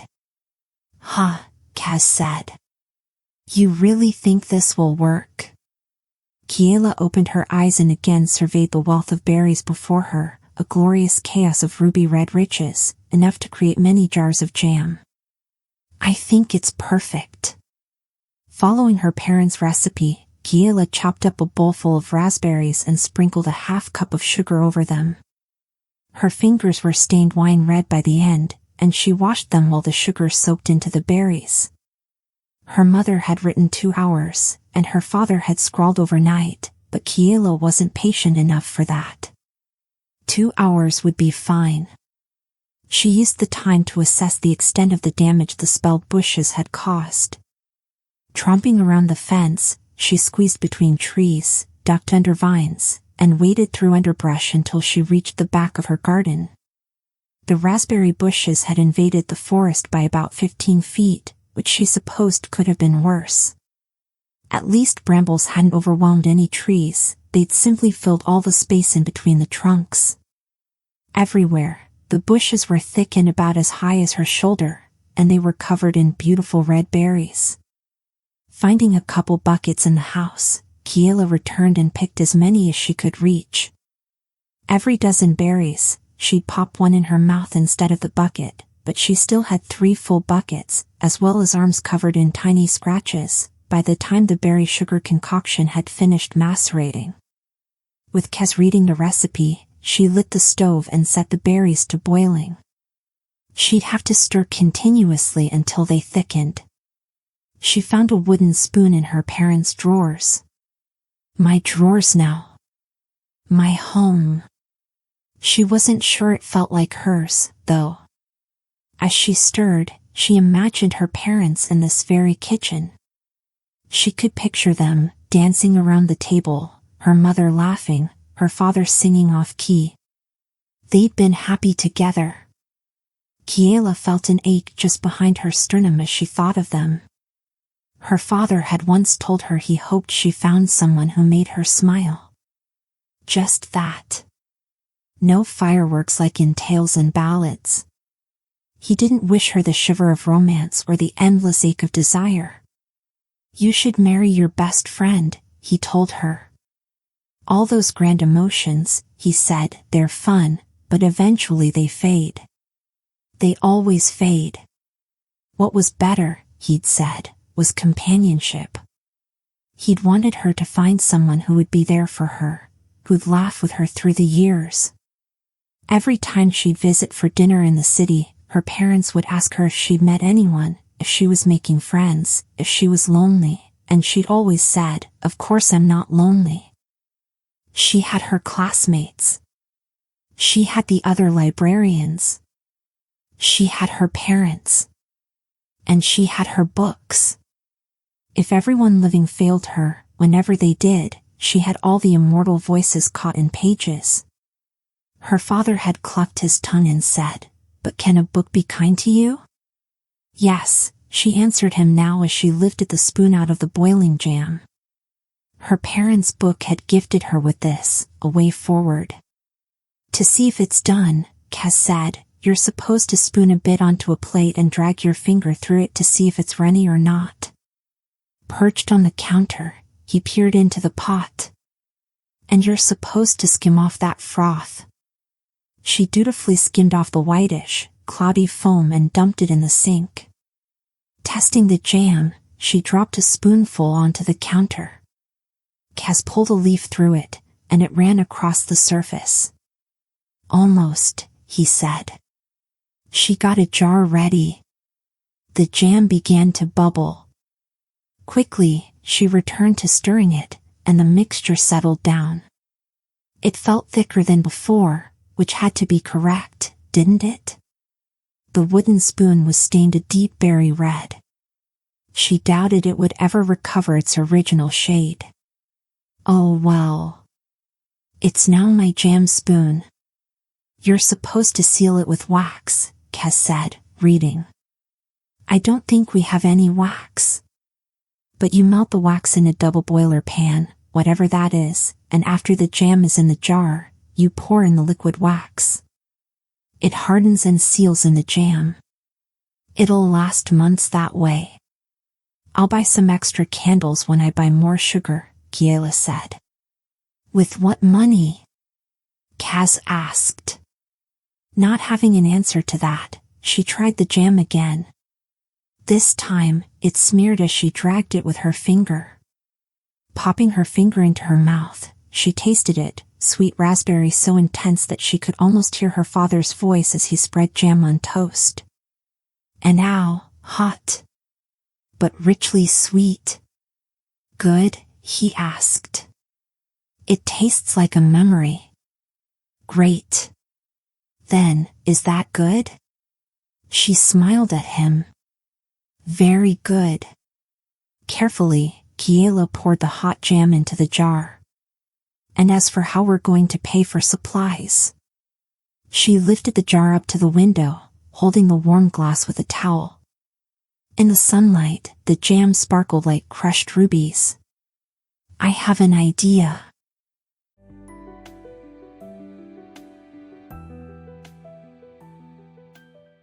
Chapter 9. As soon as the jar cooled, Kiela covered it with a square of cloth cut from one of her father's old shirts and tied a string around it to secure it. She surveyed her work. Pretty enough, she thought. It would be better with a ribbon, but that could be a later embellishment. You think the baker will go for it? 𝐏𝐻 asked anxiously. I think she'll recognize that a raspberry croissant would be amazing. Or a raspberry donut. Or a raspberry tart. Kiela hadn't seen anything like that in Bryn's bakery. Perhaps there was a berry shortage on the island. It seemed likely, given all the other troubles they'd been having. Librarian had mentioned the apple orchards failing. It was logical that other crops had failed as well. Certainly from what she'd seen, there was a distinct lack of jam on 𝐒𝐘𝐍𝐿, which meant that their little shop might be very welcome. You don't think she'll ask where you'll get enough berries? Kiela peeked out the back window at the riot of berry bushes. With the sun shining on the leaves, they looked like they held 1,000 shades of green, cradling the jewel-like berries. She could smell the rich scent of the raspberries even from inside. It filled the house, joining with the scent of lavender. She'd filled pitchers with clippings of lavender and positioned them around the house, like her mother used to, on the table, the shelves, and the kitchen countertop. Drying herbs hung from the rafters. I'll tell her my family's garden, left untended, has run wild and flourished. He bobbed a tendril in agreement. Plausible. If you're sure this is a good idea. I'll be careful, she promised. I'll have the other jars cleaned by the time you return, he promised back. Tucking the jar into a basket, Kiela headed for the door. Halfway out, she stopped and looked back at the spider plant perched on the edge of the sink. He'd wrapped a tendril around the pump and was about to fill the sink with water. Sunlight spilled through the window onto him, the pump, and the pitcher of lavender beside him. 𝐏𝐻? Are you ever lonely? How can I be? She thought he'd finish with, I have you. But he said, I have books. Smiling, Kiela headed for the path through the woods. She listened to the birds, the familiar coos and trills. She could parse a few out. There was the two-note call of the charmed warbler, the cascade of the crested parrot, and the, wait, was that a chicken? Yes, it was. My chicken, she thought, stopping midway down the trail. Peering through the green, she realized there was no way to identify where exactly the wretched bird was and certainly no way to reach the hen before she scuttled away through the underbrush. At least she sounds happy. Kiela continued on. She expected that this time, when she emerged from the forest, she wouldn't be quite so stunned by the view. After all, she'd seen it already. But when she stepped out from the canopy of green, the blue smacked into her, and she stopped and just stared. It was the vastness of the blue that was so breathtaking, as well as the variation, the bleached blue-white of the sky near the sun, the deeper blue of the sky near the horizon, the slate blue of the clouds, the black blue and green blue and fathomless blue of the sea, all contrasted against the pale sand of the shore, the bright colors of the houses, and the dark green of the trees. Far below, at the base of the cliffs, she saw the waves crash in foaming white and then caress the sand. It was high tide, and it reached nearly to the base of the stairs. She plucked a few rosebuds as she passed the bushes and began to pick her way down the steps. By the time she reached the base of the cliff, the water was lapping at the bottom step. Reaching down, Kiela slipped off her shoes and waded across the beach. The seawater was chilled today, and it nipped at her ankles with each wave like a playful puppy. Sand wiggled between her toes. Climbing up to the cobblestone streets, she glanced back toward Laren's house, perched beyond the reach of high tide, and she thought she saw movement through one of the windows. For an instant, she was tempted to reverse direction, knock on his door, and show him the jam she'd made without any help from anyone except Kaz, her parents, and the author of the spellbook. But she had a task to perform and no time for a chat with her over-friendly neighbor. She wanted to be back up the stairs before the sun set. The winged cats of 𝐒𝐽𝐿 basked on the roofs and in the street. She wondered if there was a spell that would help them thrive. A spell for cat-appropriate food. She didn't think they'd eat jam. One cat with gray-striped fur and orange wings raised his head as she passed and then washed his front paw. She passed a fisherman with a tackle box in his left hand and a net over his right shoulder, and he glared at her as if she was trespassing. She tensed and then reminded herself it was a public street, she belonged here, and she had a destination. Glancing back over her shoulder, she expected to see him watching her suspiciously, but he wasn't. He shooed away one of the cats who was lounging on a doorstep and went inside one of the houses without a backward glance. Maybe the look had been unfriendly only in her imagination. Maybe he'd been scowling because she looked unfriendly. What had her face been doing when she passed him? Had she smiled? Had it been a weird smile? She practiced smiling and wished she had a mirror. She couldn't tell if she was curving her lips too much or. Ahead was the fountain and beyond it the bakery. Kiela dropped her face into a neutral expression and hoped that none of the bakery customers had seen her smiling inanely at no one as she walked through the streets. She nodded at 𝐒𝐘𝐍𝐿, the centaur woman, who was seated in the same bench as last time and had another cup of tea in front of her. The boy with goat horns was here again too, cross-legged on the street, absorbed in peeling potatoes. The skins were piling up next to him. Everyone else from the other day, the multi-armed woman, the grumpy man with scales, the older woman with more wrinkles than a raisin, was absent, thankfully. "Hello, Binna's girl," 𝐒𝐘𝐍𝐿 called. "How's the cottage holding up?" "Surprisingly sound," Kiela said. "I thought it would be full of mice or badgers by now, but the only unwanted residents I've met so far have been spiders. You want to keep at least a few to catch the spring flies." Thanks. I will." She didn't say that Kes despised spiders, due to the number of times the library spiders had tried to spin webs between his leaves. "Once you're all settled in, I'd love to stop by and see the old place," 𝐒𝐘𝐍𝐿 hinted. Kiela tensed. She hadn't thought about the possibility of other neighbors stopping by her home, but then, if she intended to turn it into a shop, she supposed she was going to have to get used to the idea of welcoming customers. Oh my, she hadn't thought about that aspect of her plan. If it was to succeed, she was going to have to interact with any number of people. She swallowed and hoped that 𝐒𝐘𝐍𝐿 couldn't tell that her hands had started to lightly shake. "That would be very nice," she said. "Once I'm all set up." And then she fled inside the bakery. She exhaled once she was safely within. The scents of bread and cinnamon curled around her, and it was impossible to feel anxious. Being in the bakery felt like sitting by the nicest fireplace in the nicest reading room of the library. It was warm and welcoming, like the baker herself. Bryn smiled broadly at Kiela. It's the cinnamon rolls that drew you back so soon, isn't it? Either that or my sunny personality, but I vote cinnamon rolls. No one can resist the allure of butter, sugar, and cinnamon. Now that Kiela was here, her idea didn't feel quite so grand and sparkling.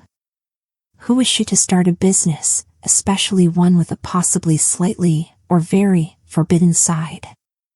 She didn't know anything about jam or shops or this island or people or really anything but her section of the library. Who was she to think she could transform her parents' home into a store and welcome in neighbors, strangers, and sell to them? Her throat felt clogged as she searched for the words that she'd been so sure would be easy to say. If it were cinnamon rolls, you'd look happier to be here, Bryn said. Is something wrong? Is it the cottage? An issue with your roof, your stove, your water?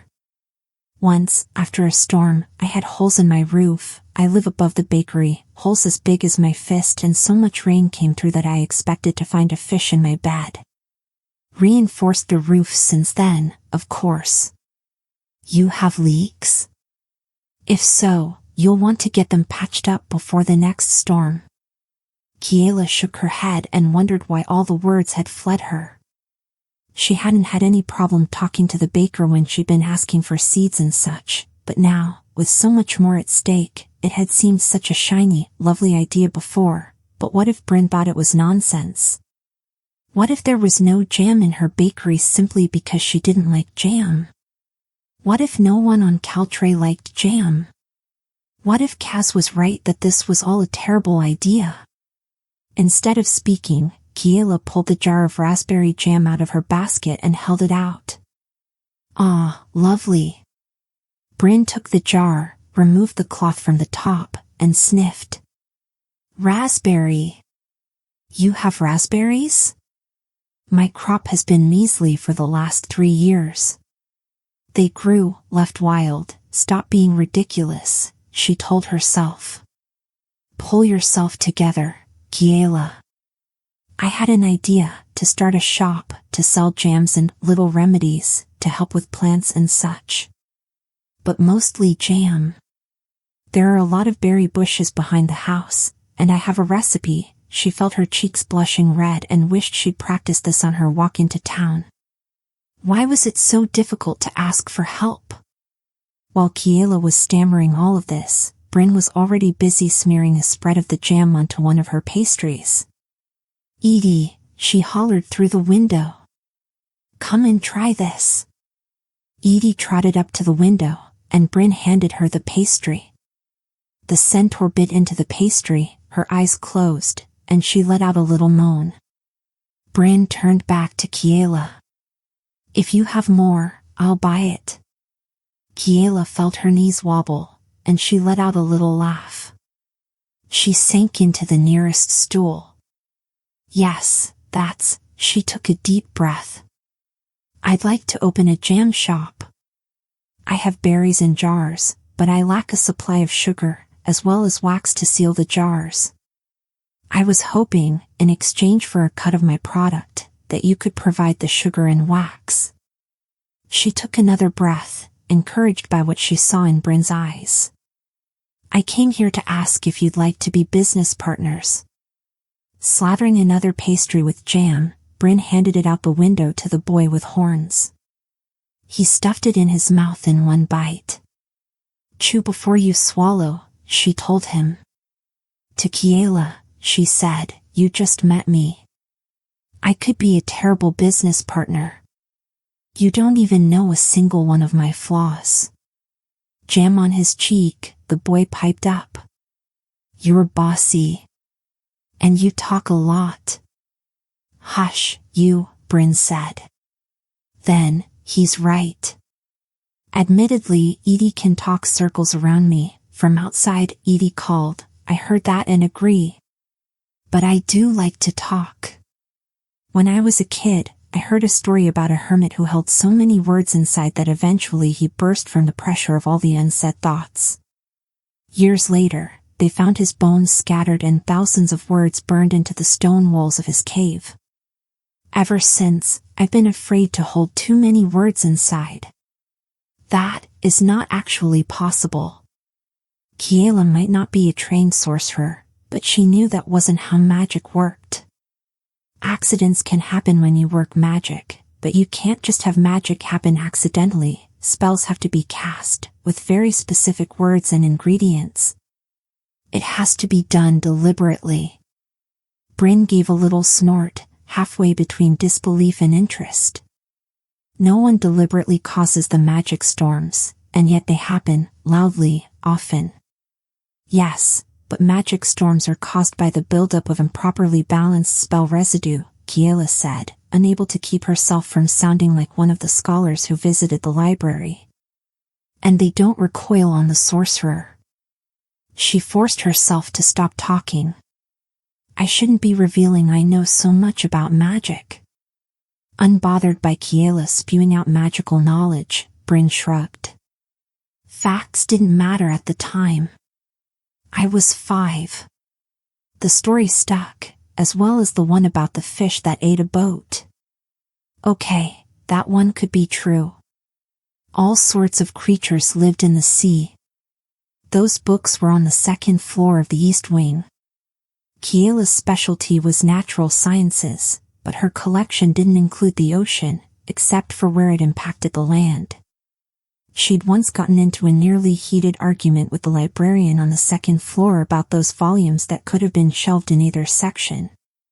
A scholar had shushed them. It had been quite embarrassing. I am a mess of nerves on a boat, which is an inconvenient phobia when you live on an island. You should have seen me when I first arrived. Kissed the ground and got a mouthful of sand. That was the main reason why I set up my bakery, knew I'd never make it as a fisherman. Also, I love to bake. Kiela took a steadying breath. Would you love to bake with jam? Bryn grinned. I haven't scared you off yet. She shook her head. An assertive business partner who talked a lot sounded ideal to her, less need for Kiela to fill the silence. And selling jam had nothing to do with boats. She didn't see what the problem was. You get 50%. That's terrible negotiating, Bryn said. Offer me 10%. 10%? That's much too low. Why are you insulting me with such a low offer? 40? Kiela said. Okay, you are not good at this at all. Fair is 20, plus I supply the sugar and wax, and you provide the berries, as well as the labor of making and canning the jam. Kiela smiled. 20. And once my shop is open, you recommend it to your customers and neighbors. Bryn nodded. I'll spread the word and tell everyone it's worth the climb. In return, you need to tell me how you convinced Lauren to take you on a ride on one of his mare horses, because my nephew Tobin, he's the smart-mouthed one who somehow managed to get jam in his eyebrow fur, has been drooling over those horsefish for years with no luck. She hadn't known that was a coveted invite.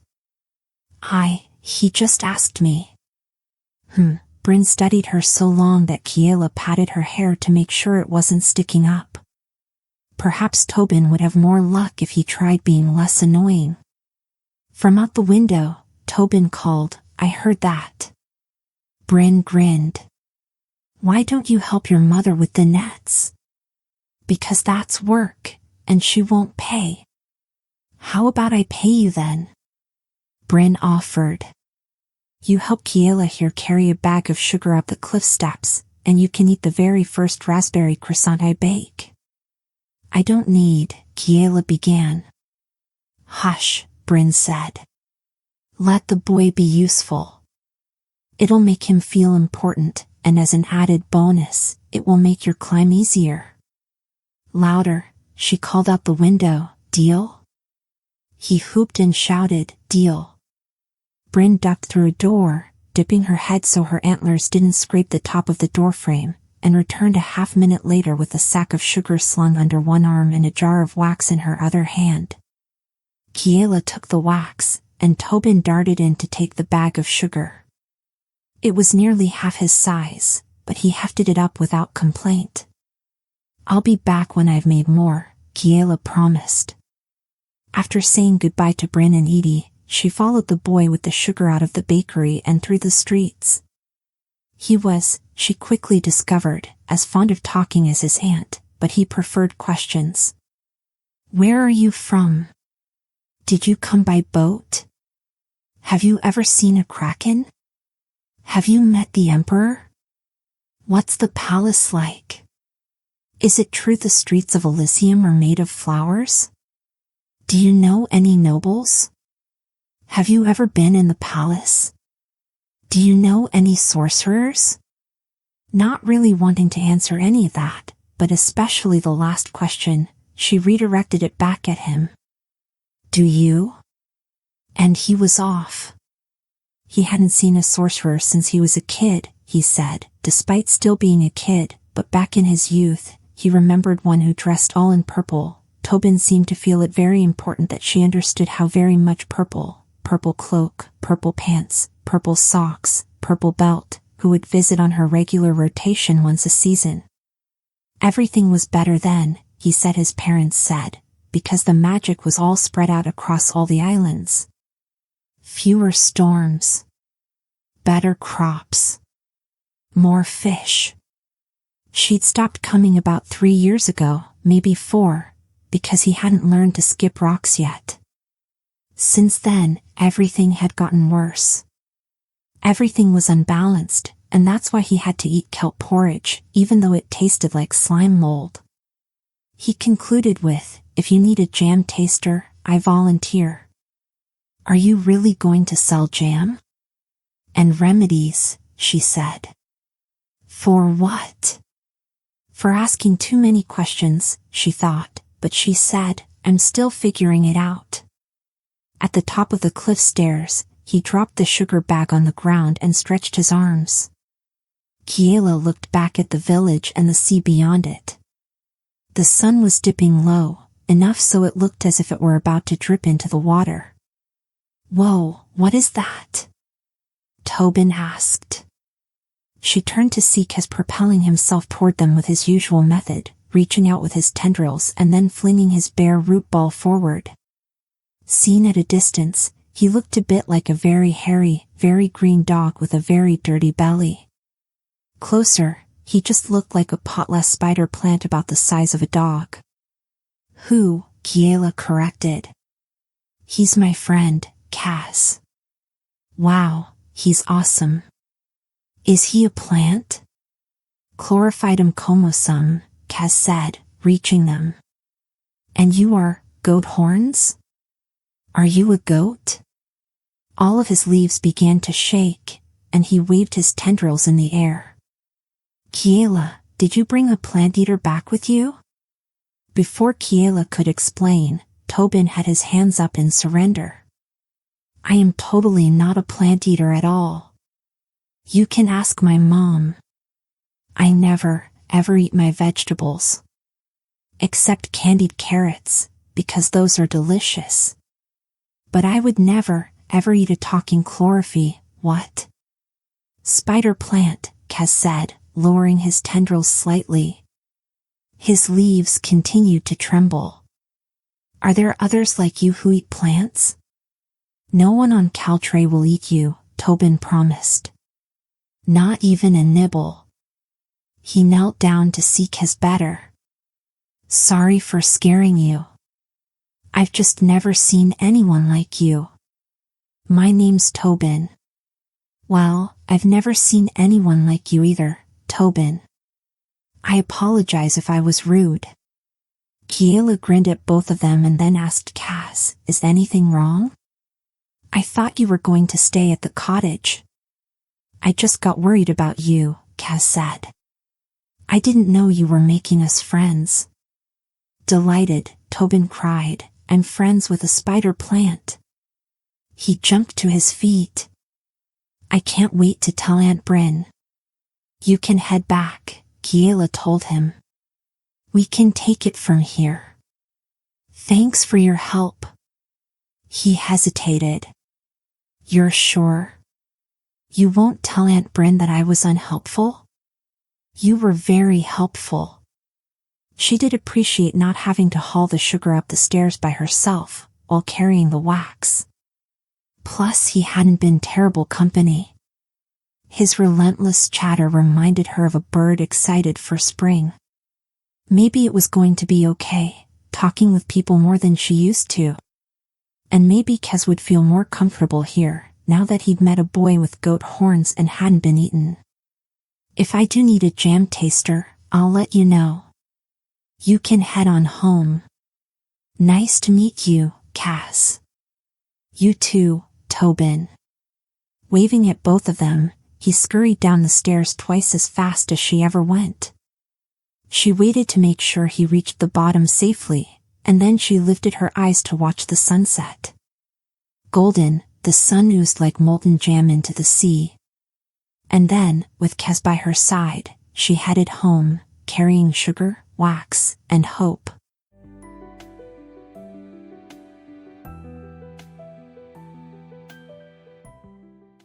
Chapter 10.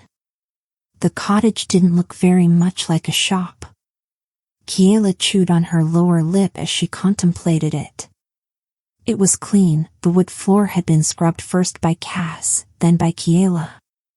It was scuffed and scratched but beautiful as only old wood can be. She trimmed back the vines over the windows, plus cleaned the glass, so that the sunlight could shine in freely. He dusted the rafters with his leaves, and she'd washed the sink, the counter, the shelves, and the table. All the jars were sparkling, ready for jam.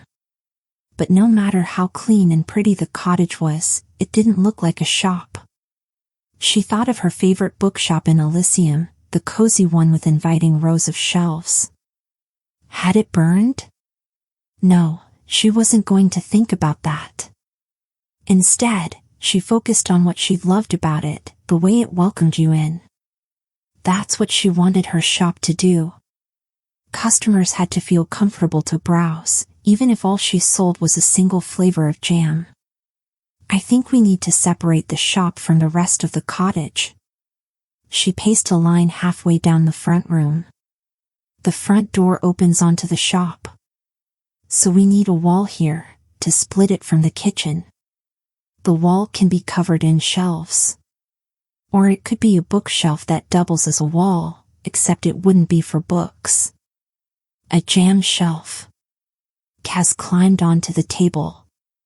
I have many surprising skills, for example, I play the harp, but construction is not one of them. He waved his leaves. I'm too floppy to wield a hammer. I don't think we have a hammer. Or wood, though there is a forest right on the other side of the garden. But I have no idea how to make boards out of a tree. I imagine it's quite a bit of work. You can play the harp. He demonstrated plucking imaginary strings. A small one. Where in the world did you learn to play the harp? And when? I had a life before I met you. You literally did not, Kiela said. There were a few weeks before I met you, thank you very much. During which you learned to play the harp? She asked, incredulous. As far as she knew, he'd spent the days wandering the library, which, while an amazing wonder of the world, was not known for its musical instruments. Any attempt at music was likely to be hushed by a patron who wanted to focus on a text. The janitor from the East Wing taught me in his spare time, Kez said. You shouldn't underestimate my musical ability just because I'm a plant. It has nothing to do with, okay, we're straying, Kiela said. Jam shop. We need wood, a hammer, nails, and a book about how to build shelves. She didn't think she'd packed any books like that. In fact, she wasn't entirely sure where in the library there would have been books like that. Perhaps second floor, west wing, near art history? And we also need shelves for the books, ideally hidden shelves, but I suppose that's not an immediate need. They can stay in the crates for now. She wondered if any of the spellbooks had spells for construction. The spun sugar-like palace in Alyssium, as well as its arching bridges, had been built by magic. Slowly, she turned to face the bedroom, with all its untapped knowledge. Following her gaze, 𝐏𝐻 said, "Do you really want the cottage to grow like the raspberry bushes? You don't think that would lead to a whole lot of questions we can't answer? Bad enough to have extra berries. Someone like librarian would definitely notice if we sprouted a few towers and turrets." Of course he was right. Hammer and nails and a bit of effort, that's what they needed. Luckily, she knew someone who had plenty of tools. She'd witnessed him fixing a chimney, after all. librarian has a hammer. You're proposing visiting him again? She thought back to the mare horse ride. She hadn't realized until Bryn's reaction that it had been a special privilege.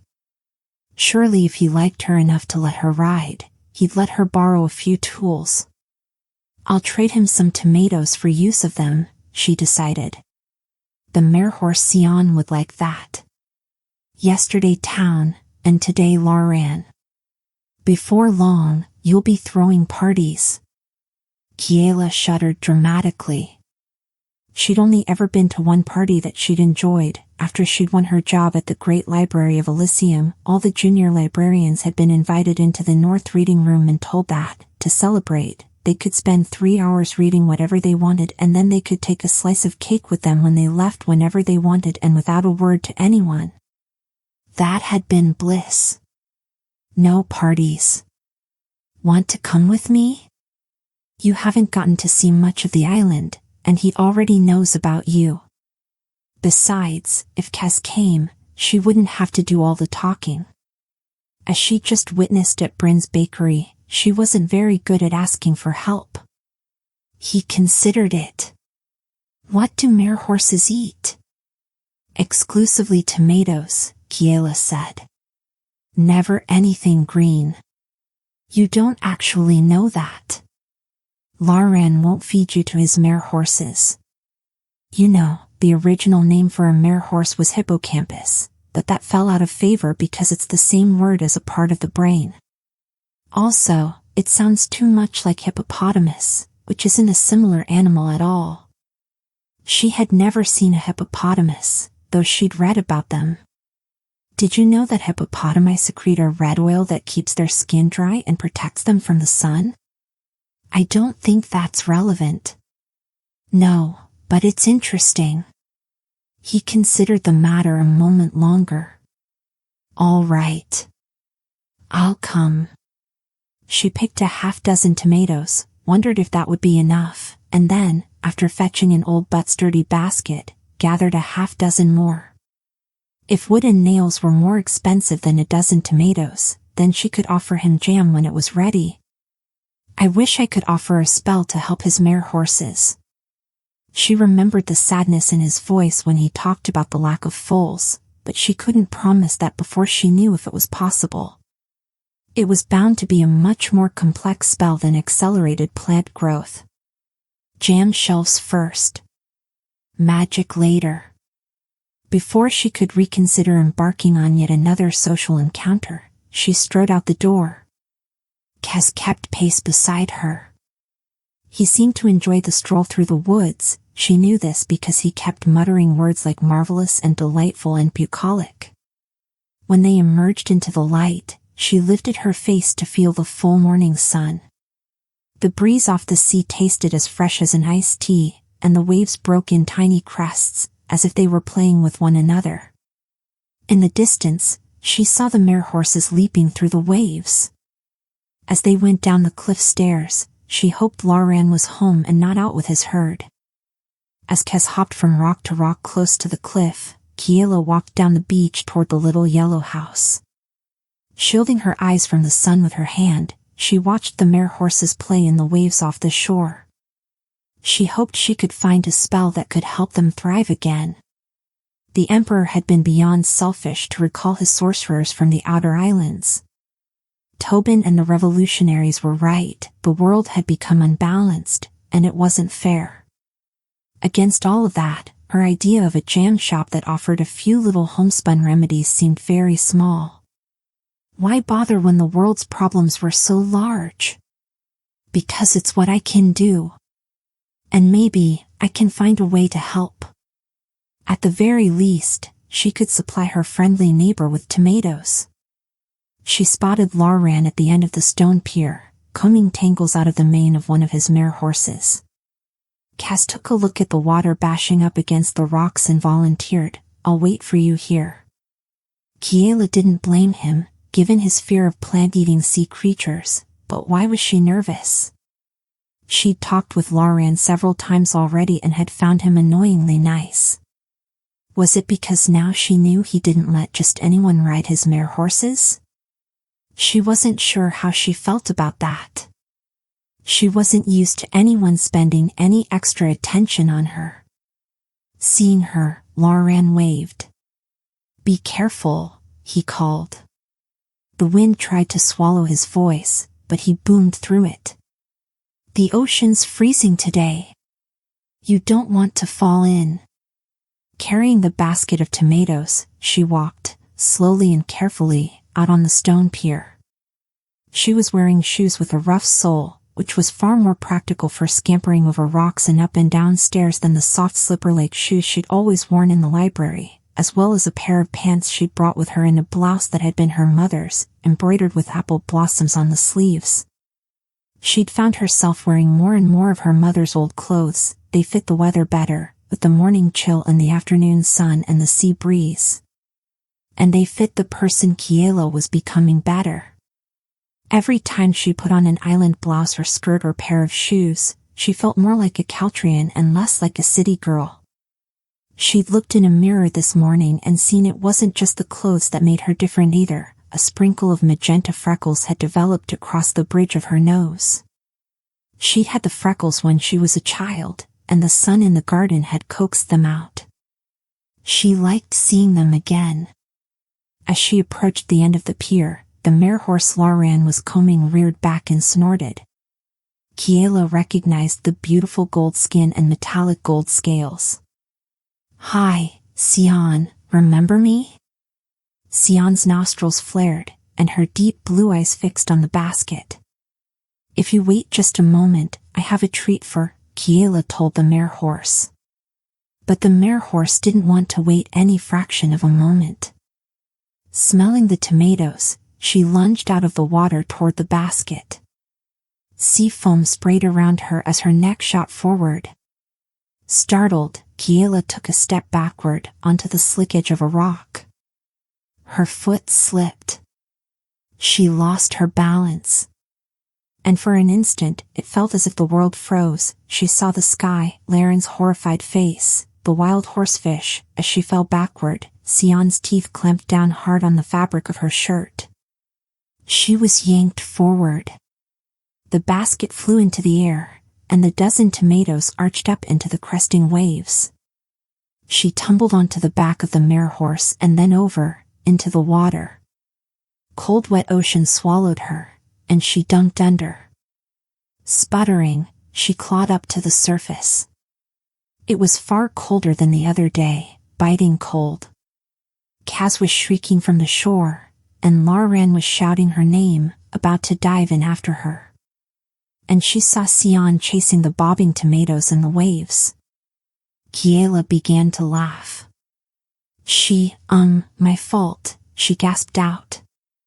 Lauran knelt on the rocks and held out his hand. She took it and clambered out. Immediately, she began to shiver as her wet clothes clung to her. "Gah, he wasn't joking about the temperature. Why is it so freezing?" She wrapped her arms around her chest. It hadn't been anywhere near this cold the other day. "I don't know what got into," Lauran began. "My fault," Kiela repeated. I knew she liked. That's no excuse for her. She must have smelled them, Kiela said. I should have left the basket on the shore. She's been trained, Lauren said, by me. This is my fault more than yours. No, it was her carelessness and clumsiness that was at fault. He couldn't have predicted she'd bring 𝐒𝐘𝐿's favorite treat within smelling distance. I don't think you can really blame yourself for. Of course I'm to blame. She's my. 𝐒𝐘𝐍𝐿 bounded along the jetty, his tendrils waving in the air. Kiela, I thought it had eaten you. Are you okay? Are you in one piece? Count your legs. Do you have 2 legs? Fingers? Did you lose a finger? Are you losing blood? Oh seeds, she's going to faint from blood loss, hit her head, and drown in the sea all because of shelving. Deep breath, Cass. I'm fine. She held up her hands and waved her fingers.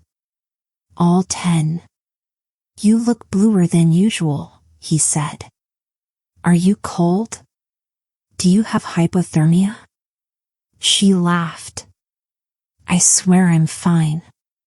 But she was shivering, and her toes and fingers were so cold that she felt like she'd been burned. Maybe I'm not so fine. Lauren laid his hand on her shoulder. Let's get you inside and warm. You need to get out of those wet clothes. She shivered beneath his touch, and he released her. She'd been immersed in the water when they'd rode the mare horses and hadn't felt anywhere near this chilled. Granted, it was cooler today, and there was more wind, but that didn't explain why the sea was quite so frigid. Its temperature must have plummeted dozens of degrees. Her teeth were chattering hard, and she couldn't seem to stop them. Dry clothes would be nice. I didn't bring any with me, though. Just tomatoes. All 3 of them glanced at the water, where 𝐒𝐘𝐿 was merrily bobbing through the waves, polishing off the last of the dozen tomatoes. You can borrow some of mine, Lauren said. He held out his hand to help her along the stone pier, but she didn't take it. She didn't want to let go of hugging her arms. The wind was slicing through her. 𝐒𝐘𝐍𝐿 hopped along next to her, and she could feel the worry radiating off his leaves. Really, I'm fine, she told him through chattering teeth. You screamed, he said. I was startled, due to falling into the water unexpectedly. They didn't have to make such a fuss about it. Now that the moment was over, she was more than a little embarrassed. It would be nice if they could move on and forget that it had happened, but maybe after she got a little warmer. Eesh, why had it been so icy? Lauren led her inside his house. 1 minute, he said, ducking into the back room. While 𝐒𝐘𝐍𝐿 swung himself up onto a chair, Kiela, despite her shivering, looked around with interest. It was all warm honey-colored wood, the floor, the high ceiling, the walls, the table. In one corner was a wood-burning stove on a hearth made of white quartz. On every surface, he'd placed a seashell. A clamshell by the sink. A conch on the table. A spiral-shaped one that she couldn't name was on the mantel. She could tell each had been chosen with care. Lauren emerged with a stack of clothes, as well as a towel. You can change in there, if you like. He blushed as he gestured toward his bedroom. Gratefully, she took the clothes and towel and scurried into his room, shutting the door behind her. His bedroom had a 4-poster bed and the same honey-colored wood. It was piled with quilts, slightly mussed, as if he'd straightened them quickly when he realized she might see them disheveled. Another shell sat on his nightstand, this one with a candle in it. Except for the rumpled, very inviting-looking quilts on the bed, everything else was as neat as the library. His boots were tucked side by side next to the closet, and there wasn't a hint of dust anywhere. Peeling off her wet clothes, Kiela listened to 𝐒𝐿𝐴 and 𝐾𝐿 through the door. That was terrifying, 𝐾𝐿 said. I nearly lost my root ball, I was so upset. She'll be fine once she's warmed up, 𝐒𝐿𝐴 said soothingly. It wasn't a bad fall. She didn't hit any of the rocks, and she wasn't under for more than a second. I saw your face. You were terrified too. She heard shuffling noises, 𝐒𝐿𝐴 walking around, and then a creak, perhaps a cabinet door or the wood-burning stove. Shaking out one of his shirts, Kiela held it up. It was twice the size of her, but at least it was dry. She pulled it on. It was soft as a lamb, smelled like pine trees and ocean air, and draped down to her knees. 𝐒𝐿𝐴 replied something to 𝐾𝐿, but she missed what it was. He'd moved too far from the door. She buttoned the shirt. 𝐾𝐿 replied, She's all I have. She took me in when. The rest of his words were swallowed by running water from the sink, but she knew the story, though she wouldn't have said took me in. She'd been happy to have his help and honored that he'd chosen to assist her. She'd never had a competent assistant before who didn't make her want to stick her fingers in her ears and say, for pity's sake, stop talking. Plus he treasured books as much as she did, which had to be unusual for a plant. She was just as kind when she was young, 𝐒𝐿𝐴 said. Oh. Tell me about Kiela as a child, and don't leave anything embarrassing out. And that's my cue to return, Kiela thought.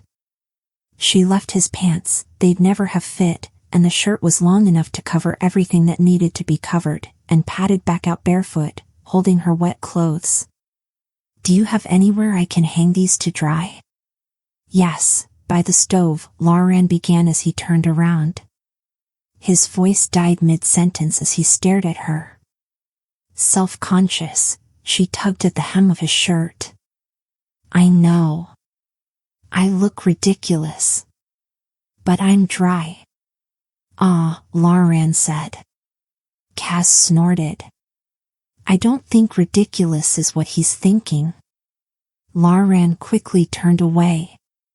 You can hang your wet clothes by the stove. They'll dry fast. Huh, she thought. Was he interested? No, definitely not. She looked ridiculous, and the plant had no idea what he was talking about. And now we're all embarrassed. Fun. She spread her wet pants and blouse out on a rack near the stove. It must have been where he dried his clothes after a day with the mare horses. The stove smelled like burning pine, a woodsy, almost cinnamon-like scent. What I came to ask, she began at the same time he said, Can I get you something to eat? 𝐾𝐿 flopped sideways. Ugh, you too. For the first time ever, she wished that 𝐾𝐿 wasn't here. If she were alone with 𝐒𝐿𝐴 inside his house, what would he say? What would she say? What would she do? She thought of how she'd just been in his bedroom, and she felt a blush heating her cheeks and neck. It's better that 𝐾𝐿 is here. If she were alone with 𝐒𝐿𝐴, it would most likely be 10 times more awkward than it already was, and even if he were interested, he'd quickly change his mind. You should sit near the fire, warm yourself up, 𝐒𝐿𝐴 said to Kiela. He repositioned one of his chairs next to the stove and then retrieved one of the quilts from his bed. He moved to wrap it around her as Kiela reached to take it. She froze, and he stopped, their faces an inch from each other's. He has nice eyes, she thought inanely. His breath smelled nice too, a little mint and a little cinnamon, and she found herself blushing. She didn't usually notice other people's breath, but then she wasn't usually quite so, they were really nice eyes. He retreated. Sorry. She cleared her throat and then wrapped the quilt around her shoulders. It fell over her legs, and now she felt swaddled in the scent of him. Change the subject. Why was the ocean so much colder today? Same reason as the wheat stalks withering, the orchards sickening, the rain becoming erratic, and the fish becoming scarce. The magic is unbalanced, too concentrated in some areas and absent in others. At least that's how I understand it. I'm not a scholar. Suddenly, she itched to get back to her library books. Somewhere in there were all the answers she could ever want. She remembered packing several about weather manipulation. Had the sorcerers caused all of this? The shrinking mare horse herds, the drastic fluctuations in ocean temperature, the gradual starvation of 𝐒𝐘𝐍𝐿? And if so, was there a way to reverse it? There was silence for a moment, but it wasn't a terrible, awkward silence. It was just the quiet of two people, plus a plant, thinking about what had been said. Finally, 𝐒𝐿𝐴𝐿 said, I do apologize for 𝐒𝐘𝐍𝐿's behavior. She knows better than that. I'm the one who brought the tomatoes, Kiela said. I'm sorry. They were for you. Oh. For me? He seemed surprised. And pleased. Belatedly, she realized she should have led with saying they were intended as payment for her borrowing tools and supplies. Well, they were for you and 𝐒𝐘𝐍𝐿, but not all at once. And they weren't a gift. Oh. This was a different oh. Curious and a little wary. You see, I need to build jam shelves. You need shelves for jam? 𝐒𝐿𝐴𝐿 asked. Why jam? Exactly what I've been wanting to know, 𝐒𝐘𝐍𝐿 said. Because she had the raspberry bushes. Because the recipe was in her parents' cookbook. Because jam made people happy. You couldn't eat jam and be sad. It was fundamentally impossible. Besides, it reminded her of tea with her parents, and it was a good memory, the three of them around the hearth in their tiny apartment in Alyssium, her mother reading aloud from a book, her father making comments that would make her laugh, and all of them having tea with jam on slightly stale bread that her parents had bought in the market in exchange for a bit of her father's work with mending nets. It was a taste that came with near-forgotten emotions. But she didn't say any of that. She simply said, it's nice. Okay, he said. And didn't ask any more questions. She liked him all the better for that.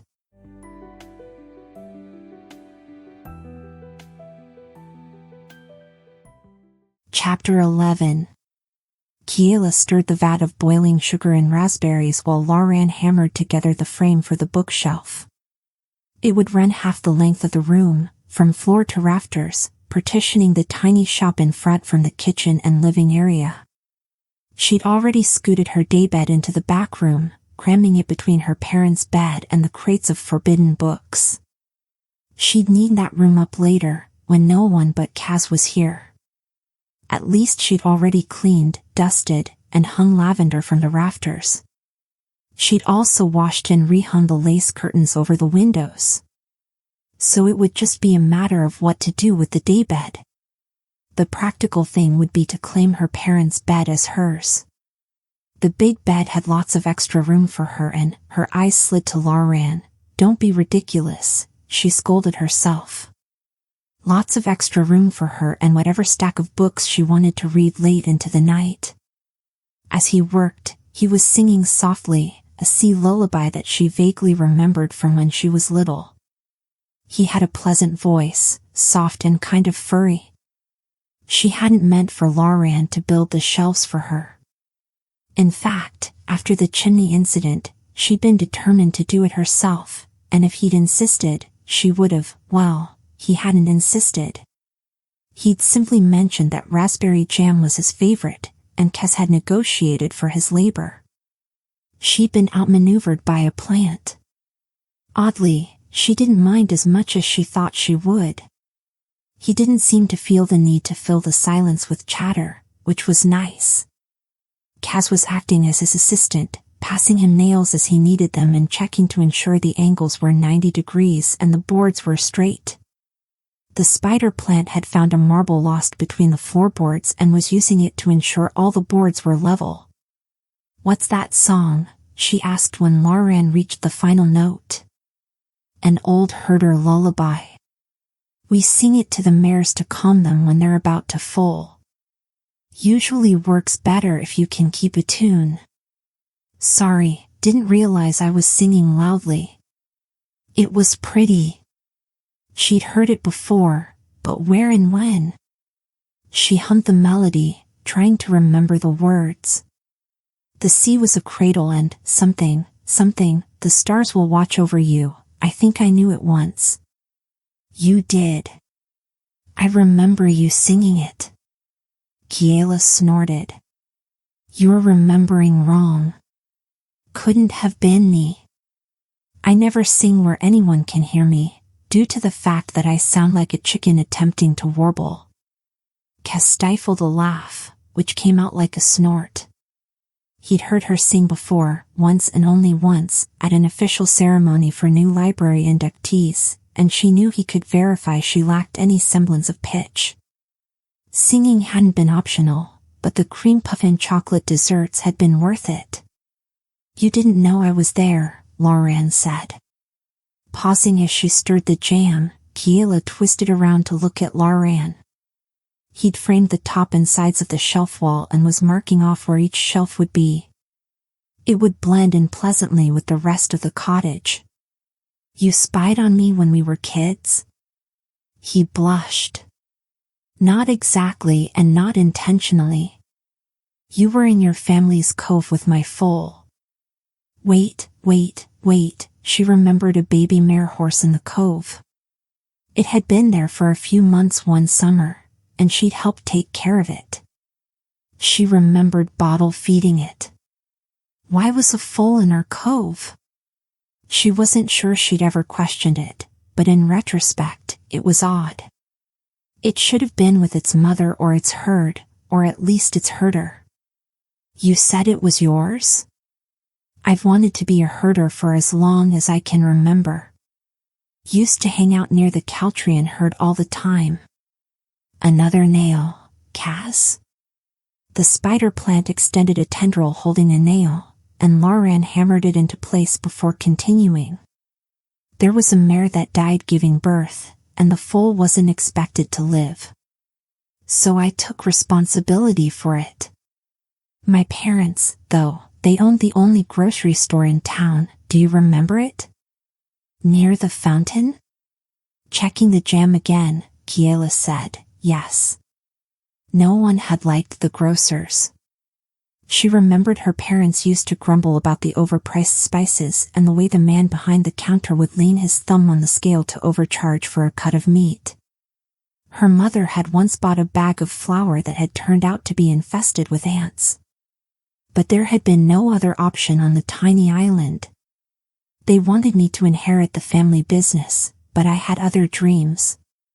Your parents were kind enough to allow me to raise the foal in secret in their cove. One morning my father, well, suffice it to say, I was late to the cove. I remember being terrified that the foal wouldn't make it. When they're that young and fragile, they need regular care. But when I finally made it, you were already there, making sure the foal was fed and safe. You were singing to it." He'd said before that her parents had been kind to him and that she had been too. This is what he meant. She'd been kind to his foal. No wonder she didn't remember. She'd had no idea it was his. Anyone would have helped care for it. He hammered in another nail and said quietly, "Not my parents."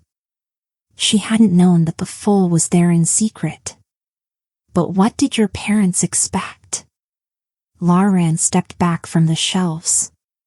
"For the wall, the back of the shelves, do you care if the wood matches?" "I have enough scraps, I think, but it'll be a patchwork of colors." "That's fine. If they arranged it in a pattern, it would look intentionally artistic."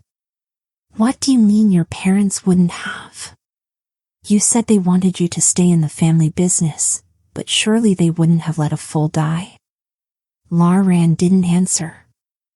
"I'll be back with more wood." He ducked out the door. She wanted to follow him and continue the conversation. He couldn't have meant that his parents would rather let a fool die than see him choose his own future?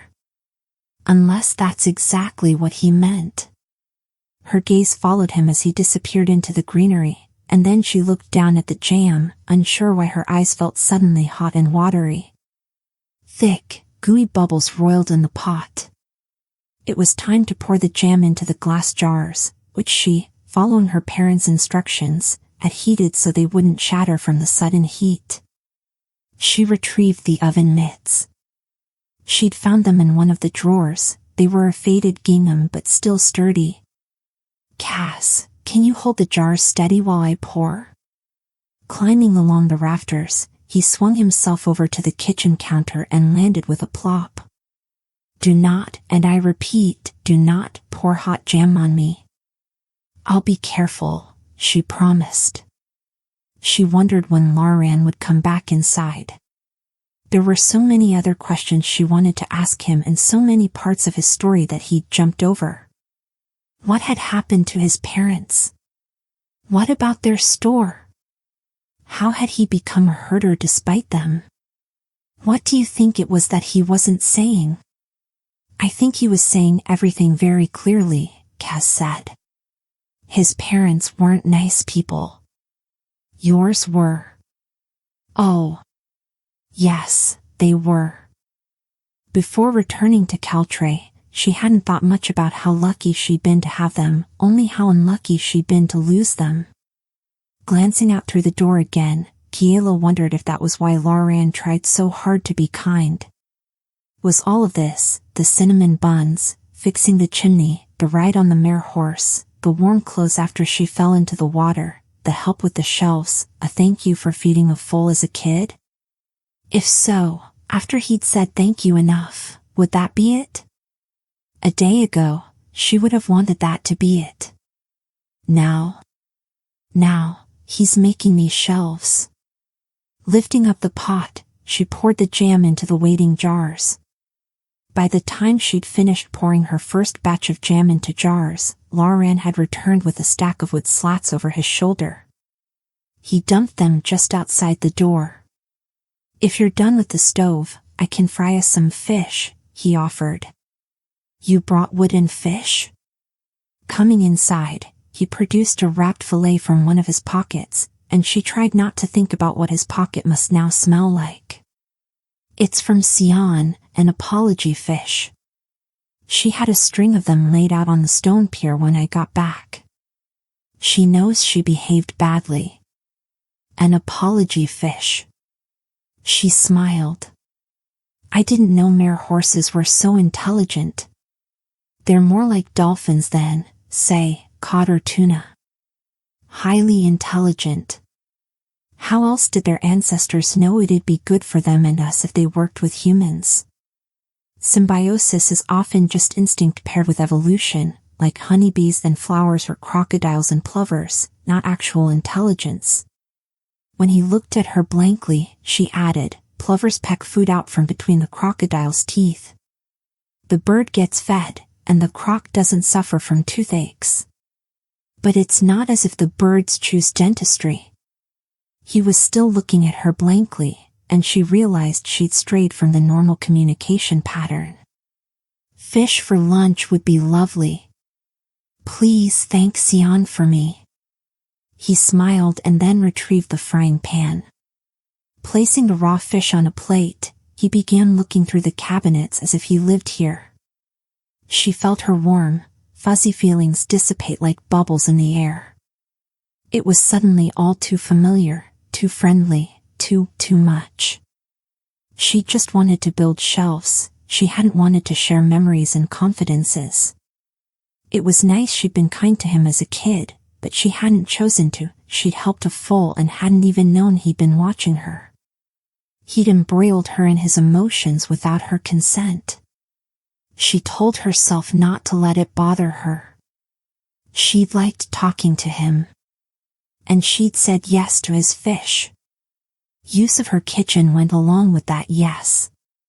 It wasn't such a grievous invasion of personal space to open a kitchen cabinet. But what if he decided it was also okay to barge into her bedroom and start pawing through the crates of forbidden books? In as pleasantly polite a tone as she could, she asked, "Can I help you find something?" He froze. Sorry. Salt and pepper? 𝐒𝐽 climbed onto one of the kitchen shelves and plucked the little bags of salt and pepper out from behind the sugar. He passed them silently, reproachfully to Lauren. "I'm used to living on my own," Lauren said, blushing. "I didn't intend, I'm sorry. This is your kitchen, not mine. I overstepped. I don't know why I won't do it again." Kiela exhaled. That was a nice apology, and it wasn't a problem that he'd looked for salt and pepper. It was just that with the books in the other room, I'm used to my own space too. It hadn't been much, her nook in the library with her bed and her cook plate and her desk, but it had been all hers and no other librarian would dream of making themselves at home in it. "Use whatever you need. But could you please just ask first? Always, from now on." He turned back to the fish. And now it's awkward again, she thought. Had she overreacted? No, he overstepped. They'd been doing well there for a while, though, and it had been nice. It was a pity they couldn't return to that. She dumped raspberries into a bowl and added sugar. While they soaked in the sugar, she set a pot of water on the opposite side of the wood-burning stove from Lauren and put a bowl with a chunk of wax on top of it. According to her parents' recipe book, that was the best way to melt the wax, in a double boiler. She wondered if he was regretting the fish. Probably calculating how soon until he can leave. "Am I your foal?" "What?" "Never mind. If he was only trying so hard to be nice because he felt he owed her, it's just, I can pay you for the wood and the nails and the work and the fish. Once the shop is open, I can pay you back. This can be a business transaction. It doesn't have to be a favor you think you owe me because once upon a time I was nice to a baby horsefish." The fish seasoned, he laid the fillets in the pan. They stood side by side at the stove, and watching the fish sizzle and her watching the wax melt. "That's how I knew you're a good person." "That's not why," he trailed off, as if unsure how he wanted to finish the sentence. 𝐒𝐽 jumped onto the floor and landed with a plop. Loudly, he said, "Kiela, how about coming outside with me and sorting through the wood? We can make a pattern for the back of the shelves, like you said." Okay." Kiela followed the plant outside. Lauren had brought a stack of wood, the boards all different widths and shades, and laid them on the grass between the roses and the herb border. She and 𝐒𝐽 began to sort the wood by color. It was rather intriguing how many shades there were. If they alternated shades in a rainbow-like pattern, from reddish to pale tan to brown. "You should consider that he might be being nice because he's a nice person," 𝐒𝐽 said. "He's being nice because he thinks he owes me, because I took care of his foal, and because he sees me as his new foal, as someone who needs taking care of." Yes, she needed help with the shelves, but that didn't make her helpless. She'd figured out how to make jam. Really tasty jam, in fact, though it was a shame she didn't have access to lemon juice. A little citrus would sharpen the flavor and add a "or maybe he likes you." At that, all thought of lemon juice vanished. She peered in through the open kitchen door. Sunlight cast Lauren in a pool of light. He was singing again as he cooked the fish. At least he didn't seem overly annoyed at her being prickly. Or maybe he just had a short attention span. "Do you think I should let him barge in wherever he wants?" She lowered her voice, "and open any crate he wants to open?" "Obviously not," 𝐒𝐽 said. "But he is one of the few people we know here. I just think he's trying really hard to be friendly. You could try too." I was trying and then. He wanted salt. Yes, but that's not. And pepper? He can't like me, Kiela said. I'm unlikable. This is a ridiculous conversation that I regret beginning, 𝐏𝐻 said. You are not unlikable. I chose to be your assistant out of all the librarians in the Great Library. I am a very picky plant with impeccable taste. She couldn't help but grin. Except that he's trying, albeit in a sometimes clumsy way, to be friends. Her grin faded. I'm not certain it's safe to make friends, given the secret we're hiding. We can have business partners, we can have neighbors, and we can have customers, but friends? I'm not sure that's wise, even if they do seem nice. She thought of Bryn and the boy Tobin. 𝐏𝐻 didn't reply, and she knew he was picking his words carefully. Frowning at the wood as if it were at fault for the bramble of emotion she was feeling, she laid out the boards and organized them until they made a pleasing pattern, and hoped this uncomfortable conversation was finished. You're going to have to trust people if you want us to build a life here, 𝐏𝐻 said at last. That could be true. But she didn't like it. She'd wanted to do this all alone. I already haven't done it alone. She hadn't even lasted 24 hours before she'd trooped down to the center of town for seeds and bread. She wasn't the hardened survive on her own type, perhaps due more to a lack of experience than temperament, but still, I know. I'll try. Thank you, 𝐏𝐻 said. You know, plants aren't nearly as emotionally exhausting as humans. You should try to be more plant. She laughed. Good advice. All I need is some chlorophyll. Excellent. You'd look great in green. She laid the last board in place and then walked back into the cottage and breathed in the scent of freshly cooked fish. Smells delicious, she said, a peace offering. Hope it tastes the way it smells, Lauren said, with a tentative smile.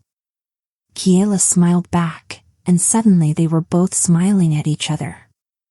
Just a whole lot of smiling all around. She wasn't quite sure what to do or say next, or at what point she should stop smiling. She wondered if her smile looked nice or awkward. She'd meant to be nice. Since he was smiling back, that probably meant she'd done it right. Sighing, 𝐏𝐻 scooted past her, muttering under his breath, "You are both ridiculous." But at least the atmosphere in the cottage had changed from uncomfortably awkward to companionably awkward. While Lauren finished with the fish, Kiela poured the melted wax onto the jam in each jar, a half-inch thick. 𝐏𝐻 held the jars steady for her. When the wax cooled, it would solidify, making an airtight seal that would preserve the jam for at least a year. She took out plates from the cabinet, and Lauren served the fish. They ate in silence for a moment. It was just as wonderful as it smelled. Light, flaky, and buttery. He'd sprinkled some other herb on it. Rosemary? Kiela guessed. I've an herb border up a ways from my house. If you'd like any clippings, let me know. They transplant well. Don't need much care either, though it looks like you have a green thumb. He nodded toward the back door that led to the garden. Your berries have done well. A decade or so of neglect suited them. She hoped he didn't ask more questions than that.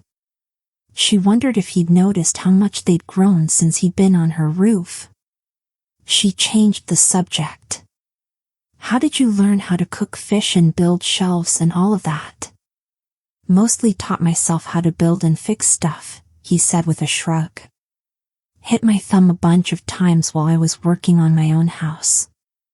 He showed her his thumbnail. It was warped on one side. It never fully recovered. As to cooking, that was thanks to the herder who took me on as an apprentice when I was 13. He could fillet a fish in 30 seconds flat and make it into a feast fit for an emperor. He never measured anything, just tossed in herbs and spices by instinct. Kiela heard a familiar note in his voice. You miss him. He was lost in a storm 3 years ago, one of the first of the real bad magic storms to hit 𝐏𝐽 after the sorcerers stopped their regular circuits, 𝐒𝐿𝐴 said. When it hit, we hadn't had one like that I've never seen one like that. No one had. He underestimated how bad it would be when he went out with the herd. Thought he'd be able to handle it, he cleared his throat as if the memories had lodged there. She looked down at her fish. I'm sorry. He'd had loss in his life too. From the tone of his voice, she guessed the herder was like a father figure to him. She wondered what other thoughts and feelings lived behind 𝐿𝐴𝐿's friendly smile. It's his herd that I inherited. Amarin, she's the one with teal scales, was the last foal he helped birth. Now that was a wild night. He went on to spin a tale of a mare in the moonlight, the magic of a traveling sorcerer, and a breech birth that ended in a miracle, a healthy foal and mother. She finished her fish and cleaned the dishes, while he brought in the wood she'd chosen for the back of the shelves. Together, they assembled her new jam shelf wall. She held the wood steady, 𝐏𝐻 supplied the nails, and 𝐿𝐴𝐿 hammered. If it were possible to find some sort of homemade remedy that would help with mare-horse births, Kiela began. A natural one, not spellcraft. 𝐿𝐴𝐿 stopped hammering. That would change everything. But there isn't an herb or medicine that can help. Only magic works. They're magical creatures, created by some forgotten spell. No one knows how or why they came to be, but they can't reproduce with the ease of other creatures. She resolved to look for solutions anyway. There had to be some way to disguise it as not magic. Maybe if she whispered the syllables?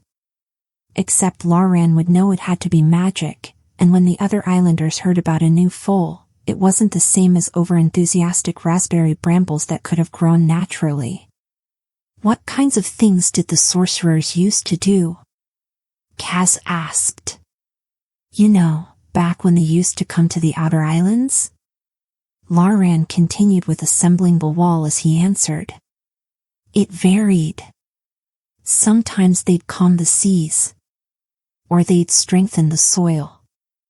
Coax the rain to fall or not fall. One used to shift currents. We miss that one sorely.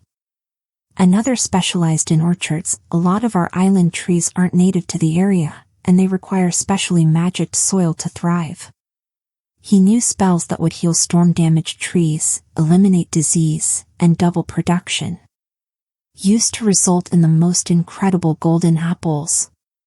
He waxed on about the miracles of the sorcerers, while Kiela made mental notes of all that the island had lost. Beside her, she knew 𝐏𝐻 was doing the same. After measuring the next board, 𝐿𝐴𝐿 took it out to saw a chunk off the end. Kiela and 𝐏𝐻 followed. Each of them held an end steady across 2 rocks while 𝐿𝐴𝐿 sawed. He carried it back inside and fit it next to the prior board. I haven't shared this plan with anyone yet, but as soon as the next trade ship arrives, I intend to travel to Alyssium and make an appeal directly to the Emperor at his court. 𝐏𝐻 yelped, You can't. Really, you can't, Kiela echoed. He didn't know what he'd be walking into. She heard the screams echoing in her head, she smelled the smoke, and she pictured the flames encasing the library. I have to, 𝐿𝐴𝐿 said. I can't sit by and do nothing. Someone has to tell the Emperor what's happening in the outer islands and plead our case. Kiela shook her head vehemently. It's not a good time to visit Alyssium. There's unrest. That was a mild way to put it. She didn't know if the city still stood or not. It could have all fallen to ashes by now. It's not safe. It isn't safe here, 𝐿𝐴𝐿 said grimly. Any day another magic storm could hit and wipe us out. And if it doesn't, then it will be the slow decay of the sea and land. I've heard that there's a general audience where anyone can present an appeal to the magistrates. I'll make my case there, and I'll repeat it day after day until I'm heard, if I have to. But right now, she didn't know how to warn him without risking revealing the secret of the spellbooks. In addition to that, she didn't want to say the words that would make all of what happened real. She didn't want to explain that she and 𝐏𝐻 had fled, that they were fugitives. And thieves. The words stuck in her throat. They'd burned the North reading room. They'd thrown the Emperor out a window, to his death. Countless others had died. You don't want to go there now. I don't want to watch my herd, my home, my island slowly die. Neither do I. Kiela laid her hand on top of Laren's as he studied the next nail. Just don't leave without talking to me first, okay? Will you promise me that much? She'd find the words to explain by then. He looked at her hand, touching his. She wondered if she'd stepped too far, but she didn't remove her hand. He was staring at his hand as if he hadn't heard her words. Lauren? I'll talk to you first, he promised. Good, she thought. But I am going. Not if I can stop you.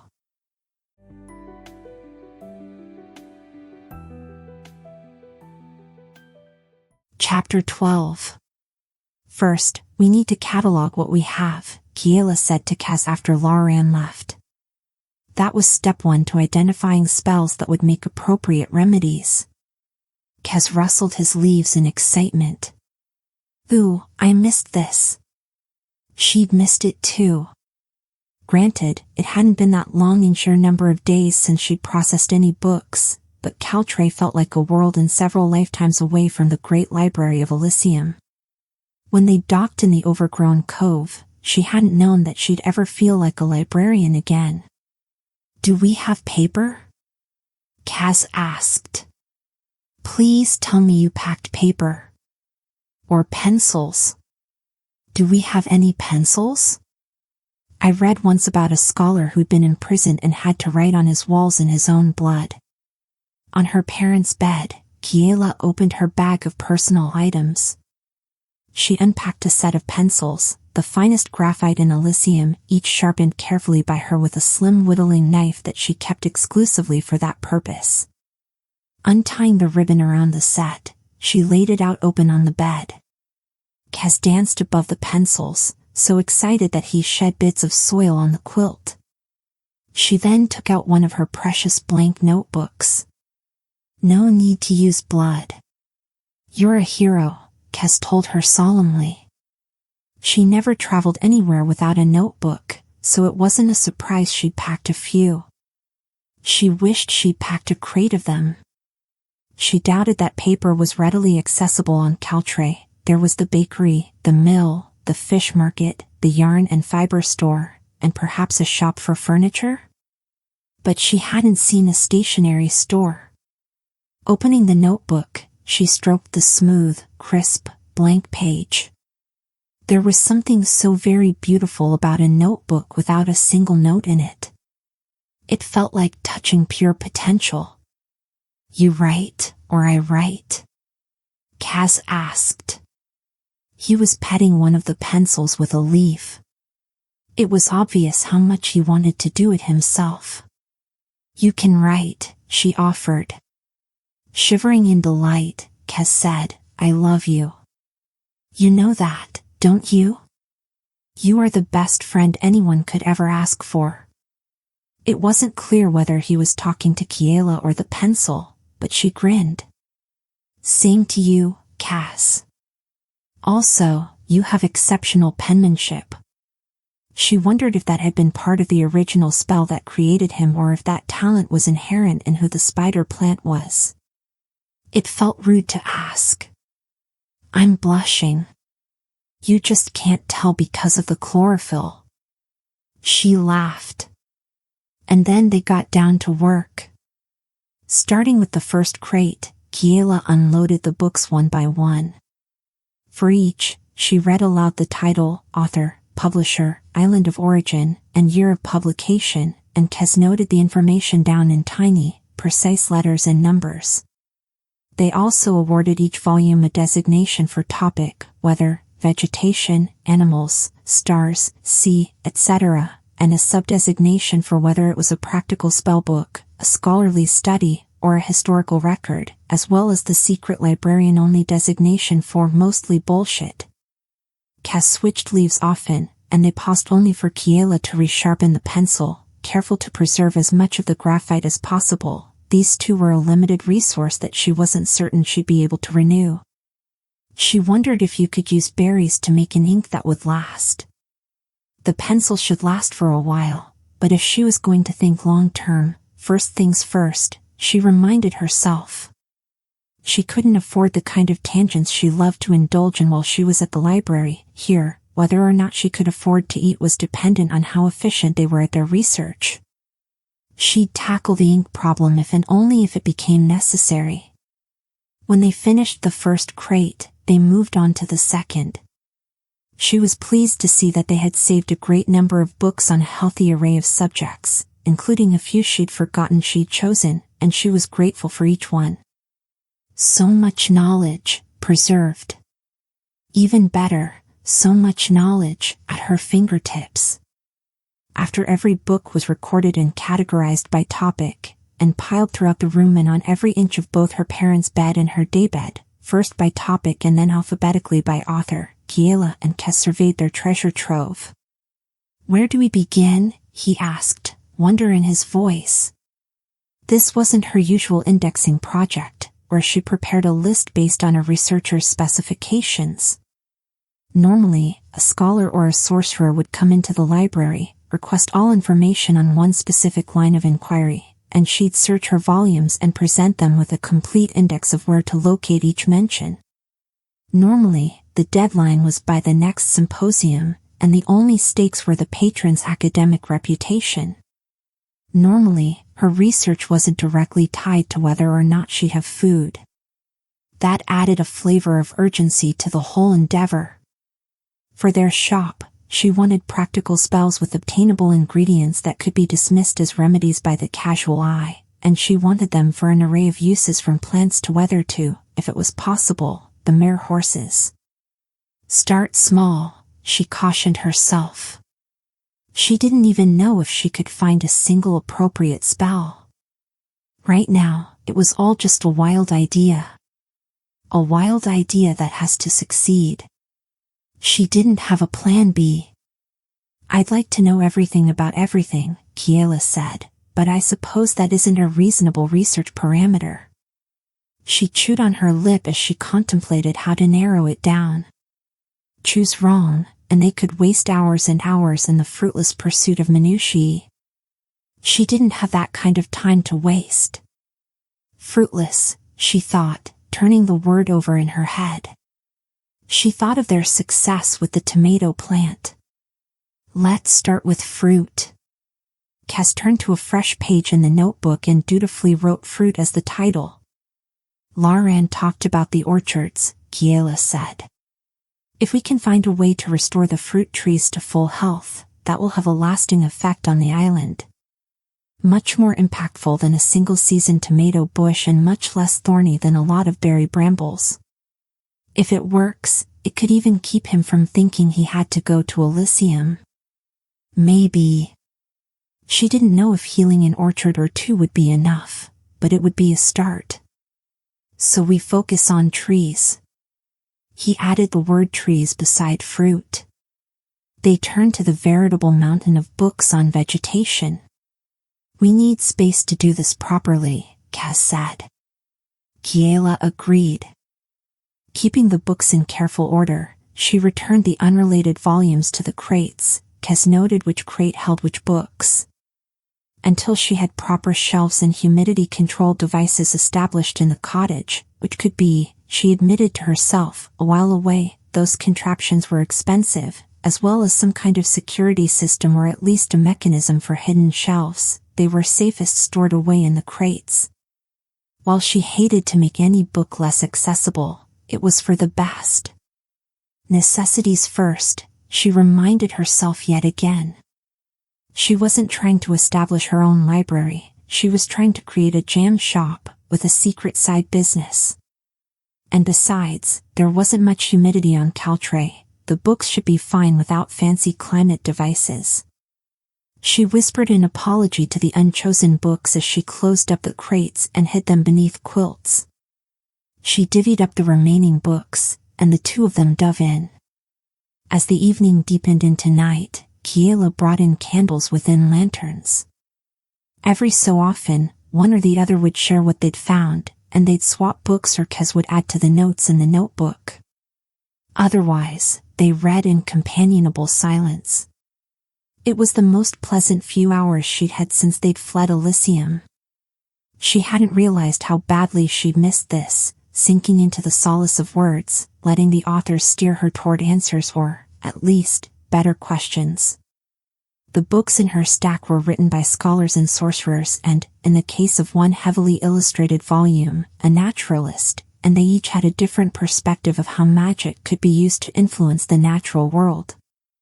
By the end of the night, they had a list of potential spells to try, with the tree healing spell as the one with the most potential so far.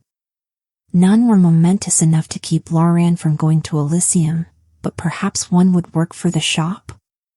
Or maybe another book would hold all the answers. Kiela wanted to keep going, but she'd reread the same paragraph 3 times and still wasn't sure which verb paired with which noun. It was time to sleep. She pulled on her sleep clothes and cleaned her teeth.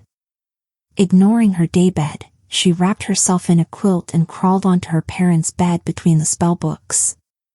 Kaz extinguished the candles and the lanterns and curled up on a pillow. With the moonlight spilling into the room and across the crates of precious books, they slept, and for the first time since fleeing the library, Kiela didn't dream of fire. Instead, her dreams were filled with apple trees.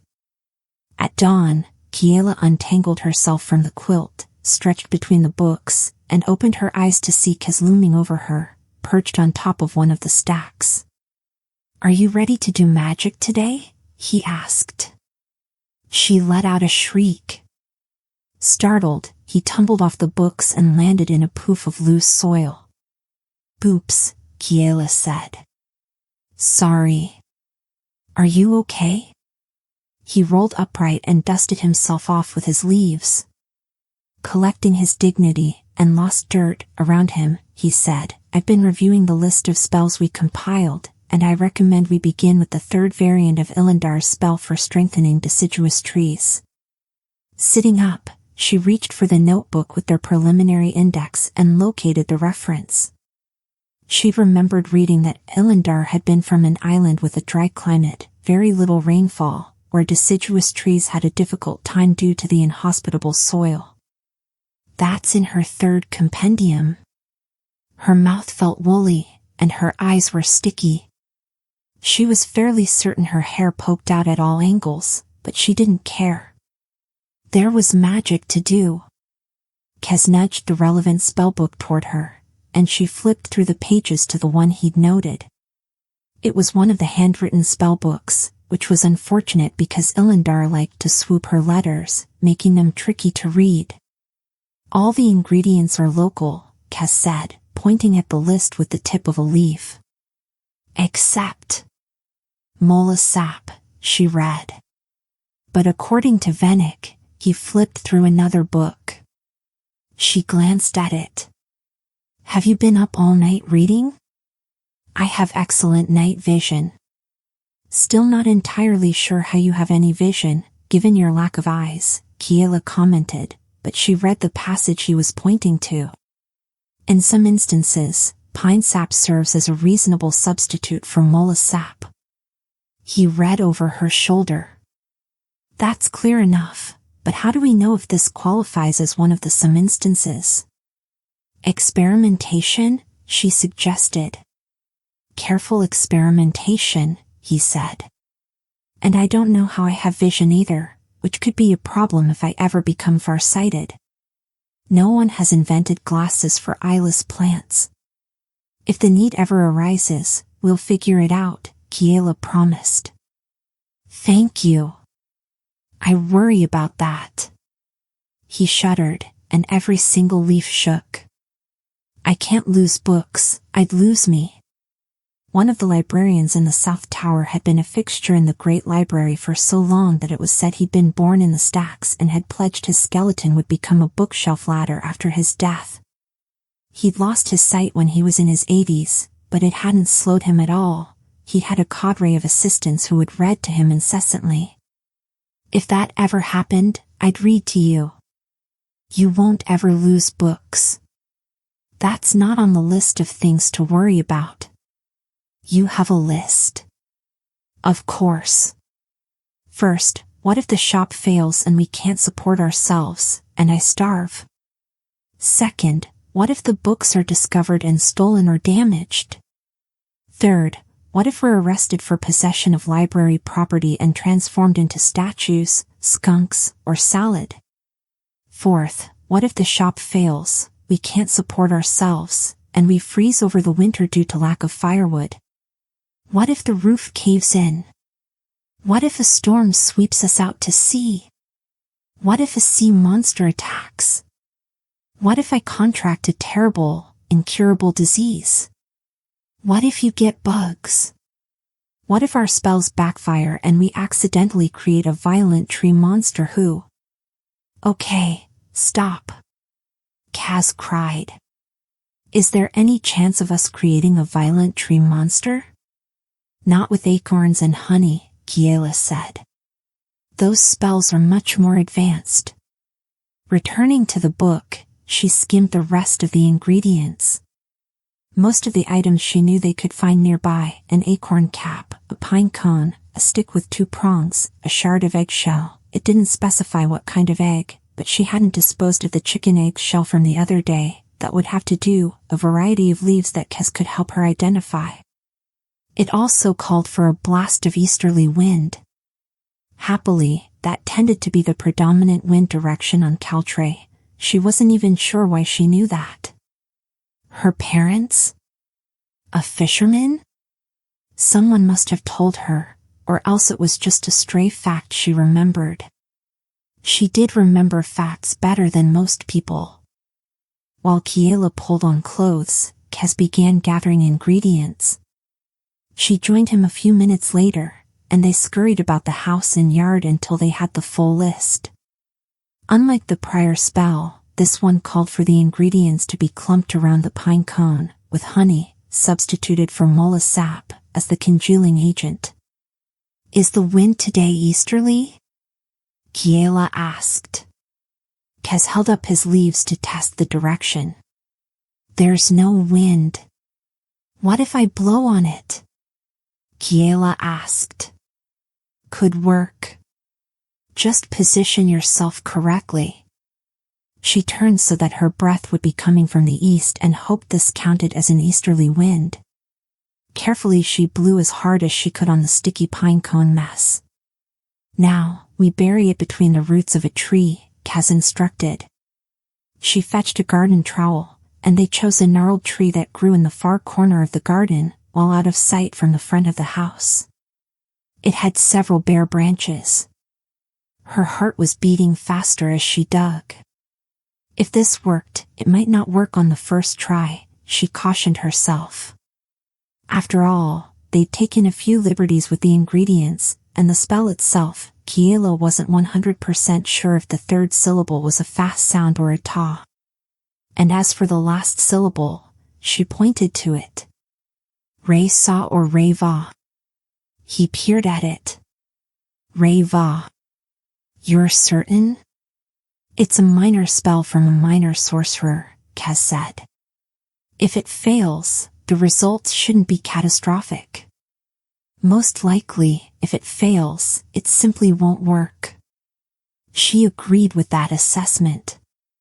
From her reading last night, it was clear that the most common result from failed spells was absolutely nothing. At worst, they'd have just buried a weirdly sticky pine cone, and the worms in the soil would eventually digest it, enriching the soil but at a far less magical rate.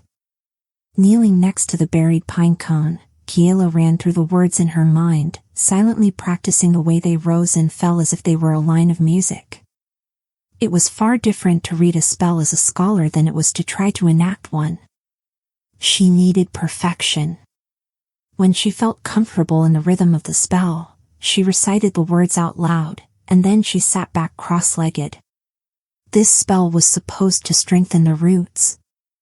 She wasn't sure if the results would even be visible, which was one of the aspects that had appealed to her about it. The less her remedies looked like magic, the safer they'd all be.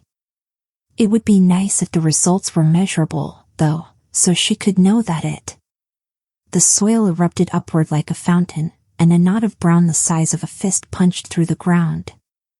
Shrieking, 𝐒𝐽 skittered across the garden. Kiela stared transfixed. As suddenly as it had happened, it stopped, and the knob of brown sat there. That was not what was supposed to happen. Kiela leaned forward for a better look, and the brown peeled off to reveal a tender green. "What is it?" 𝐒𝐽 called from behind a tomato plant. It's not done yet." As she spoke, the ball sprouted dozens of needles.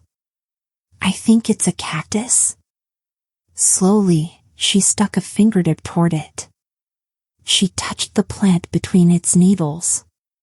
Its flesh felt springy and cool, clearly a living plant and not one she'd ever seen before. She remembered the author of the spellbook, 𝐒𝐽𝐿. She'd had trouble with deciduous trees on her rainless island, but perhaps she had an abundance of cacti? Do you think it was the honey, the breath, or the pronunciation? "I think it was a disaster." "It's not a disaster," Kiela pointed out. "It's a succulent." "No one needs a succulent." "Hey, weren't you the one lecturing me about how a plant's value isn't dependent on its usefulness?"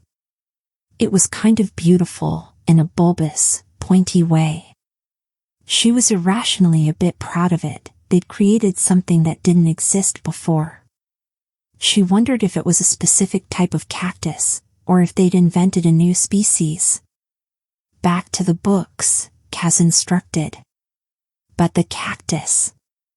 "Gah!" He tossed his tendrils in the air. "Never mind the cactus. Books." Grumbling about how they had no business attempting magic of any sort, 𝐒𝐽 trundled himself back into the cottage, and Kiela followed, glancing back several times at the innocent and unexpected and strangely lovely addition to their garden. Breath, several scholars concurred, was a key ingredient in spells that summon new life. It was, she thought, a likely ingredient in the spell that had created 𝐒𝐽, but she didn't say that out loud. She wasn't certain if he was sensitive about his creation or not. At any rate, the substitution of breath for breeze was most likely responsible for the new cactus in their garden. "Looks like we need actual wind," Kiela said. "And we should have used pine tree sap instead of honey," 𝐒𝐽 said, showing a passage he found in another book. When working with plants, one must bind the ingredients with a plant-based substance, not one produced by either insects or mammals. "Makes sense," Kiela said. "Also, I found a copy of the same spell but in neater writing." She examined the syllables. Really, that was supposed to be a fa. If she ever met 𝐒𝐿, she was going to suggest the source for her work on her handwriting skills. So basically we did everything wrong. Perhaps they should have done a bit more research before jumping into spell casting, but at least they hadn't done any harm. "Ready to try again? Let's pick a tree somewhere out in the woods, in case we create more cacti." "You don't like cacti?" she asked. "I support all plants," 𝐒𝐽 said loftily. "But I do know whatever that is, it's not native to this area. More of it will draw a lot more attention than overabundant raspberries." "Fair point. How about the willow tree by the pond where we found the duckweed?" She remembered it had looked spindly, with sparse leaves on its limp branches. 𝐒𝐽 agreed, and they gathered a fresh supply of ingredients, using sap from an oozing pine tree to bind the elements together. Checking the wind, Kiela held the pine cone up so that the easterly breeze hit it, and then she wrapped it in a cloth in case the wind direction shifted.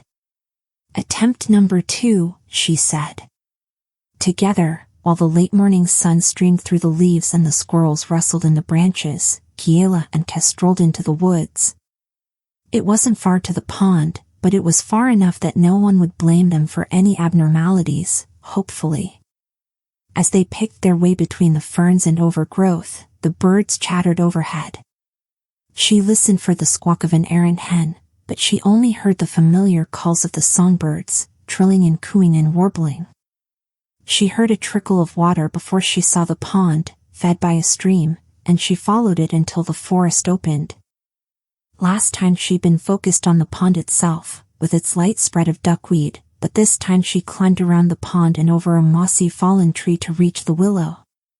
It was a great old tree, with bending branches that swept the surface of the water with gentle kisses. Its ancient trunk was twisted, frozen mid-dance, and the old bark looked as if it had been stretched too far and cracked from the strain. In its day, it must have been a magnificent sight. She could see the shadow of the tree it had been, echoed in the graceful drooping branches. Once, those branches would have been thick with teardrop leaves, and they would have rustled in the wind as if they were singing. She thought of Lauren singing the old lullaby. Her mother could have sung that to her too, but she had no memory of it. She wondered if the old willow remembered. Suddenly, Kiela wanted this spell to work as much as she'd ever wanted anything. It felt important that the tree's leaves sing in the wind again. Kneeling at the willow's knobby roots, she used the trowel to dig a hole and place the sticky pine cone in it. She folded the soil over the pine cone as she said the words, correctly and precisely and intensely. Side by side, Kiela and 𝐏𝐻 watched the soil. Odds that it'll be another cactus? 𝐏𝐻 whispered. 80-20, she whispered back. She wasn't sure why they were whispering, but it felt appropriate. 80 it will be a cactus? 80 it won't, Kiela said. She believed it would work this time. And if it didn't, there were plenty more ways it could fail other than producing another cactus. Some outcomes were potentially even more dramatic. She began to wonder if any of this was wise. It's not doing anything yet. Both of them stared so intently at the roots that Kiela almost missed the moment when the leaves above began to tremble. She heard them first, a whistle and then a rustle. She looked up to see a cascade of green as branches waterfalled from the trunk of the willow. Beside her, 𝐏𝐻 let out a gasp as the tree healed, the branches softened into supple strands instead of brittle whips, leaves popped out as thick as fur, the bark shifted to a younger, greener shade. In front of them, the roots thickened. It worked, Kiela breathed. It wasn't any more subtle than the plant growth spell, but wow. As an added benefit, it didn't force the tree out of season. If they could adapt it to be less showy, of course, that all depended on whether this was a one-time miracle or whether the spell was replicable. 𝐏𝐻 did a little dance next to her. Let's make more. She grinned at him as she stood up and brushed the dirt off her knees. Absolutely, she said. She laid her hand on the trunk and thought she could feel the fresh life flooding through the tree. It's beautiful. As she marveled at the reborn tree, Kiela thought she heard a soft voice repeat in a whisper, beautiful. Listening, she heard nothing further. It must have been the wind.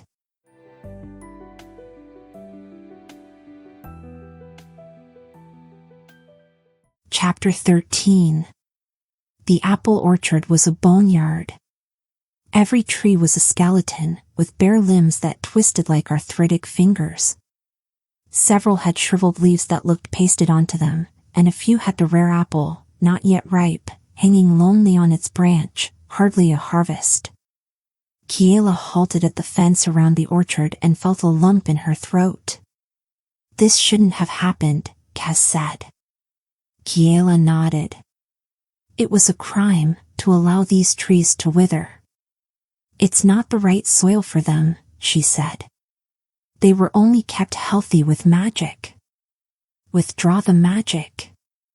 Good thing we're here then. Were all the orchards on the island like this one? She remembered there used to be hundreds of fruit trees across all of 𝐏𝐽𝐻. Apples, cherries, peaches, pears, plums. As she climbed over the fence, she said, "We have to fix this. All of this. Our first goal has to be to keep you fed, especially through the winter," Kaz reminded her. Selling spells in addition to jam is a good idea, if and only if we can figure out how not to get executed for it. You need to eat.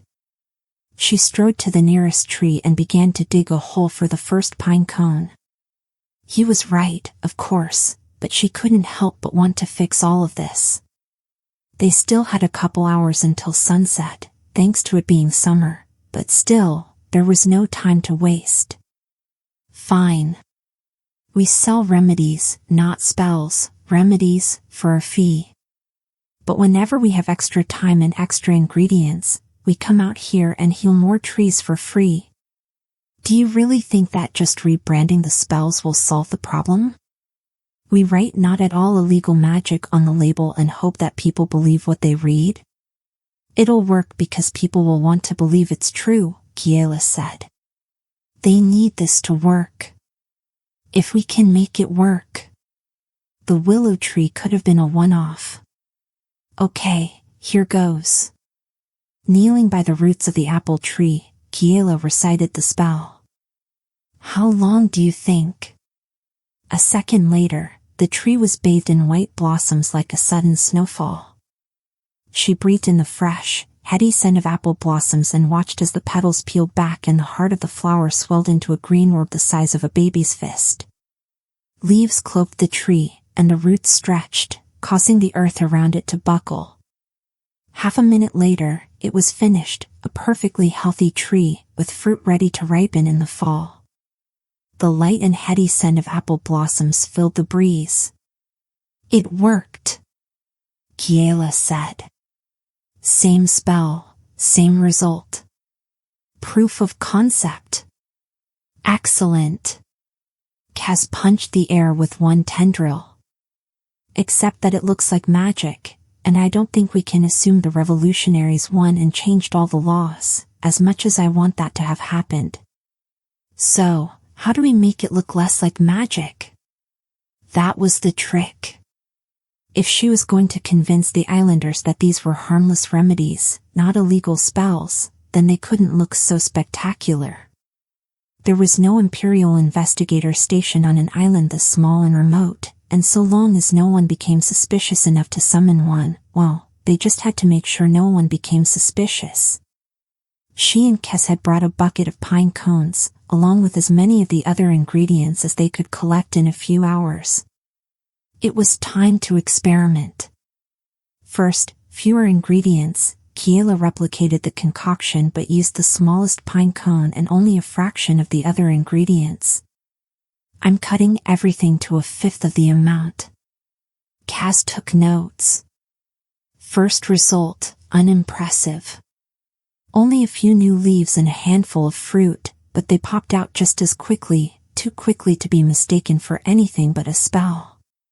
For the second experiment, she returned to the full recipe but substituted a scraping of oak bark for the fern fronds. According to one book, fern fronds added oomph to nature spells, whereas oak was used for slow reaction spells. The actual language of the book was denser than that, but once Kiela boiled it down to its meaning, that was what 10 pages of text equaled.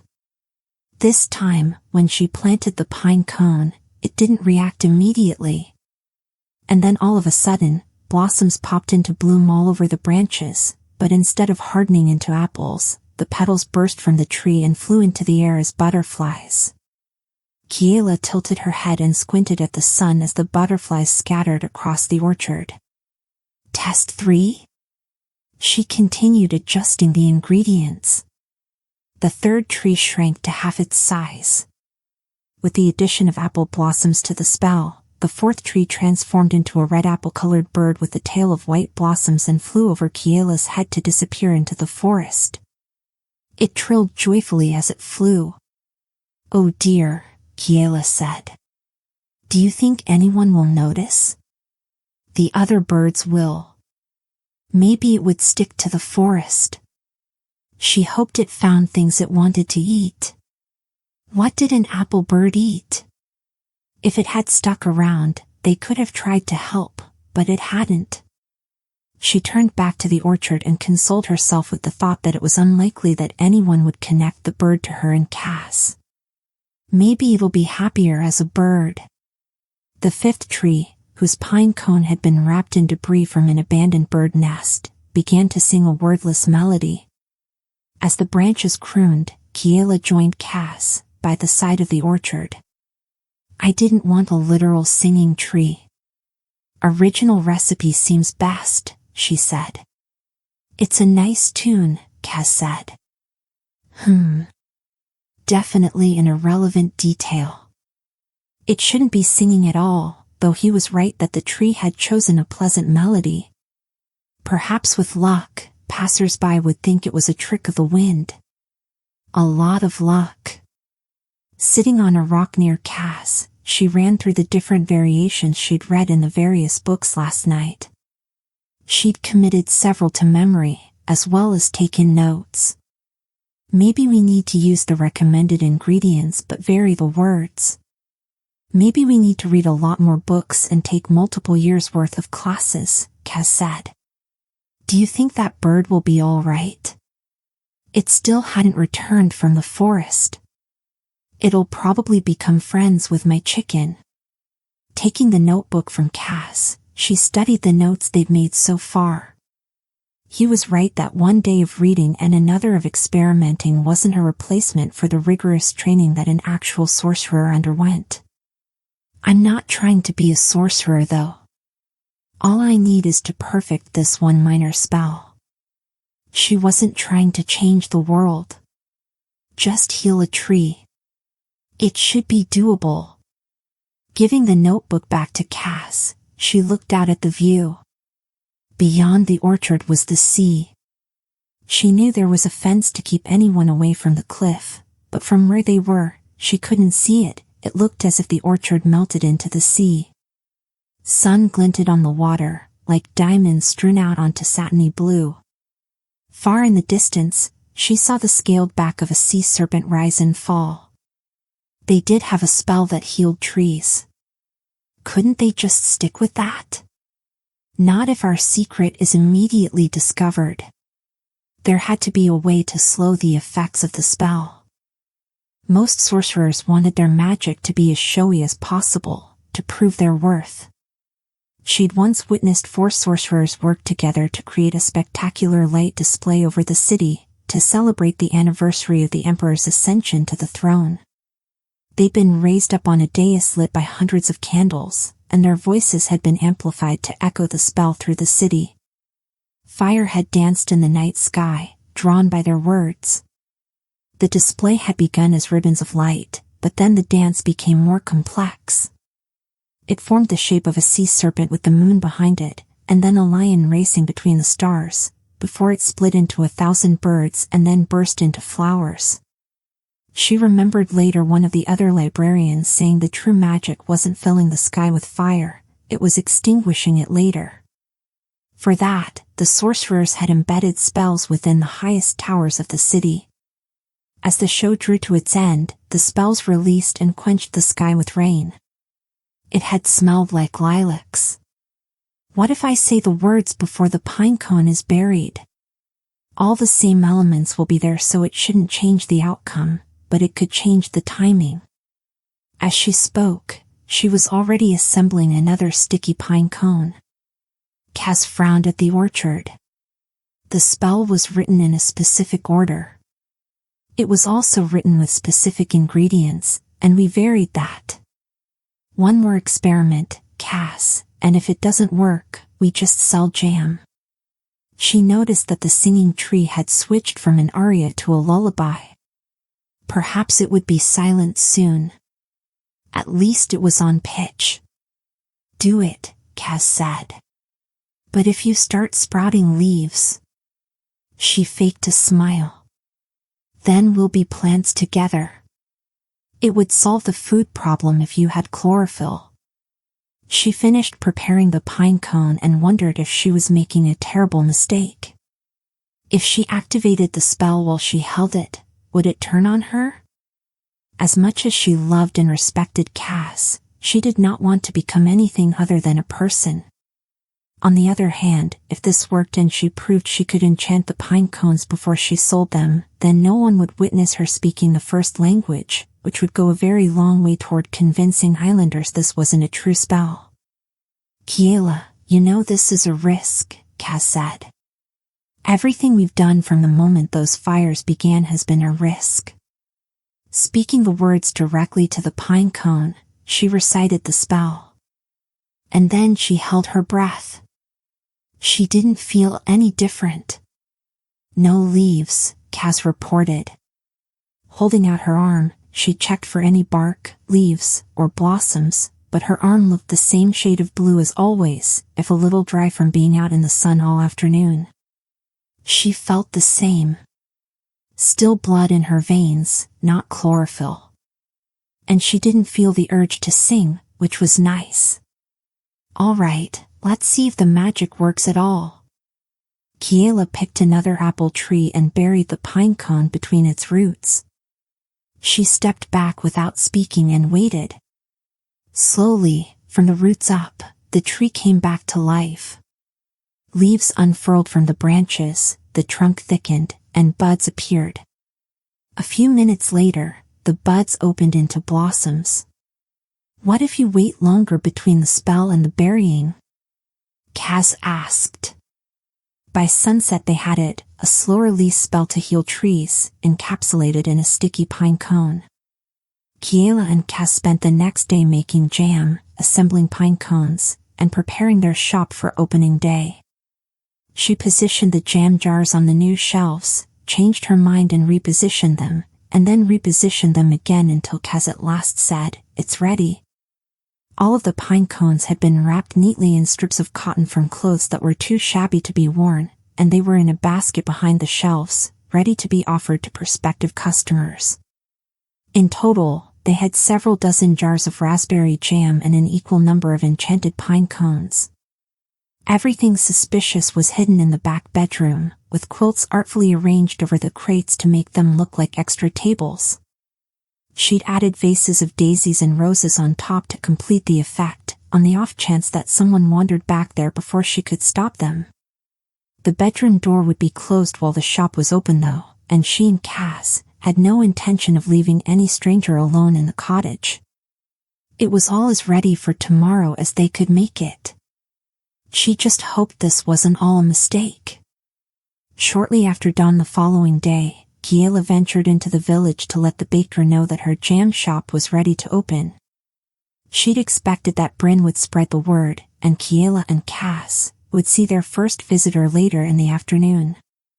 To her surprise, Bryn, despite the line of customers waiting for their early morning pastries, turned the sign on the door to closed and shooed everyone out. She left Tobin with a tray of muffins and strict instructions to sell them, not eat them. She then ordered Kiela to hurry back to the shop ahead of her.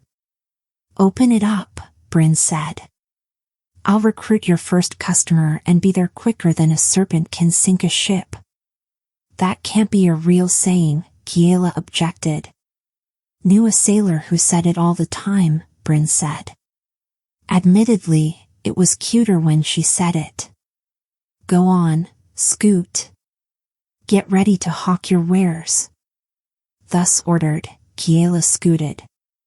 It had all happened so quickly that she felt as if she'd been spun in a circle 3 times fast.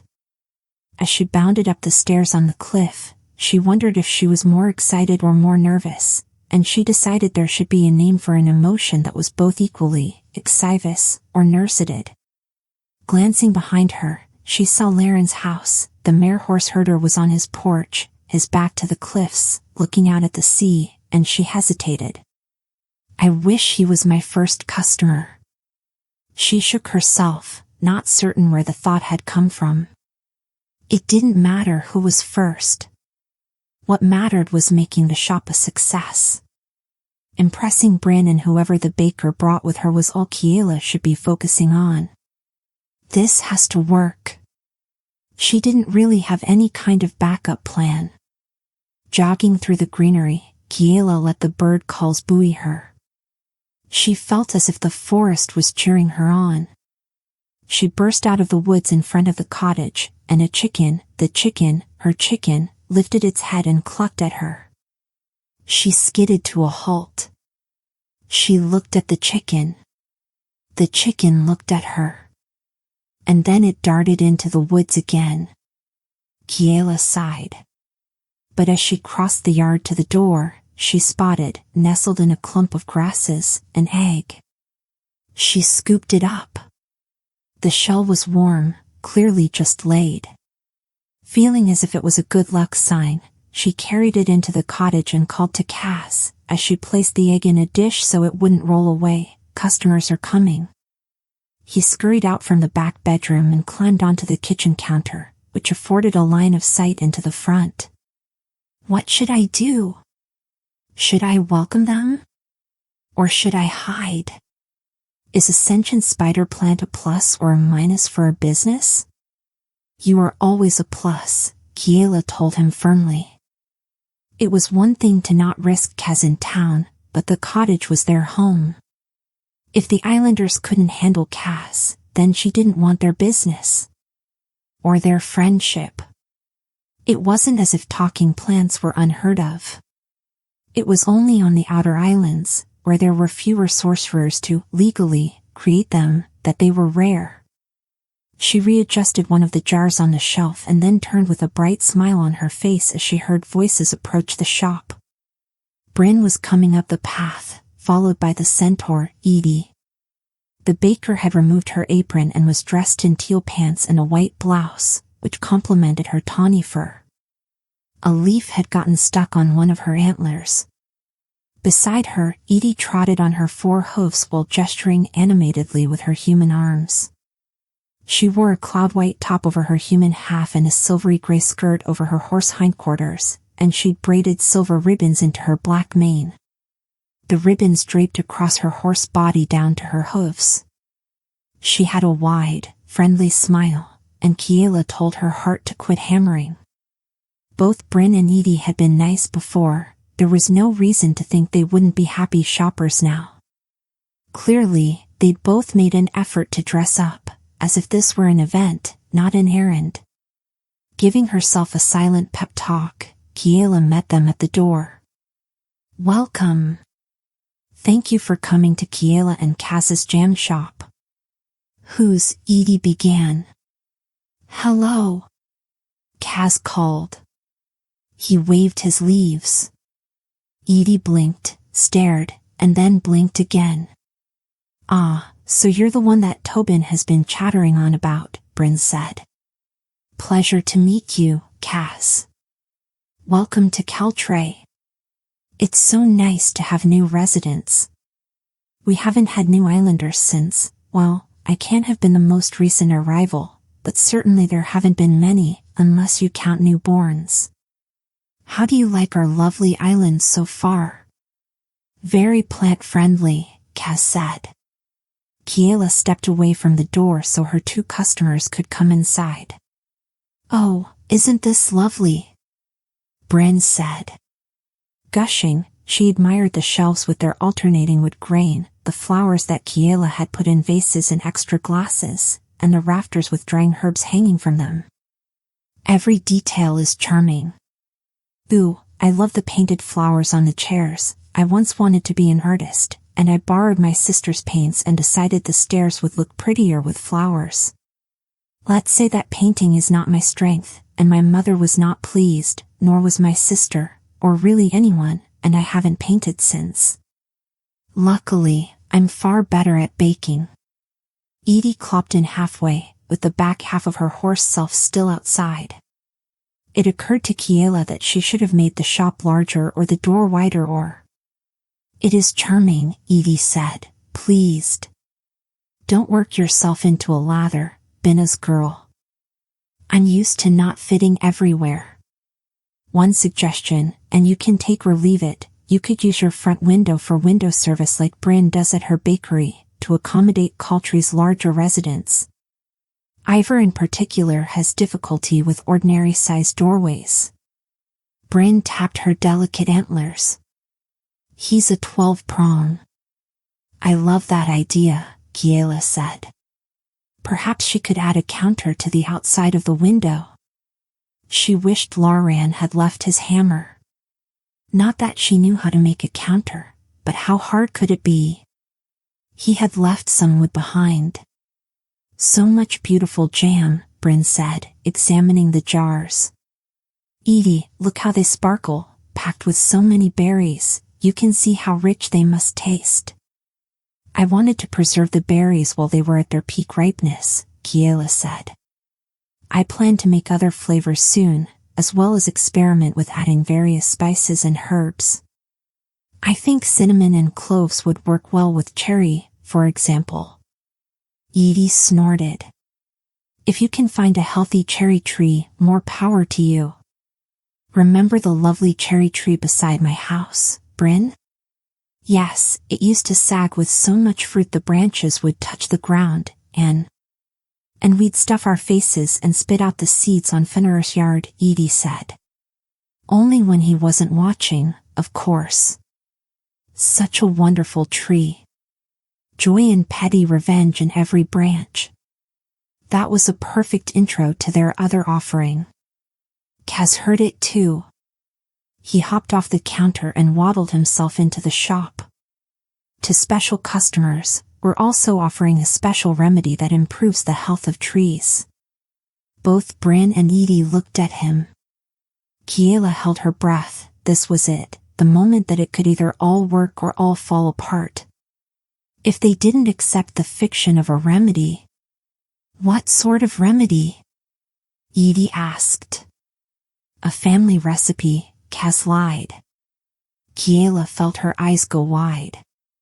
Luckily, neither the baker nor the centaur was looking at her. He continued with blithe confidence.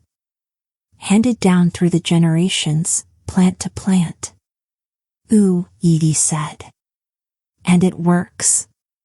Plants know what plants need, he said in a lofty tone. That was absolutely brilliant. Kiela wished she'd thought of it.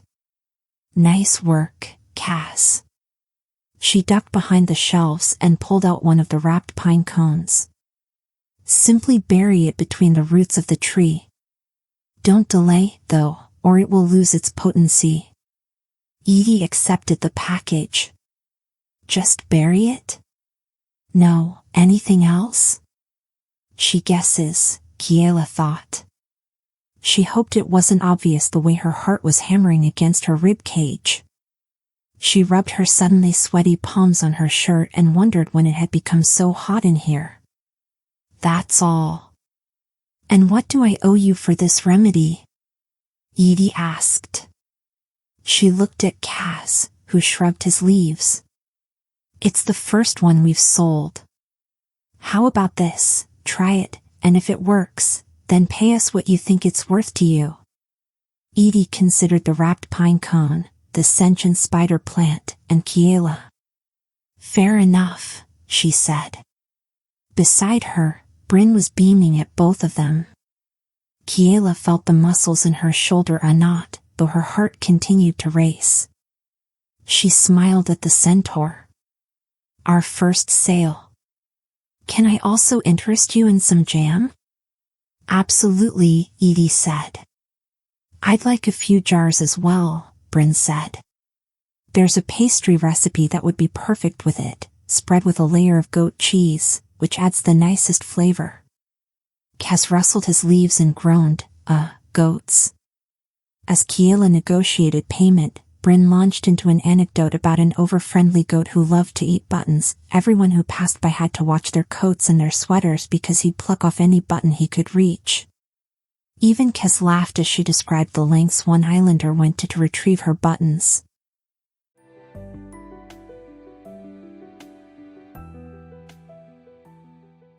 Chapter 14. Kiela was reading another spellbook when their next customer arrived.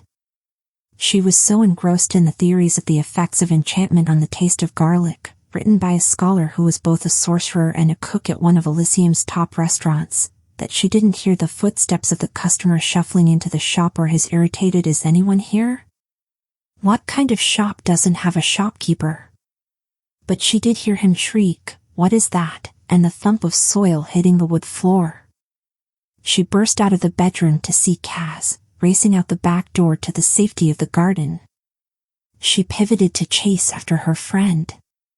"Kaz, are you?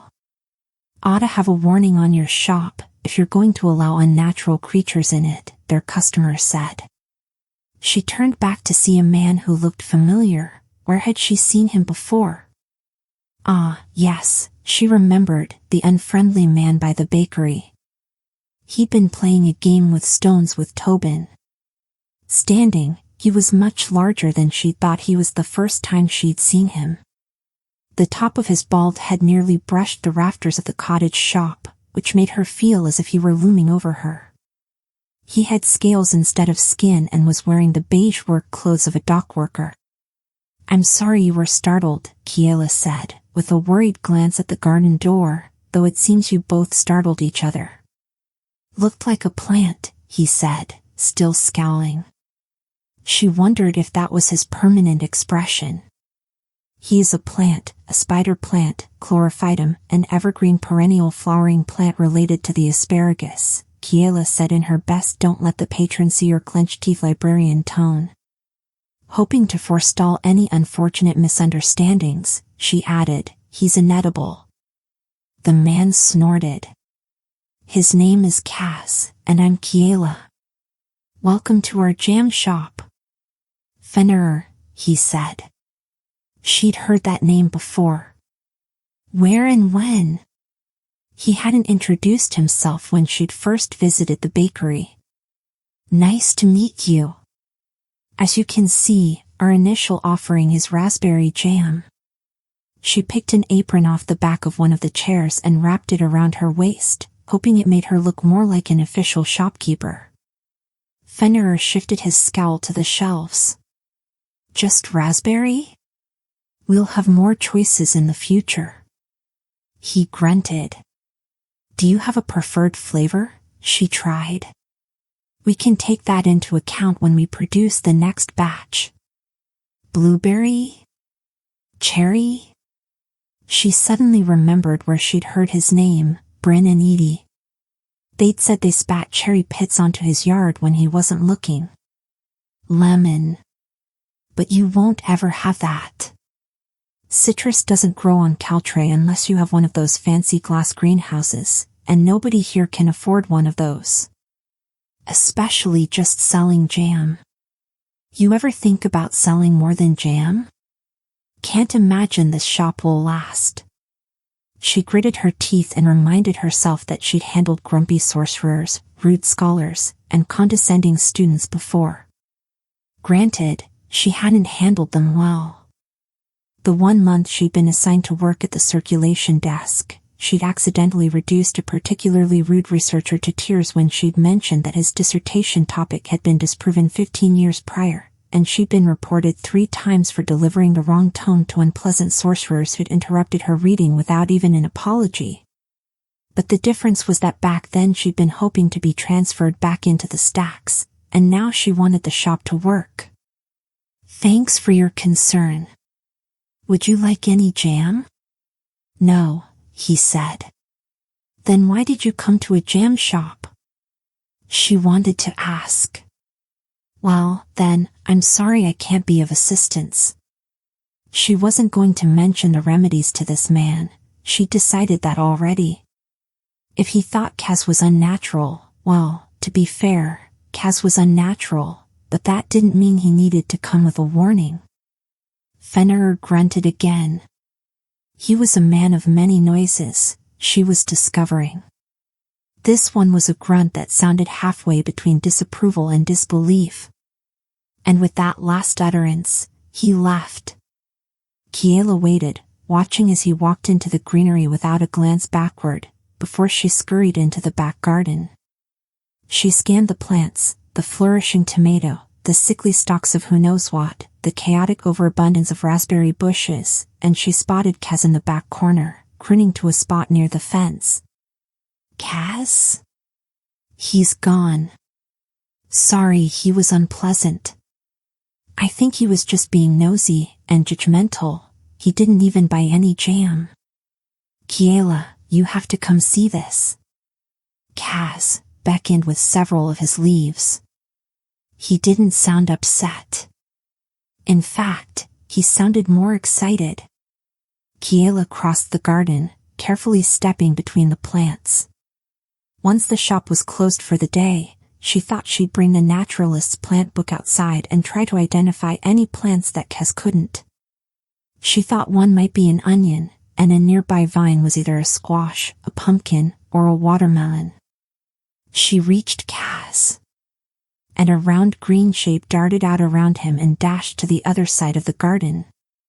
Kiela spun as it ran on. Feet? Or was it needles? Roots? Is that our new cactus? Kaz said. Apparently, it's ambulatory. She wasn't sure if it was good or bad or what. Interesting? I'm trying to make friends with it. He flared his leaves out like a peacock would spread its feathers. She supposed it was meant to be a welcoming display? Or something? She decided not to ask. Great. Do you need my help? He waved a leaf at her and began to stalk the cactus across the garden. All good. You can go back in. Just, watch where you step. Keeping an eye out for the running cactus, Kiela returned inside and removed the apron. She left it on a hook by the kitchen counter in case another customer came, and then she sliced up a tomato and ate it while she thought about whether or not the grumpy man was right. Was it foolish to think she could make this shop work? Shaking off the doubt, she returned to the bedroom for her book. This time, she brought it out to the kitchen table, but she kept a dish towel nearby to toss over it in case of another visitor. She just sunk into the next chapter, which analyzed 3 different approaches to soil rejuvenation in kitchen gardens, when she heard footsteps outside. She tossed the towel over the book, grabbed her apron, and hurried around the shelf wall.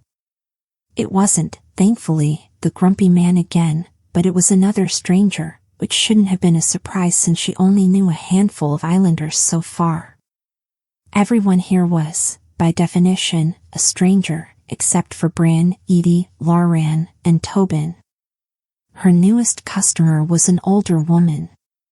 Like Kiela, she had blue skin, but hers was mottled with patches of green. She walked with a cane that was carved into a spiral like a unicorn's horn. Welcome, Kiela said as she entered. Her name, Kiela learned, was 𝐒𝐘𝐍𝐿, and she spoke in a near whisper. She liked the shop, she liked the shelves of jam, and she liked Kiela's blue hair. She splurged on 3 jars of raspberry jam, offering a carton of eggs and a wedge of sharp cheese in exchange. She was in every way the opposite of Fenrir. Taking a risk, Kiela said, if you're interested, we also offer home remedies. We have one prepared now that strengthens trees. Don't have any sick trees, 𝐒𝐘𝐍𝐿 whispered. But Kiela leaned closer. No reason to think you would. Never mind. It doesn't hurt to ask, Kiela said. Questions are the heart of a functioning society. She wondered if she'd read that somewhere or had just invented it. She rather liked it. The Empire had squelched questions about magic, restricting access to answers to the elite, and look what had happened. Imagine how glorious the Empire could have been if everyone with a question had been welcomed into the stacks of the Great Library of Alyssium. I have a spring. Had a spring. It used to flow so beautifully, the freshest water, but it doesn't run anymore. But you said you help sick trees, not failed springs. Forgive me. Have you checked upstream? Kiela asked. 𝐒𝐘𝐍𝐿 shook her head. There's no upstream. My mother's mother conjured our spring from the bare rock, back when she settled on 𝐒𝐘𝐍𝐿. Your grandmother was a sorcerer? Oh, no, 𝐒𝐗𝐍𝐿 said. But back then, well, things were different. All this was before your time. It used to be we weren't so dependent on those imperial sorcerers. We took care of our own. Minor magics, yes. Nothing as flashy as sorcerer spells, but they did the job. Kept everything healthy and balanced. What happened to all that knowledge? Kiela asked. Why didn't your grandmother pass the spell down? She thought of the recipe book she'd found in the cottage kitchen. What a shame that those homegrown spells hadn't been recorded and preserved and treasured like her parents' recipes. Someone should have done that work. If she'd been here, would she have thought to gather it, like a scholar recording oral history? Or would she not have guessed it was necessary? How much knowledge had been lost because no one wrote it down? We didn't think we'd need it, 𝐒𝐗𝐍𝐿 said. The Emperor's sorcerers always came with spells so much grander than our homespun ones. The older generation was happy to leave the spellcraft for the experts, and the experts were eager to insist their way was best. And then some fluffed-up bureaucrats in the capital with no knowledge of the outer islands or how the world's interconnected codified that into law, and well, where does that leave us now? Kiela had to lean in close to catch all the words, and she didn't realize that 𝐒𝐗𝐍𝐿 had asked a question, not just a rhetorical one, until the older woman was staring at her expectantly. It leaves us with finding our own way again, and taking care of one another. 𝐒𝐗𝐿 smiled. And it leaves us with jam. Bidding her farewell, 𝐒𝐗𝐿 hobbled out of the cottage and away through the greenery. Kiela watched for a moment and then scurried into the back room to search for books about fixing formerly magical springs. At sundown, 𝐒𝐘𝐍𝐿 finally came in from the garden and flopped down on the hole in the kitchen floor. He sank his roots into the soil and sighed. It's still running amok.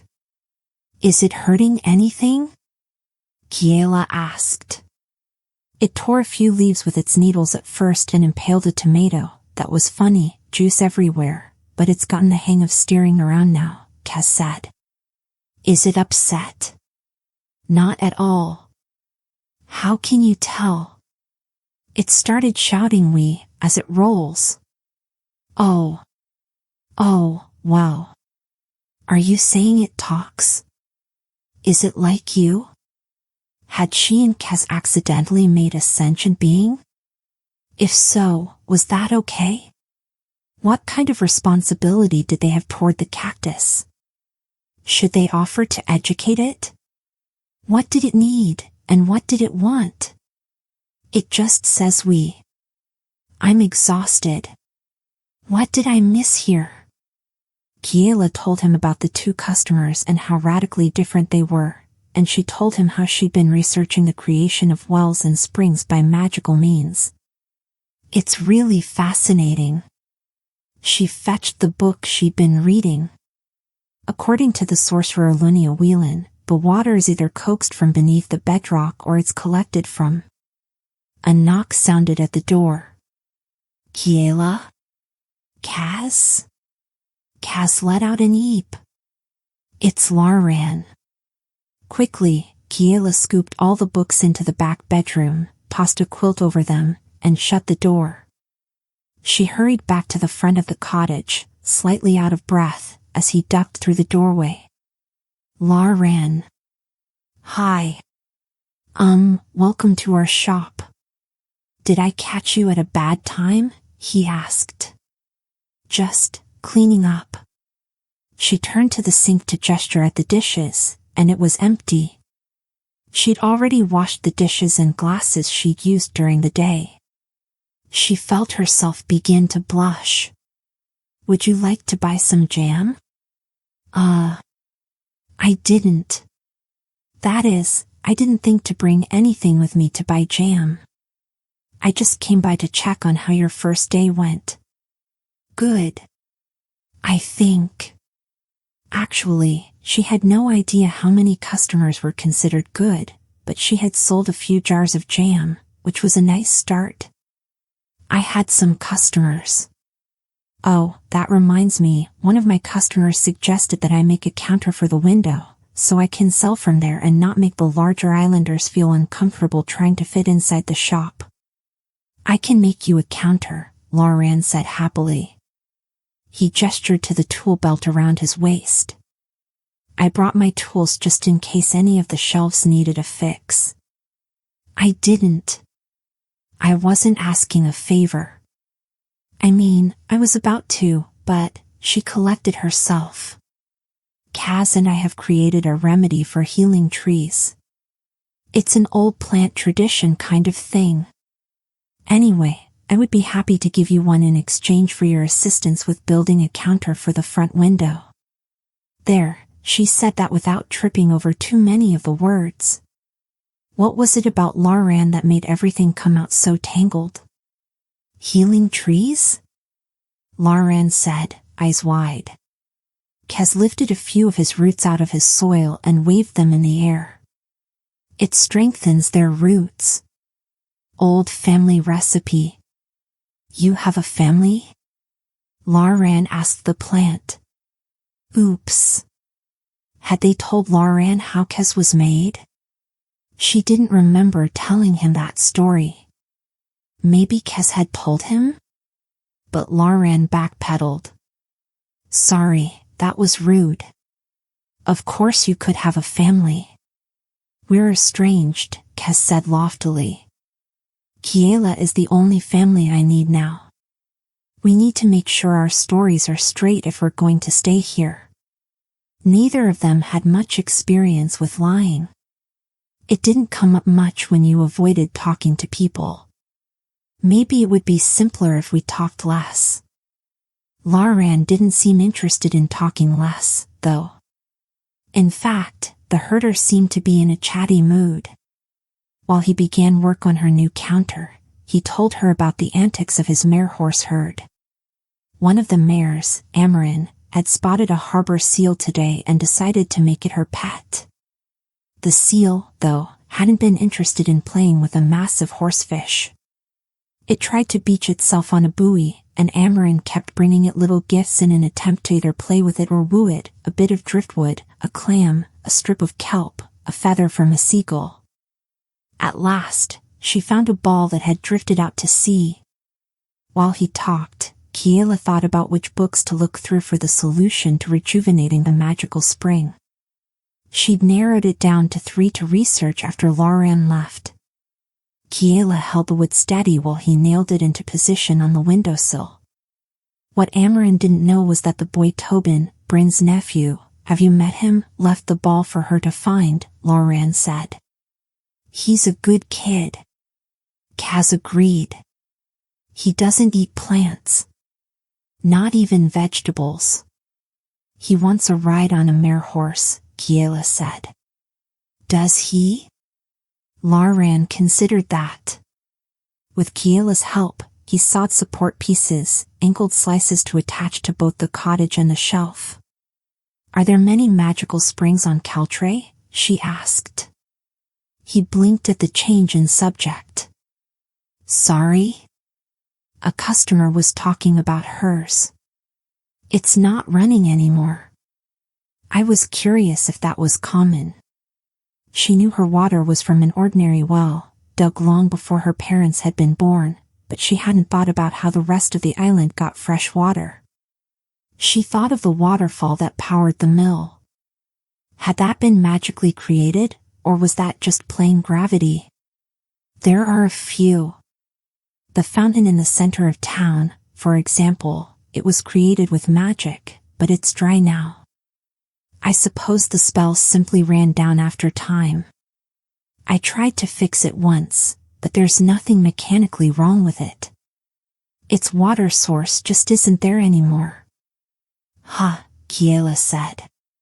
She wondered if the sorcerer had drawn from an existing source or had squeezed water out of rock. It couldn't be as hard to restart an existing spell as to begin one from scratch. Maybe that was the angle she should come at this with. Larian hammered the last nail into the counter and patted the shelf hard. Nice and solid. Happy to help with anything else. Oh, no, that's fine. Let me get you that remedy. She ducked inside and plucked a wrapped pine cone out of the basket. Thinking about an entirely different set of books she could read for restarting old spells, she brought the remedy out to him. Thanks for stopping by. Okay. If you'd like. You just need to bury it between the roots of the tree, that's all. Sunset should be pretty today, if you... Oh, and you should do it soon, Kiela said. I don't know how long the remedy will stay potent. We haven't tested that, though I would think it would last. Better to just bury it now. She wondered if there had ever been a study for how long the spell stayed potent before its effectiveness wore off. But that was a tangent.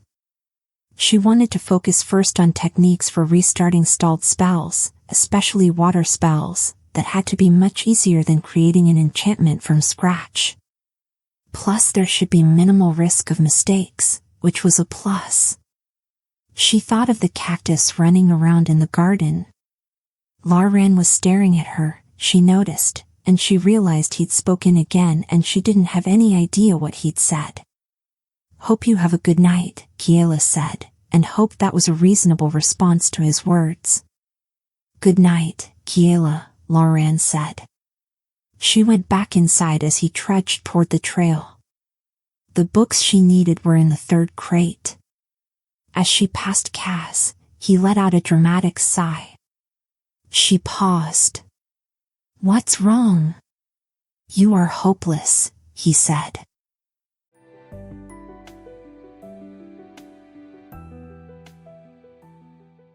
Chapter 15. Kiela didn't intend to stay up late reading, but the water magic texts were tricky. The answers always seemed just a few pages away, as elusive as a shadow. By the time she woke, the sun was streaming through the windows. She padded into the kitchen to help herself to a glass of water. As she primed the pump, Kez burst in from the back garden. His tendrils were flailing high above his root ball. Are you okay? Kiela asked. Is it the cactus? What happened? It's, you have to come see. We have visitors. Lots of visitors. He punctuated each sentence with another wave of his tendrils. She hadn't seen him this worked up since the library burned, she thought. Leaving the sink, she hurried out the back door into the garden. Kez hopped behind her and bumped into her ankles as she halted abruptly and stared. In every direction she looked in the garden, there were, oh my goodness, was that a bear? Or not a bear exactly, because it wasn't made of flesh and fur. It was the idea of a bear, shaped from a cloud. Vast as a boulder but as insubstantial as mist, it hovered a foot off the ground above the daisies. Its shape wavered, wisps of cloud stirred by the air. As soon as she saw one, she spotted another and another, cloud smoke wispy creatures that looked like bears of various sizes. Beneath the pumpkin leaves, a tiny one like a puff of clouds. Within the raspberry brambles, a tall and broad bear, made of smoke. On the roof, the largest yet, spilled across the shingles, wider than her arms could reach, so large it obscured her view of the chimney, but soft and weightless. Each of the bears had eyes that glowed like embers of a fire, flickering with an intensity that was both wild and beautiful. Forest spirits, she breathed. She'd read about them in Scholar Sapavia's examinations of the function of forest spirits in fact and fiction, and she knew they weren't technically spirits. Originally, their species was from the Flying Islands in the far western reaches of the Empire. When their kind first floated down to the islands in the sea, they hid in the forests and were mistaken for ghosts. Later, when their connection to the trees was discovered, they became known colloquially as forest spirits or tree spirits. She wished she had 𝐒𝐘𝐍𝐎𝐏𝐿 books with her here. The scholar had studied them for decades, embedding herself in their most secluded forests, working to untangle the myths from the facts. On occasion, she could be coaxed to emerge from the trees to give a lecture at the University of Alyssium, and it was said those lectures were absolutely fascinating, especially given how animated she'd be about her topic.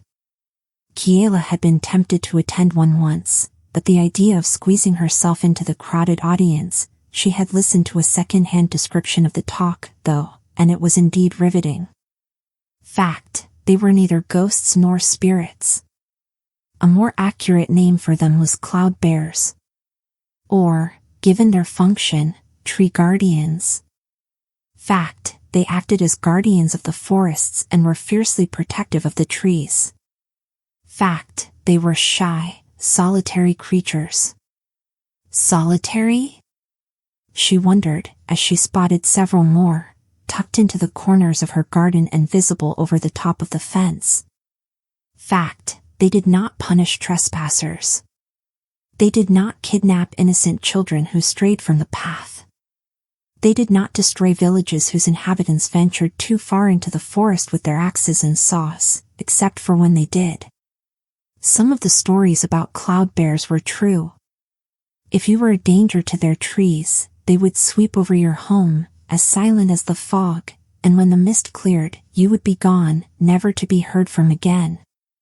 Kiela was thinking all of this as she stared at the creatures, and her heart began to beat faster, her palms began to sweat, and she was acutely aware that she and Kaz were surrounded. What if they were here to punish her?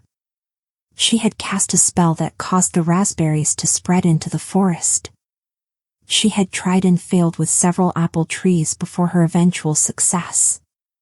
What if the cloud bears had decided she and her illegal magic were a danger to their protected forest? Kaz tucked himself behind her ankles. What do we do? I don't know, she whispered back. What do they want? He asked. She didn't know that either. I've never heard of them gathering like this. It's extraordinary. She tried to think positively. She and Kaz had mastered the spell at the end. Maybe she could explain that?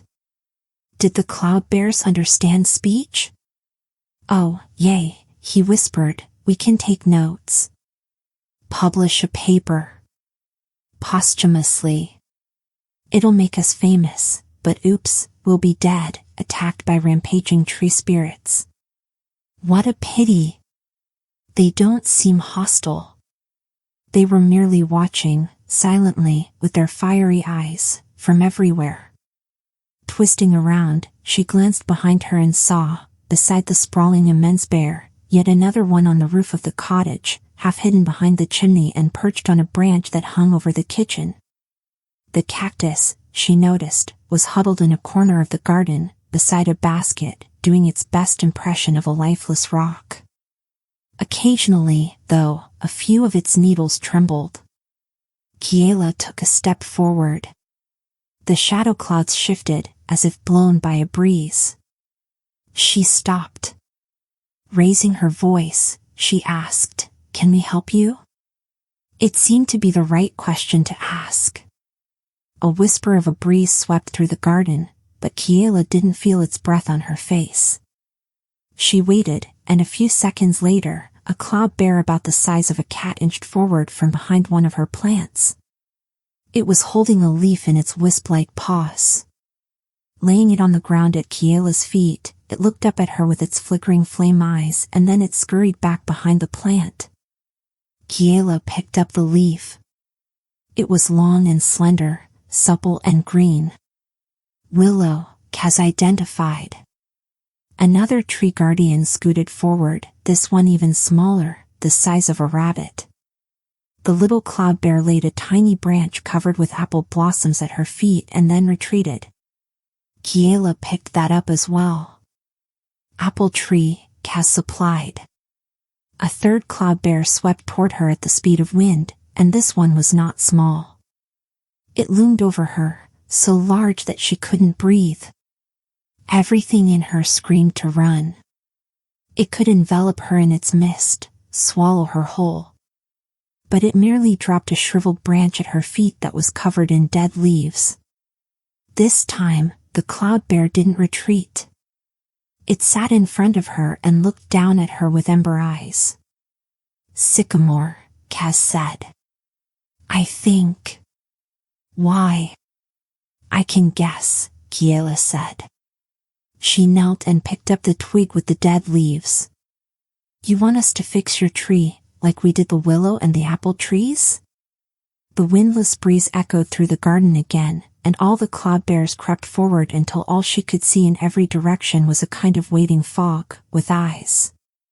It was, to say the least, disconcerting. Kaz scooted closer to her until his root ball pressed against her foot. She felt stray bits of soil drop into her shoe. Softly, she whispered to Kaz, "It's okay. I think they just want our help." Louder, she said to the bears, "Wait here, I'm going to get the spells." "Remedies," Kaz murmured. "And then you can show us where the sick trees are, okay?" She had no idea if that was okay with the tree guardians or not, but they didn't move as she and Kaz went inside to retrieve the basket of pine cones. She had no idea how many sick trees there were in the forest, but judging by the number of tree spirits in her yard. "We were going to sell those," Kaz said mournfully, trailing after her. "That was the plan, so you can eat and not get as sick as the trees." "I know, but they need our help." Kaz humphed. "Did anyone help us when we needed help? Did anyone tell us to evacuate when the library was breached? Did anyone check to see if we were okay? If the smoke had reached our floor? Did anyone care that we were in danger?" Kiela thought for a moment. "Laran came when he saw smoke. He fixed our chimney." Another snort. "Laran thinks you're the answer to every question he's ever had." "He what?" "That was absurd. He doesn't ask me questions." He mostly talked about his mare horses, which she didn't mind, but... "What in the world do you mean by that?" "If you have to ask." "I do have to ask, obviously," Kiela said. "Because you aren't making sense." Outside, she heard the wind pick up, or was it the wind? She glanced out the window over the kitchen sink, and it was crowded with cloud bears, their ember eyes staring in at her and Kaz. She shot Kaz a look. "We'll continue this later," she told him. Carrying the basket of pine cones, Kiela scooted out into the garden. "We'll help as many of you as we can," she said to the forest spirits. "Who's first?" A mid-sized bear led the way. Around them, the others streaked between the trees like scraps of mist at dawn after a rainfall. They clung between the leaves and then dissipated, until Kiela wasn't certain she'd seen them at all. It was as beautiful as a meteor shower. The sun fell through the leaves, filtered through the green, reminding Kiela of the north reading room in the Great Library with its stained glass windows that cast patterns on the tables. The forest was hushed just like the library as well, but it was the hush of focused attention, not of sleepiness, a heightened silence that flooded everything. She and Kaz didn't speak. She couldn't stop thinking about what Kaz had said about Laran. Why had he said that? It didn't make sense. She didn't have any answers. She had access to answers, but that wasn't the same, and, besides, Laran didn't know about the spellbooks. Wait, no, Kaz hadn't said Laran thought she had the answers. He said Laran thinks I am the answer. She turned those words over in her head. I am the answer. She shook her head. Nope, still doesn't make sense. A cloud bear hovered on top of a fallen log, waiting for them to catch up, and the other tree spirits streamed on either side. She kept catching glimpses of them between the ferns, eyes watching her. It should have been unsettling, but now that they were between the trees, there was something oddly comforting about it. They were deep into the forest, climbing over mossy rocks and logs, far from anything familiar and so very different from the city she'd been living in, yet it felt as familiar as a childhood dream. She tried to keep track of their path, left beside the tree with the triple trunk, straight by a boulder made of pink quartz, across a stream that trickled over mossy stones, but after a while she fell into a kind of meditation. Everything felt soft and alive, and she felt as if she were welcomed within. As they crossed the forest, though, she began to notice hints of decay, a stunted tree, a bare grove, a trickle of water that had once been a river. When the cloud bear in the lead stopped, she should have been ready for what they'd find. A dying tree. She knew that would be where they were being led, but what she hadn't guessed was the vastness of the tree. It was enormous, with a trunk wider than her arms could possibly reach and mottled bark that looked like a painting.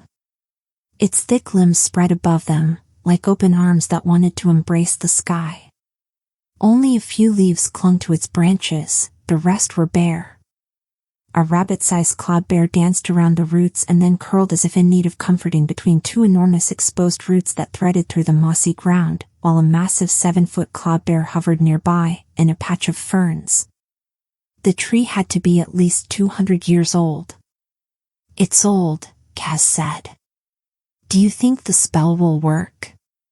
"There is a bristlecone pine tree that's nearly 5,000 years old." Kiela laid her palm on the trunk. "A cypress on the island of 𝐒𝐘𝐍𝐎𝐿 is reported to be as old as the island itself, which is said to be 2,000 years old. A fig tree on the island of 𝐒𝐘𝐍𝐿 has been worshipped by the islanders for over 1,000 years. And an olive tree that's said to be as old as time itself. They'd consider this tree a child." "Very nice, but what if the remedy fails because the tree has reached the end of its natural life?" He kept his voice low. "Do you have any idea where in the forest we are?" She shrugged, unconcerned. "It's an island. Walk far enough, and we'll reach the shore." Tilting her head back, she looked up at the stripes of blue sky between the bare branches. "If they let us go," he said darkly. "They haven't threatened us," Kiela whispered back. "Don't assume the worst." "Oh. You haven't read the Tales of 𝐒𝐘𝐍𝐿, collected by the scholar 𝐒𝐿𝐼𝐒, have you? In one, there was a child lured into a forest by tree spirits, and he walked out as only bones." He dropped his voice even lower. "He'd been stripped of all his flesh." She dug through the pine cone basket, searching for the largest one. "I am certain scholar 𝐒𝐘𝐍𝐿 would say that was metaphorical. Bones can't walk. Also, how did 𝐒𝐿𝐼𝐒 know that the forest spirits were to blame?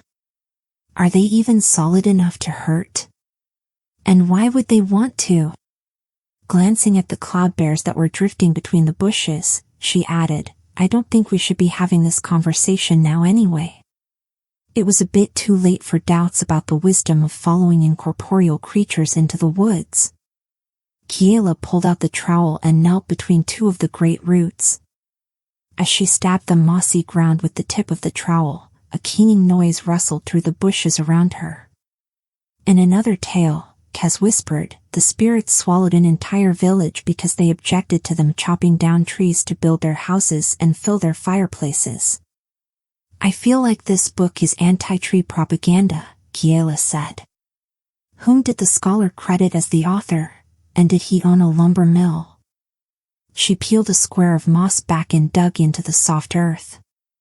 The keening grew louder. Looking up, Kiela said, "I have to bury the remedy between the roots. It won't work otherwise." She'd recited the spell to plenty of pine cones, all the ones in the basket, in fact, but the spell only activated after it had been buried. She was positive it was necessary. "I'm sorry for harming the moss." She wondered if any of the tree guardians belonged to the moss and if they'd be offended. Gently, she pushed more of it aside, hoping its roots would stay intact and it could regrow over the spot where she was digging. The tiniest cloudbear drew closer, and she let it inspect the start of her hole. When it withdrew, she asked, "May I proceed?" The bear inclined its head. "So it can understand me, even if it can't speak." She'd suspected as much, though it was unclear earlier whether it had understood her words or simply the act of bringing the basket of pine cones outside. She wondered how intelligent they were and what they thought of the islanders. Did they share 𝐒𝐘𝐍𝐎 willingly?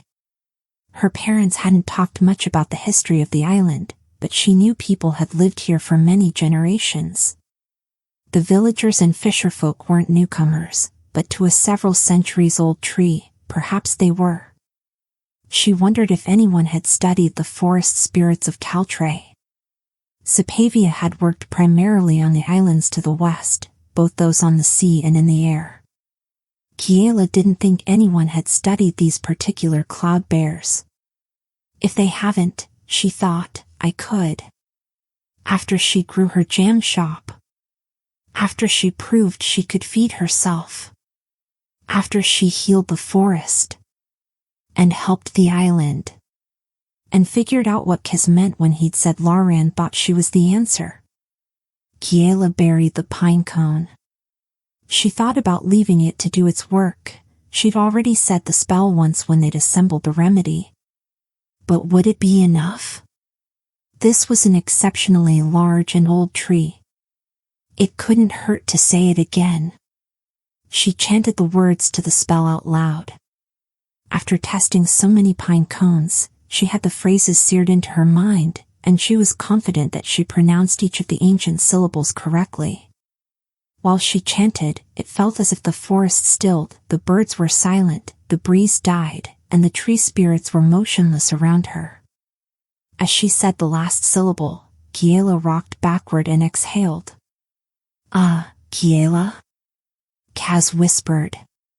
All the cloud bears had drawn closer, blurring into a fog that crept around her, Kaz, and the sycamore tree. She couldn't see the forest in any direction, only the dying tree before her. She looked up at its branches, and then she felt the roots convulse beneath her knees as magic flooded the old tree. It looked like a wave of green light, beginning with the roots and pulsing through the trunk until it split at the branches. It chased down every limb. Every branch it touched burst into life, leaves budded and then unfurled, and the most glorious scent of green and life and spring and summer all wrapped together filled Kiela's nose, mouth, and body. She felt as if she were breathing in the essence of the forest, alive and full of growth. Leaves layered over one another so fast that the sky disappeared and the sun vanished into a glow of green. Pressing itself against the trunk of the sycamore, the rabbit-sized cloudbear wept tears as bright as diamonds. Its tears rolled down the bark, and where they touched the soil, delicate white flowers bloomed. She'd never seen flowers like it. They were clusters of petals that glowed with the soft, white light of the full moon. Wow, Kaz said. Just a suggestion, but if you want to stay inconspicuous, don't say the spell twice. Yeah, Kiela agreed. A breeze-like whisper swept through the tree spirits, and they drifted apart to create a clear path away from the sycamore tree. Kiela stood up and picked up the basket. Clearly, the tree spirits wanted to lead them to the next. A unicorn stepped onto the path. Kiela gasped. Kaz breathed, whoa. It was like moonlit water, so bright that tears sprang into Kiela's eyes as she looked at it. Shaped like a dreamer's idea of a horse, the unicorn was slender and graceful, closer to a line drawing than an in-the-flesh creature. Its neck curved like a wave, with its mane as the sea foam. The longer Kiela looked at it, the more she saw that it wasn't as white as the moon. It was iridescent, like mother of pearl, with purples and reds and blues that swirled through its silvery white hide. Its horn was a slender spiral of gold. It regarded them with ocean blue eyes. And then the forest spirits flooded toward it, and the unicorn disappeared from view. Kiela found she was shaking. Seeing a unicorn. Well, it simply didn't happen, not to ordinary librarians or ordinary island shopkeepers. It happened in tales. Or to children, who later believed they dreamed it. It was a gift. I think we should heal more trees, Kiela breathed. Beside her, Kaz was quivering. Yes, absolutely. As the setting sun tinted the sky rose and orange, Kiela and Kaz staggered back to the cottage. They'd crisscrossed the forest and used every pine cone in the basket. They didn't see the unicorn again, but they saw wonders all the same. Birds with plumage that draped behind them like a grand cloak. Cobweb-like moss that sparkled with twinkling lights. A rainbow waterfall that poured down a white quartz cliff. Countless creatures that Kiela had only read about, like the shy bird foxes who could fit in the palm of your hand, or the tiny golden monkeys who guarded ruby-red fruit, or the squirrels with emerald tails.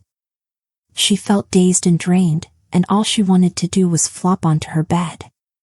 Maybe eat something first, ideally anything that didn't need to be cooked or prepared. Maybe just raspberry jam. And then she'd sleep. The cloudbears left them at the clearing in front of their cottage, and even after all the spectacular wonders she'd seen since dawn, Kiela thought it was a magical sight, their home, tucked between the bushes and trees, covered in ivy and flowers, with the sign she'd painted, Kiela and Kaz's Jam Shop, over the door and the new counter that Larian had built under the window. She wondered if they'd missed any customers today, and decided that next time they went traipsing off into the forest with magical beings, she'd leave a "come back tomorrow" note on the door. She opened the front door, and they both went inside.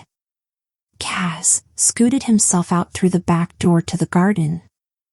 "I'm going to check on the cactus," he told her. She said. It was the most conversation she felt she could manage. Going from lantern to lantern, she lit a few candles, and then she sank into a chair. She thought about not standing up again. She could sleep sitting, couldn't she? No, she had to eat, and then she could drag herself to bed. Kaz hopped back inside. "You have to come see." "Unless it's as good as a unicorn, I'm not moving," Kiela said. "Just come," Kaz said. She pried herself off the chair and shuffled out to the garden. All around the garden, the tree guardians had left gifts, nuts, mushrooms, wild edible roots, as well as the ingredients needed to replenish her basket of remedies, pine cones, leaves, even a chunk of pine sap, and then some.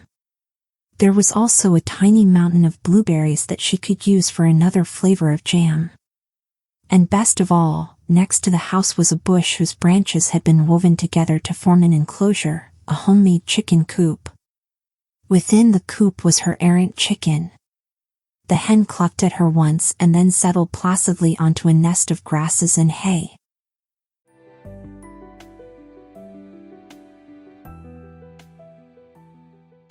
Chapter 16. The next day, Kiela checked the garden before she opened the front door to the shop. She fed the chicken, located the wandering cactus, it was busy chasing a bit of dandelion fluff, and picked a couple tomatoes for breakfast. There were no tree spirits that she could see. But that doesn't mean they aren't there. "Good morning," she called to the garden and to the forest beyond. She waited for an answer. After a few seconds, she heard the whisper of a breeze that wasn't a breeze. Smiling, she returned inside. While she ate a bit of Bryn's bread, with jam, for breakfast, Kiela considered the bucket of blueberries. She'd make more jam today, she decided. And open the shop properly, without disappearing into the forest to frolic with a unicorn. Did I really see one? It felt like a dream today, but the blueberries were real, the remedy basket was empty, though they had a full supply of fresh ingredients, thanks to the cloudbears, and the chicken was in the backyard. She wondered if it would harm the garden to have a chicken wandering through it. How much could one hen eat? Did they eat tomatoes? What about raspberries? She thought they just ate worms then. She didn't know. What had Lauren said to feed them? Scraps from her food? Thinking about Lauren again, she rinsed the blueberries and then poured them into a bowl with a heap of sugar. She left them to macerate while she opened the window with the counter and flipped the sign on the front door to open. Had he ever seen a unicorn? She wondered what he'd say if she told him about what she and Kes had seen and what they'd done. She could picture him listening and smiling before talking about his mare horses. Or maybe not. More likely, he'd be appalled, she thought. What they'd done was indisputably spell work, unicorn approved but very, very illegal, unless the revolutionaries had changed the laws and decommissioned the imperial investigators already, which of course she had no way to find out without exposing herself and risking losing the books, the shop, the cottage, and even her life. I can't tell him. But she could bring him some blueberry jam. And a jar for Bryn too. Kiela was eager to visit the bakery again, which was funny because she'd never sought out people to talk to before, but after a day that felt so dreamlike, she wanted to hear real voices and see real people. Am I becoming an extrovert? That seemed unlikely. It was more that her brush with so much enchantment made her want to reach out and touch something solid. A trip into town, stopping at Laren's on the way, she decided. It would be good for her. She could bring her new flavor to Bryn, buy a loaf of bread, and see actual people. Sitting at the table, she began sorting the ingredients to make more sticky pine cone remedies. Kes waddled into the kitchen. Morning, Kiela. So, yesterday. Not a dream, she confirmed. She waved at the piles of raw ingredients as proof. They had everything they needed for several dozen more tree remedies, and they hadn't had to gather any of it themselves. He pulled himself up onto the table by his tendrils and began sorting leaves with her. They'd just finished organizing everything when she heard a voice at the front window. Hello? Are you open, dear? Kiela wiped the excess sap from her fingers and scooted around the shelf wall. Edie, hello, welcome. Nice to see you again. She was surprised to discover she meant that. Beaming at her, the centaur leaned against the counter. She was wearing a wide-brimmed purple hat on her human head and a white with purple flowers dress draped over her horse torso and hindquarters. Her mane was braided with purple ribbon. You took my advice. It was good advice, Kiela said. Lauren helped me build it. Edie grinned at her. Ah, he did he? Kiela felt herself blush, though she wasn't sure why. It was a perfectly neighborly thing for him to do, plus she paid him with a pine cone remedy. She wondered which tree he'd used it on, if it had worked for him, and what he had thought of it. And what he thought of her. Glad to hear he's spending time with you, Edie said. He's had quite a lot of tragedy and loss in his life, that one has. Very bad, and none of it his fault. It would be good for him to find some happiness. She wasn't certain that she was his happiness, and that wasn't a conversation she wanted to have with Edie. Not so subtly, she changed the subject. How did your remedy work? Her grin transformed into a genuine smile. Beautifully. That's why I'm here. I came to pay you what it's worth to me. She pulled out a pouch and spilled a heap of silver on the counter. Kiela's eyes widened.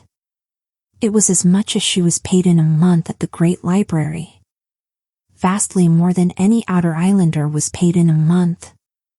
It isn't worth that much. It is to me, Edie said firmly. My grandfather planted that tree when our family first arrived here. He'd fled his home island with my pregnant grandmother. There had been an uprising, a whole mess. It was a harrowing journey, according to the family stories. Half their boat was eaten by a sea serpent, and they capsized twice in storms, yet they still managed to drift their way to the shores of 𝐒𝐘𝐍𝐎𝐏. He brought the pit of a cherry from his home and planted it in the finest patch of soil he could find, his way of claiming 𝐒𝐘𝐍𝐴 as our new home. By the time I was born, it was a fine tree, producing fistfuls of fruit every summer, and he babied it like it was one of the family. He'd convince every traveling sorcerer to come and cast strength spells on it so it would survive the winters. He passed away before the sorcerers quit coming to 𝐒𝐘𝐍𝐴, and so he didn't have to see his beloved cherry tree fall prey to the new string of magic storms. It would have broken his heart. It broke mine seeing the tree dying. It felt like losing him all over again. But you gave the tree back to me. You gave me back my grandfather's soul, and that's worth all the silver in the world. Kiela felt tears pricking her eyes. I'll take 3 pieces of silver. You have to keep the rest. 5 pieces. You shouldn't argue with a woman with hooves. Below, Kez bumped against Kiela's ankle. Say yes. 5, okay, Kiela said. And I'd also like to buy more.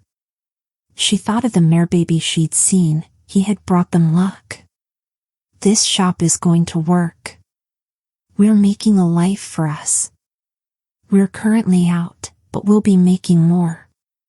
If you'd like to stop by tomorrow, I should have them ready.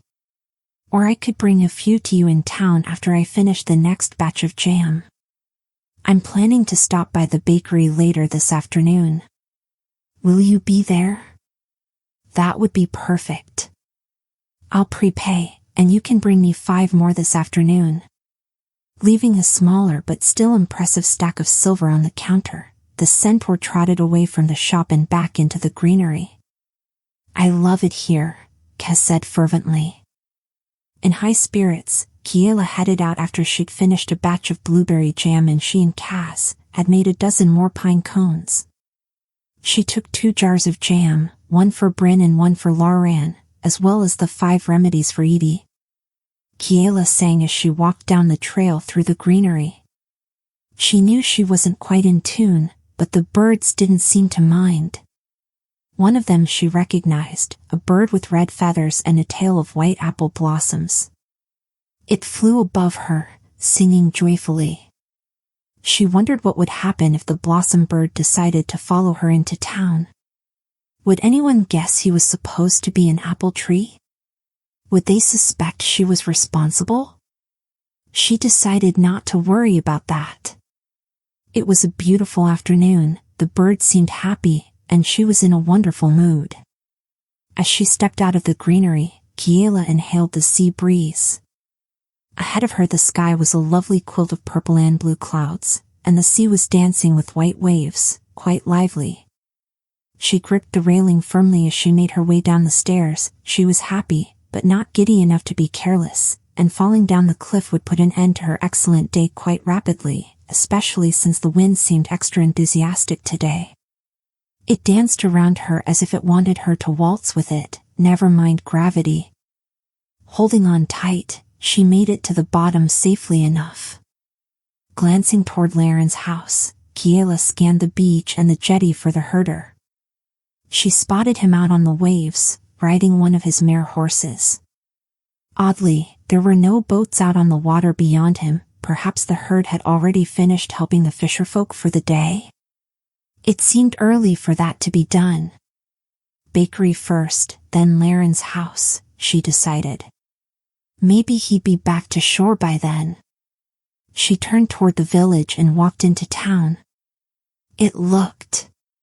She couldn't put her finger on what was different at first, but then she began to notice details. There were no carts or wheelbarrows or anything in the streets. The flower boxes were empty of pots, and shutters were pulled closed over the windows.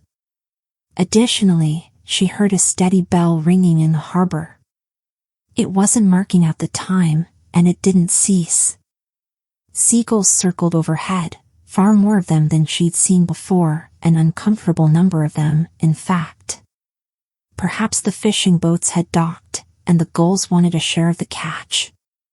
Craning her neck, Kiela looked to see the docks between the streets and glimpsed fishermen and women spilling a net onto the street. A few crabs skittered out, and then her view was obscured by a woman hauling a crate across the street. Kiela continued on past the dry fountain to the bakery, expecting to see the usual crowd of customers at the tables and by the counter, but instead it was empty. No tables. No chairs. And the window with the counter was shut. Where is everyone? At least the bakery door was open, so she knew that Bryn at least hadn't. A man strode out of the bakery with a stubby loaf of bread clutched in his hands. I know him. He was Fenrir, the man with scales who'd come to her shop, grumped at her, and failed to buy any jam. Seeing her, he halted. You, city girl. She couldn't help glancing behind her, even though it was obvious he was talking to her. One of the winged cats, gray-furred with maroon wings, eyed them from a nearby roof. All the cats seemed on edge. Maybe because of all the seagulls? Or maybe they didn't like Fenrir either. She wished she'd arrived just a few minutes later. And she wished the harbor bell would quit tolling. You can't come here and cause trouble, he barked at her. This is a peaceful island. You need to go back to where you came from. I'm from 𝐒𝐘𝐍𝐎𝐏, Kiela said in a small voice. He snorted. You left. You came back with all sorts of unnatural ideas. Bringing trouble to our island. We don't need that. We have enough troubles on our own, without strangers coming in and making things worse. She glanced right and left. There was no one nearby to interrupt this unpleasant conversation, and he was blocking her way to the bakery. She didn't want to just turn around. I'm not causing trouble. You think I don't know about the orchard? Fenrir barked. All the oddness. One of the trees. It won't stop singing. Singing. An apple tree. Unnatural. She felt herself grow cold. Had he seen her and 𝐒𝐘𝐍𝐻 working magic? What could she say to convince him he'd imagined it? Pretend it wasn't her? Say it was just a game? He wagged his finger at her. You're the only new arrival we've had, the only thing that's changed on this island in weeks. It had to be you. He didn't see me, she thought, relief flooding through her. He's guessing. I don't know what you're talking about. I haven't been near any orchards. I live in my family's cottage in the forest beyond the cliff. You've been there, remember? My shop? She heard her voice squeak, and she wondered if he could hear that she was lying. She'd never been a good liar. It was part of what had gotten her assigned to the third floor of the library with the less flashy books on nature spells, instead of a section more popular with scholars, such as palace construction or canal construction or fire magic. When directly asked what she thought of their research, she often answered honestly before realizing they'd merely wanted her to praise their brilliance. You can't fool me. I know. Behind her, Kiela heard the clop of hoofs on cobblestones. Edie's voice rang out, Kiela, is this old snot bothering you? Don't you mind him? He hasn't been the same since the day he drove his precious boat into a rock. Fenrir's scowl depended. There was an unexpectedly strong storm. Yours was the only ship foolish enough to be out after the harbor alarm sounded, Edie countered. But enough about that, what are you doing in town today? She directed the question at Kiela. Why shouldn't I be? And what was a harbor alarm? There had never been such a thing when she was a child, or had she simply not known about it? I tried a new flavor of jam, and I thought you might like to try it, a gift. Blueberry. She drew the jam she'd intended for Lauren out of her basket and held it out to Edie. Please don't mention the remedies. She didn't want to hand Edie the pine cones in front of Fenrir. That would only give him more fuel to suspect her. Edie accepted the jar and held it up to the light. The deep blue-purple glowed like a jewel in the bit of sunlight that slipped between the clouds. Ah, lovely. I'll enjoy this. You know, she addressed Fenrir, your disposition might sweeten if you tried some jam with that bread. He grunted, humph, before stalking off down the street. Kiela felt her chest loosen, and she could breathe again. Thanks. Don't let that old grump get to you, Edie said quietly. Not all of us think the way he does. Most of us don't. Now, is this really what you came to give me? She glanced down the street, waiting until Fenrir turned out of sight, before she drew out the 5 pine cones, wrapped in cloth. Maybe don't bury them when anyone is looking? Just to avoid misunderstandings. Of course, Edie agreed. We don't want any misunderstandings. Now you'd better go on and finish your business with Bryn. Not a day for dallying. She gestured toward the sky, and Kiela noticed that the wind had picked up. Overhead, one of the gulls was flying into the wind and making no progress. It looked as if it were hovering stationary above the roofs. Most of the cats had cleared off. The roofs looked bereft without them. Thanking Edie again, Kiela scooted inside. Once again, the scent of warm bread enveloped her like a hug. She stood for a moment and breathed it in before raising her voice to call, Bryn? Hello? The baker bustled out of the back room. She wasn't wearing her apron, but instead was in sturdy brown pants, a plain shirt, and waterproof boots. Ah, Kiela. Surprised to see you here on such a day. What are you doing in town? That distracted her from offering the blueberry jam. Edie had said it wasn't a day for dallying. Why not? And where had the winged cats gone? What do you mean, such a day? Kiela asked. Storm's coming, about to blow in from the southwest. The fisherfolk have already pulled their boats in and are securing them. Don't you hear the harbor alarm bell? Oh. That was what that was. I hadn't realized. When the sky starts looking blue and purple, the harbor master rings the bell, and that's the sign to stay home. It'll blow in quick and blow out quick, but there's no way to guess how badly it'll pummel us in the meantime. I'm about to close up the shop, since there's no point in being open when everyone's just going to hole up in their homes, which you should be doing too. Right. Okay, yes, I will. She pulled the jar of blueberry jam out of her basket and placed it on the counter beside a vase of daisies and a roll of ribbon. I wanted to give you this, a new flavor for you to try. I'm sure it's delicious, but it's not worth risking your safety. Bryn frowned at her. Why don't you stay here? I've an extra bed upstairs. You can wait out the storm in town and head home afterward. She shook her head. How could she stay when Kaz was by himself back at the cottage? If a storm hit hard, he'd worry himself sick. She knew the spider plant. He had an impressive imagination.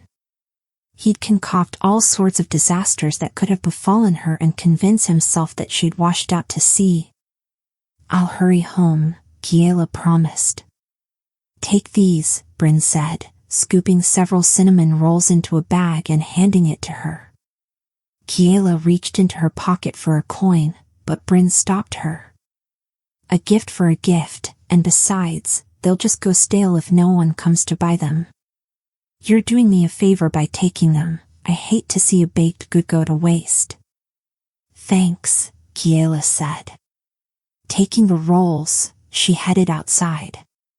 Behind her, Bryn began to close up the shop, securing the door with a second, heavier door. As Kiela hurried through the street, she noticed that in addition to shutters, more than a few windows were boarded up with thick planks.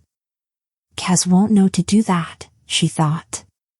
He doesn't know a storm is coming. But he would notice the wind and stay inside. Hopefully, he'd coax the cactus and the hen in with him. She didn't see a single cat. The wind was blowing harder now, whipping between the buildings. Her hair blew into her face, and she kept pushing it back so she could see, but the wind lifted it and twirled it until it danced on her head. She hugged the bag of rolls to her as she broke into a run. How did I fail to realize the pretty blue and purple clouds were storm clouds? She'd been so cocooned within the library that she didn't know the signs of an impending storm. Even if she hadn't known what the bells signified, she should have been aware of the shape and color of the clouds. She realized the bell had stopped ringing. Good? No, bad. Very bad. The rain swept in as a sheet of water. It pelted the cobblestones, and Kiela broke into a run toward the shore. The waves were crashing harder than before, no longer dancing but fighting in spurts of froth that slammed down onto the pebbles and sand. Rain soaked her clothes, and it obscured her view of the cliff. She couldn't see up to the top. Climbing the stairs, she could barely make them out, and the wind was causing them to sway, pulling them away from the rocks. I can't climb that. She'd be blown off the steps. Or washed off. Back to the bakery? Kiela turned. Fast and rising, water swept down the streets and spilled onto the beach to meet the crashing waves. Much more sensible to go to Laren's house. It was closer. She had no more blueberry jam, and the cinnamon rolls had to be a soggy mess by now, but maybe he wouldn't mind a visitor anyway. As the waves smashed down, she pushed against the wind, heading toward the warm glow of lanterns visible through the seams of his shuttered windows.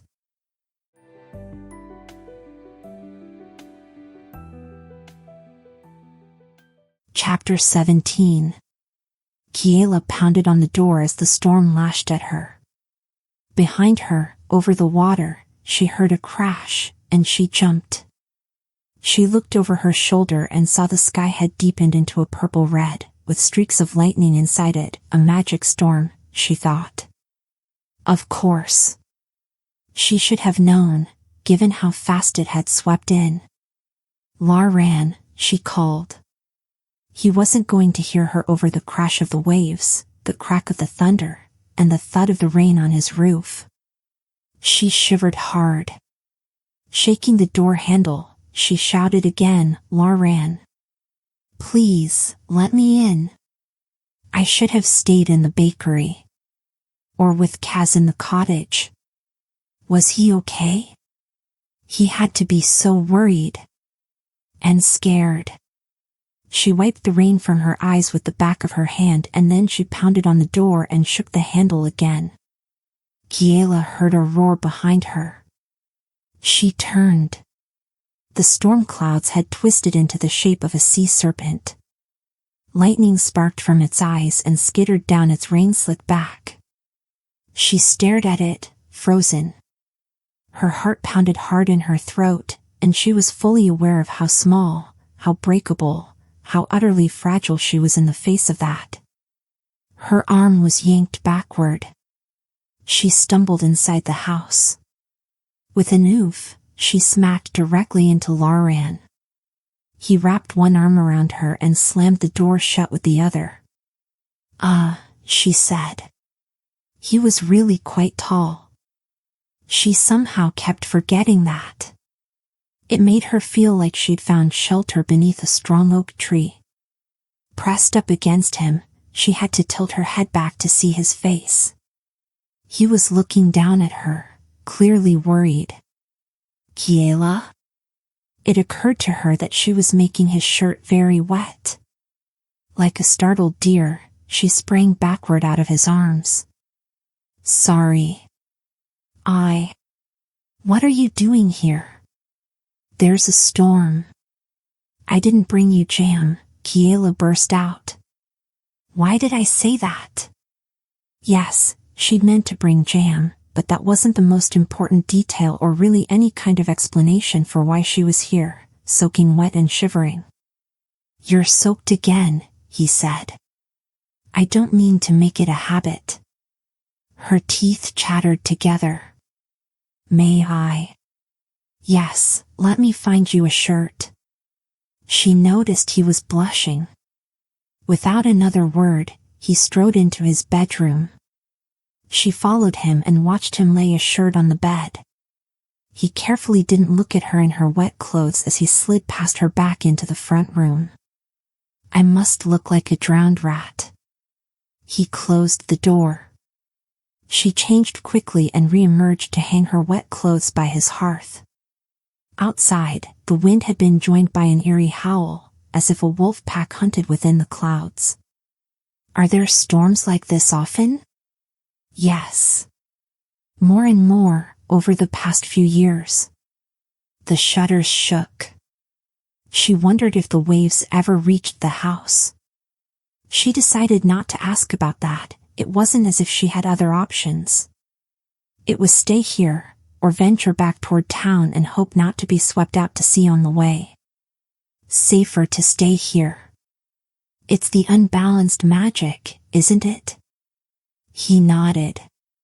The Emperor's sorcerers could defuse the storms, if they chose to. Either they haven't noticed how bad it is because the storms hit too far from where they are, or they simply don't care. The wind shook the shutters as if it wanted to pry them off and reach inside the house. He got a funny look on his face, his eyes focused on her head. Kiela automatically patted her hair. It was soaked, of course, but, oh, there was something stuck. It felt like a wet ribbon. She pulled it out and dangled a strip of seaweed in the air. "That kind is edible," 𝐒𝐿aran said. "I carry my own salad," Kiela said. He laughed, even though she didn't think that was particularly funny. He had a nice laugh, warm and furry. Not sure what to do with the piece of seaweed, she dropped it into his kitchen sink and then moved closer to the wood stove. Last time she was here and soaked through, Kaz was with her. This time it was just her and 𝐒𝐿aran. And the storm. "Kaz must be so worried," Kiela said. "He'll be okay," 𝐒𝐿aran said. "Your cottage is sturdy, and it's tucked back behind the cove, which offers some protection." "How bad do these storms get?" she asked. He hesitated. "It varies." "Very bad," she translated. "But they can be beautiful. Come see." Beckoning to her, he removed one of the slats covering a smaller window above the larger, shuttered one. "It's safer not to unblock the whole window, but you can stand on the chair." Kiela stepped up onto the chair. As she leaned forward to peer out the slit of window, she wobbled, and he wrapped an arm around her waist to steady her. She tensed. "Sorry," he said, withdrawing. "No, it's okay. Thanks." She stared down at him. On the chair, she was taller than he was. His eyes looking up at her. They were warm brown, flecked with green and amber with a hint of blue and even purple. The more she stared, the more colors she saw, until she realized she was staring and blinked, blushing. She forced herself to look out the window at the storm instead. The storm held as many colors as 𝐒𝐿aran's eyes, all swirling over the sea, purple chasing blue, black streaking through like the inverse of lightning. Shapes formed and then dissipated, the face of a lion that roared so wide its jaw split apart and then reformed as a bird diving toward the sea. It vanished in a spray of waves that crashed against the rocks. "Are we safe?" Kiela asked. She was aware of how close he stood, also looking out at the storm. She felt the heat of his skin, smelled the faint cinnamon scent that she'd come to associate with him, listened to the steadiness of his breath. "Nothing's safe," he said. She had the sense that he wasn't talking just about the weather, but she didn't know what he meant. Edie had mentioned tragedies, plural. Kiela knew he'd lost his mentor in a storm, and she had guessed his parents were gone. She studied him again and wondered what to ask that would make him say what he was thinking. "Will your mare horses be all right out there?" He looked startled and pleased that she'd asked about them. "They're more suited to this than anyone. See?" He tapped the window, and she bent to follow his finger and see where he was looking. They dived down to protect themselves from the excess magic. Out in the wild waves, the mare horses leapt as if they were dancing with the lightning. They arched their bodies out of the water into the rain, leaping over one another, and then diving deep within the waves the second before purple lightning skittered over the sea. Kiela realized that her cheek was next to Laren's. If she turned her head just a little, if he did. Their lips were so close. She wondered why she was having these thoughts. Because he'd been nice to her? Was that a good enough reason? Or was it the only reason that was good enough? He cared. He'd cared from the very first morning when he delivered cinnamon rolls to her doorstep. If she turned her head, if she kissed him, would he kiss her back? Or would he pull away? Would she surprise him, or was he thinking it too? Was he as aware as she was of how close they were, of how sweet he smelled, of how warm he was? Would he want her to kiss him? Or, worse than pulling away, would he merely tolerate her lips on his because he was kind, and he wouldn't want to hurt her feelings? He'd be kind, she was sure, no matter what, and she wouldn't know if he... Lauren pressed closer to the window. "Is that a boat?" Beside him, Kiela peered out. "Where?" "I don't see." She spotted it, a white craft being tossed like a ball from wave to wave. Who would be out there in this? Someone foolish, he said. Or desperate. She thought of how she and 𝐒𝐘𝐍𝐎 had fled Alyssium. Is it a fishing boat? Someone from 𝐒𝐘𝐍𝐿? As she said it, she knew it wasn't. The fisherfolk were all aware of the weather. Bryn had been shocked she hadn't noticed the clouds. Everyone else had known to haul in the boats, board up the windows, and seek shelter. Look smaller. Sleeker. It's not one of ours. Its sails were flapping uselessly against its mast.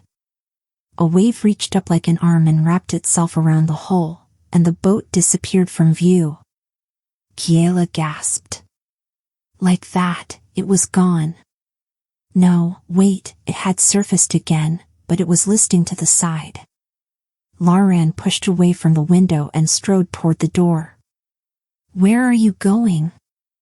Kiela said, nearly a shout. They aren't going to make it to shore. Whoever's on that ship is going to drown. She jumped off the chair. That doesn't mean you should join them. I can help. He grabbed a coat and pulled it on. But the storm would swallow him. He couldn't go. How will you even reach them? The waves. The wind. And the lightning in the rocks, and you don't even know if there's anyone alive on that boat. I can do this, Lauren said. I've ridden a mare horse in a storm before. This was a terrible idea. She didn't know what to say to make him see that. I can't stop him.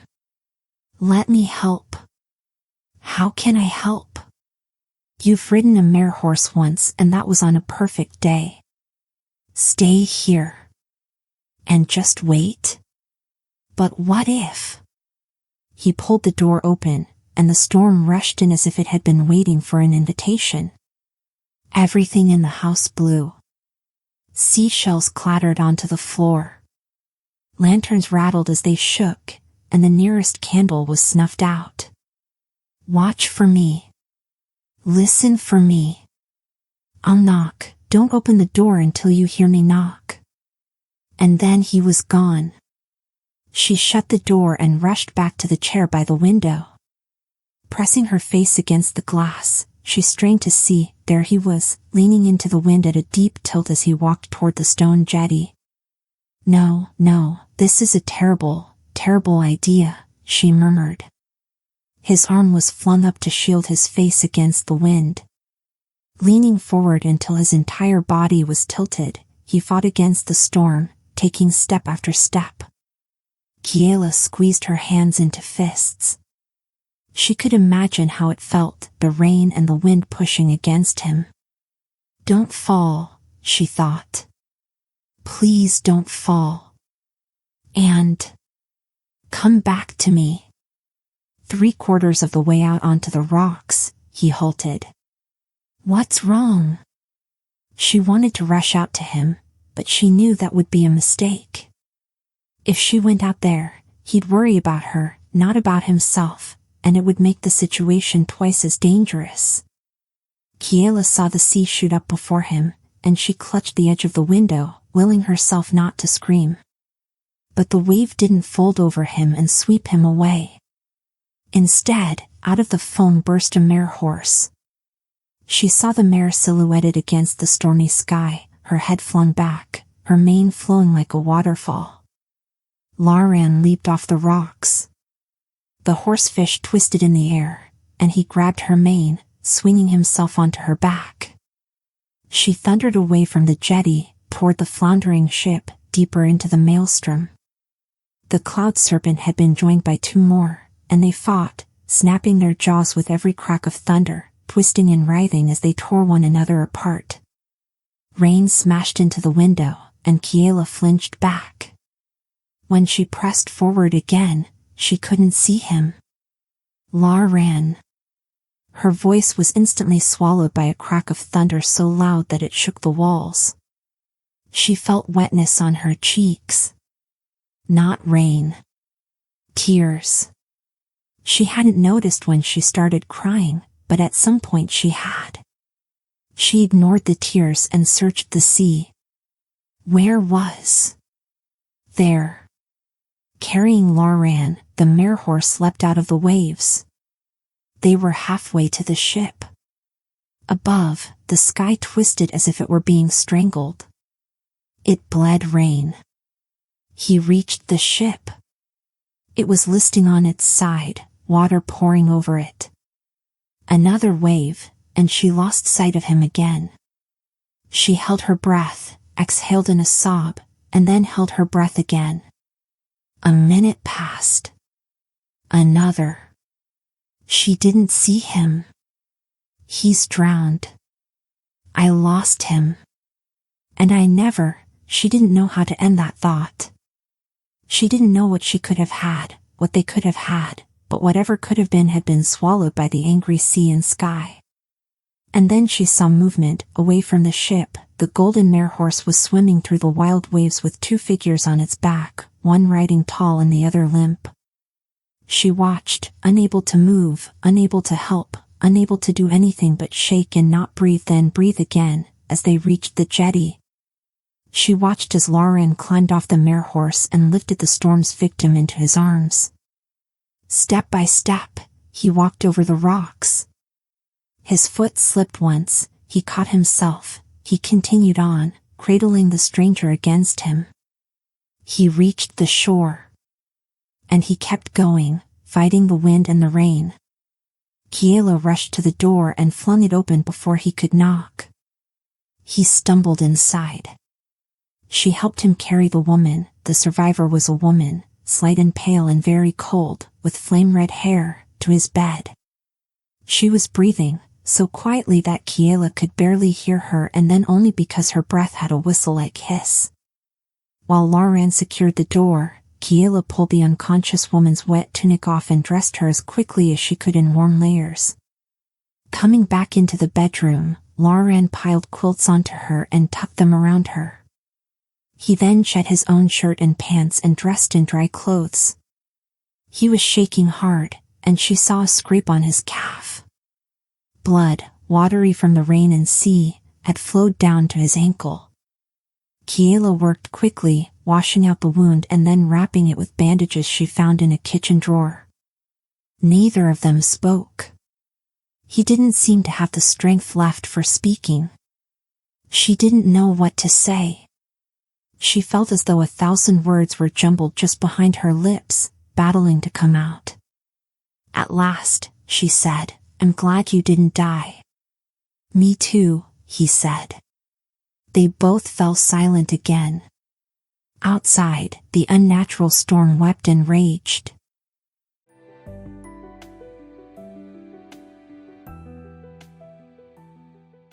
Chapter 18. "You saved her life," Kiela said. She'd never seen anything that heroic. Or idiotic. He hovered over the rescued woman, adding yet another quilt and then removing it and instead tucking the quilts she already had around her tighter. "She isn't awake yet. You could have died." "She would have died," he pointed out. "Still could. Why isn't she awake?" Leaning over her, Kiela felt the woman's forehead. Her skin had warmed from chilled as a fish cold to tucked into bed toasty. She had pink in her previously pale cheeks and was breathing easily. Really, it was nothing short of miraculous that she was breathing at all. "I don't think she has a fever." "She could develop one," Lauren said. "She could have internal injuries." Kiela kept picturing the moment when he disappeared from view, the waves too high for her to see beyond. She'd felt as if she'd drowned in that instant. She'd never felt so helpless. She knew she was going to be reliving that in her nightmares again and again. No one ever drowns in a library. And then she thought, no, they just burn. Is there a healer on the island? Not taking his eyes off the rescued woman, Lauren nodded. "Ivor. As soon as the storm ends, I'll take her to him. Or have him come here. She shouldn't be moved if she has internal injuries. There's no way to know if she does, until she wakes. If she wakes." He began to pace back and forth, between the bed and the window, alternating between checking on the woman and checking on the storm. Kiela watched him fret. "Do you know her?" He shook his head. "She's not from 𝐒𝐘𝐍𝐎𝐏. You know everyone on 𝐒𝐘𝐍𝐿?" She hadn't known everyone in the library, though she supposed not all of them left their stacks, so she'd had no opportunity. She'd at least been able to recognize by sight the ones on her floor and... Okay, fine, she didn't know even a quarter of the librarians. It hadn't seemed necessary. It's a small island. Plus, her fire hair is recognizable. Not in Alyssium. It's fashionable. Nobles like to have sorcerers spell their hair different colors. She'd seen hair that boasted all the colors of the rainbow, hair that gleamed silver as metal, and hair that sparkled as if fireflies were caught between curls. Kiela knew one library patron who not only changed her hair color weekly but would have it crafted into the silhouettes of animals, as if her hair were an elaborate topiary. With just a single color, this woman was most likely a lesser noble. Or a shopkeeper with extra spending money who wanted to socialize with the rich. Kiela hadn't paid enough attention to fashion to know if it signified anything more, such as an allegiance to a particular family or cause, but she supposed it was possible. She could have fled the city. Fled? Immediately Kiela wished she'd chosen a different word. She hadn't brought herself to explain to anyone why exactly she'd left. She didn't know why it was so difficult to say. After all, she hadn't caused the revolution. All she'd done was escape it. If she simply left out the detail of the rescued books. Somehow, though, talking about it was just as hard as talking about when her parents died. It made the loss more real. But he had to be told, especially if she was going to keep him from paying a visit to the capital to plead for sorceress aid. I should tell him now. It's not safe there. A lot of unrest. The day Kaz and I left. Outside, the storm died. It happened in an instant, even faster than the storm had brewed, as if someone had snuffed it out like a candle flame. Laran threw open the shutters on the window, and Kiela joined him to stare out across the ocean.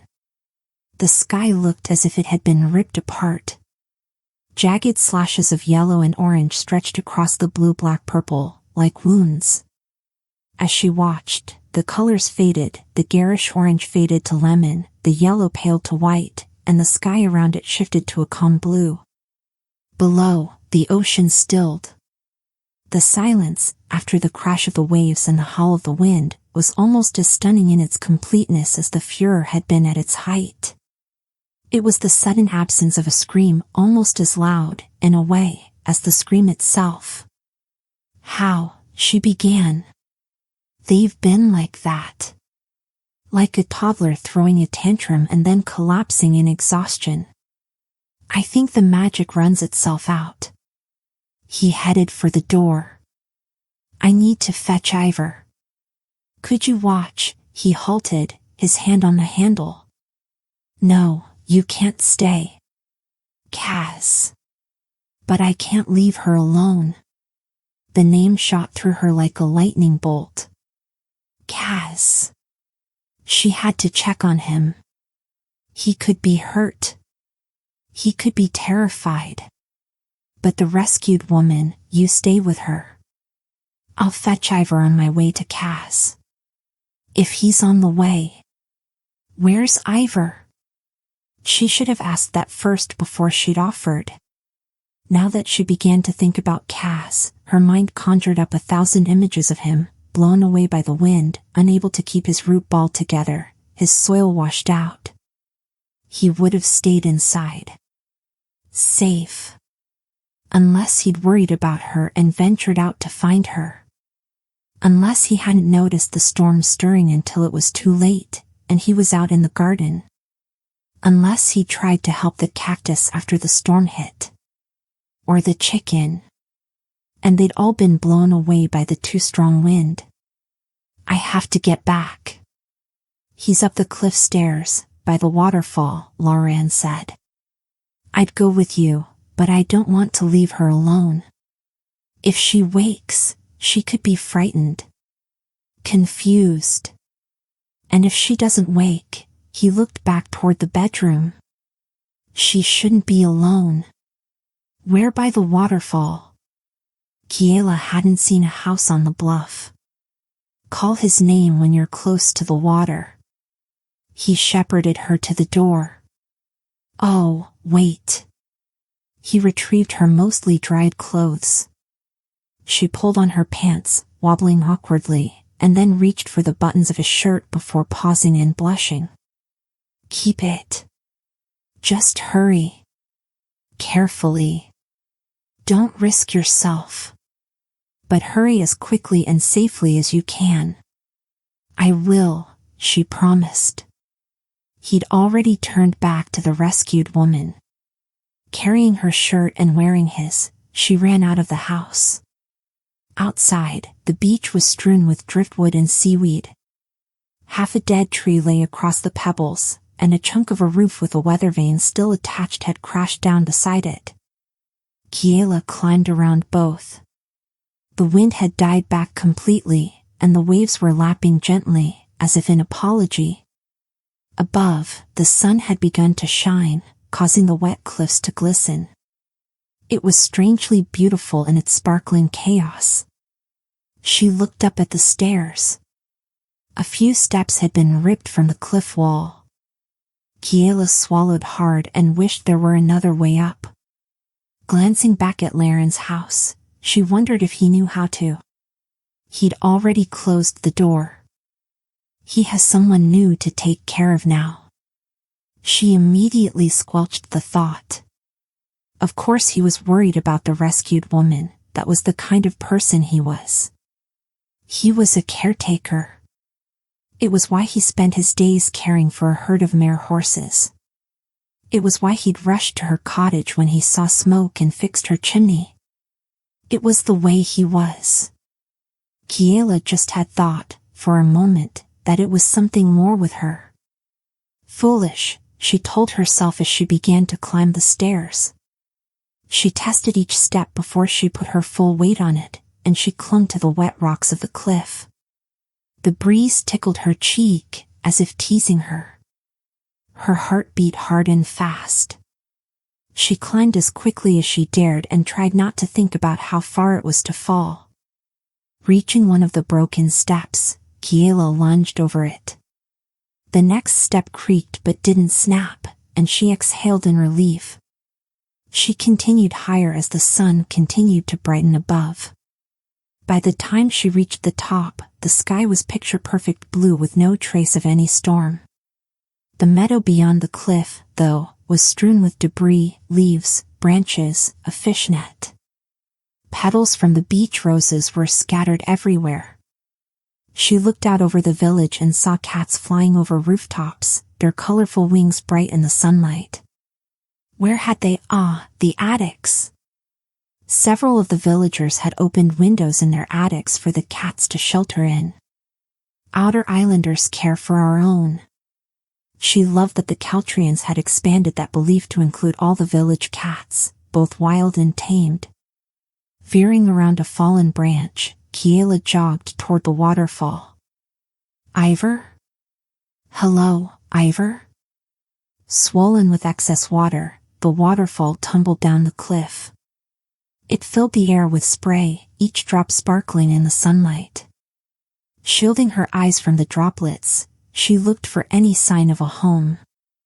She saw nothing. Librarian had been clear about the directions, by the waterfall at the top of the cliff. It wasn't as if she could have misunderstood. 𝐒𝐈𝐒. I am here. A man stepped from behind the waterfall, through the spray. He's a 12-prong, she remembered Bryn saying, but Kiela hadn't pictured what that would look like. He was a short, thin man with brown skin, and a brown leather cloak that draped to his ankles, and he wore his antlers like a massive crown. For an instant, she couldn't think of what to say. It felt akin to the moment she saw the unicorn, as if he was a being of magic, created by the waterfall. You are the one who healed Edie's cherry tree. He executed a bow, his antlers bobbing forward. She glanced at his feet, half expecting hoofs, but his feet were human, bare, and as green as the grass he walked through. I gave her a remedy, Kiela said. You are the island's healer? He nodded, which caused his antlers to dip again, a significant movement. Quickly, she explained about Librarian and the rescued woman. As she described the rescue, the fear rushed back in a wave. She hasn't woken yet, and Librarian is worried about internal injuries. He would be. He has seen it before. I will hurry to him. But you.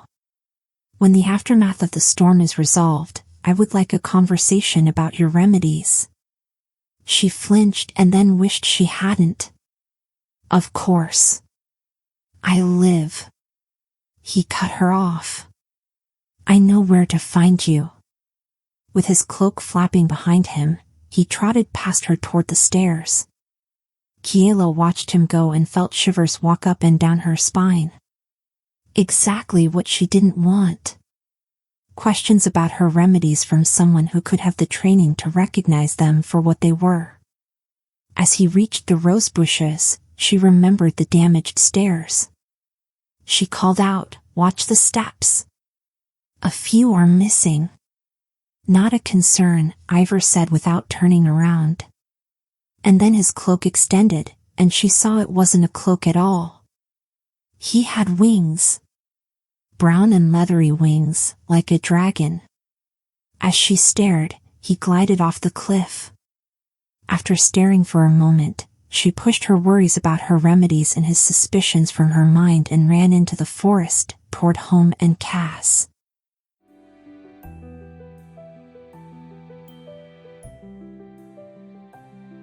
And that's a wrap for part 1 of the Spellshop. We just got through the first 18 chapters, and oh my gosh, I can't wait to see where this magical story goes next. If you're loving it too, don't forget to like and subscribe so you don't miss part 2. Seriously, every little thumbs up and sub helps this channel grow, and I'd love to keep bringing you more cozy, magical reads like this. And hey, if you're hooked, grab a copy of the book for yourself. There's nothing like reading along or ahead, no judgment here. Thanks for listening, and I'll see you in the next chapter.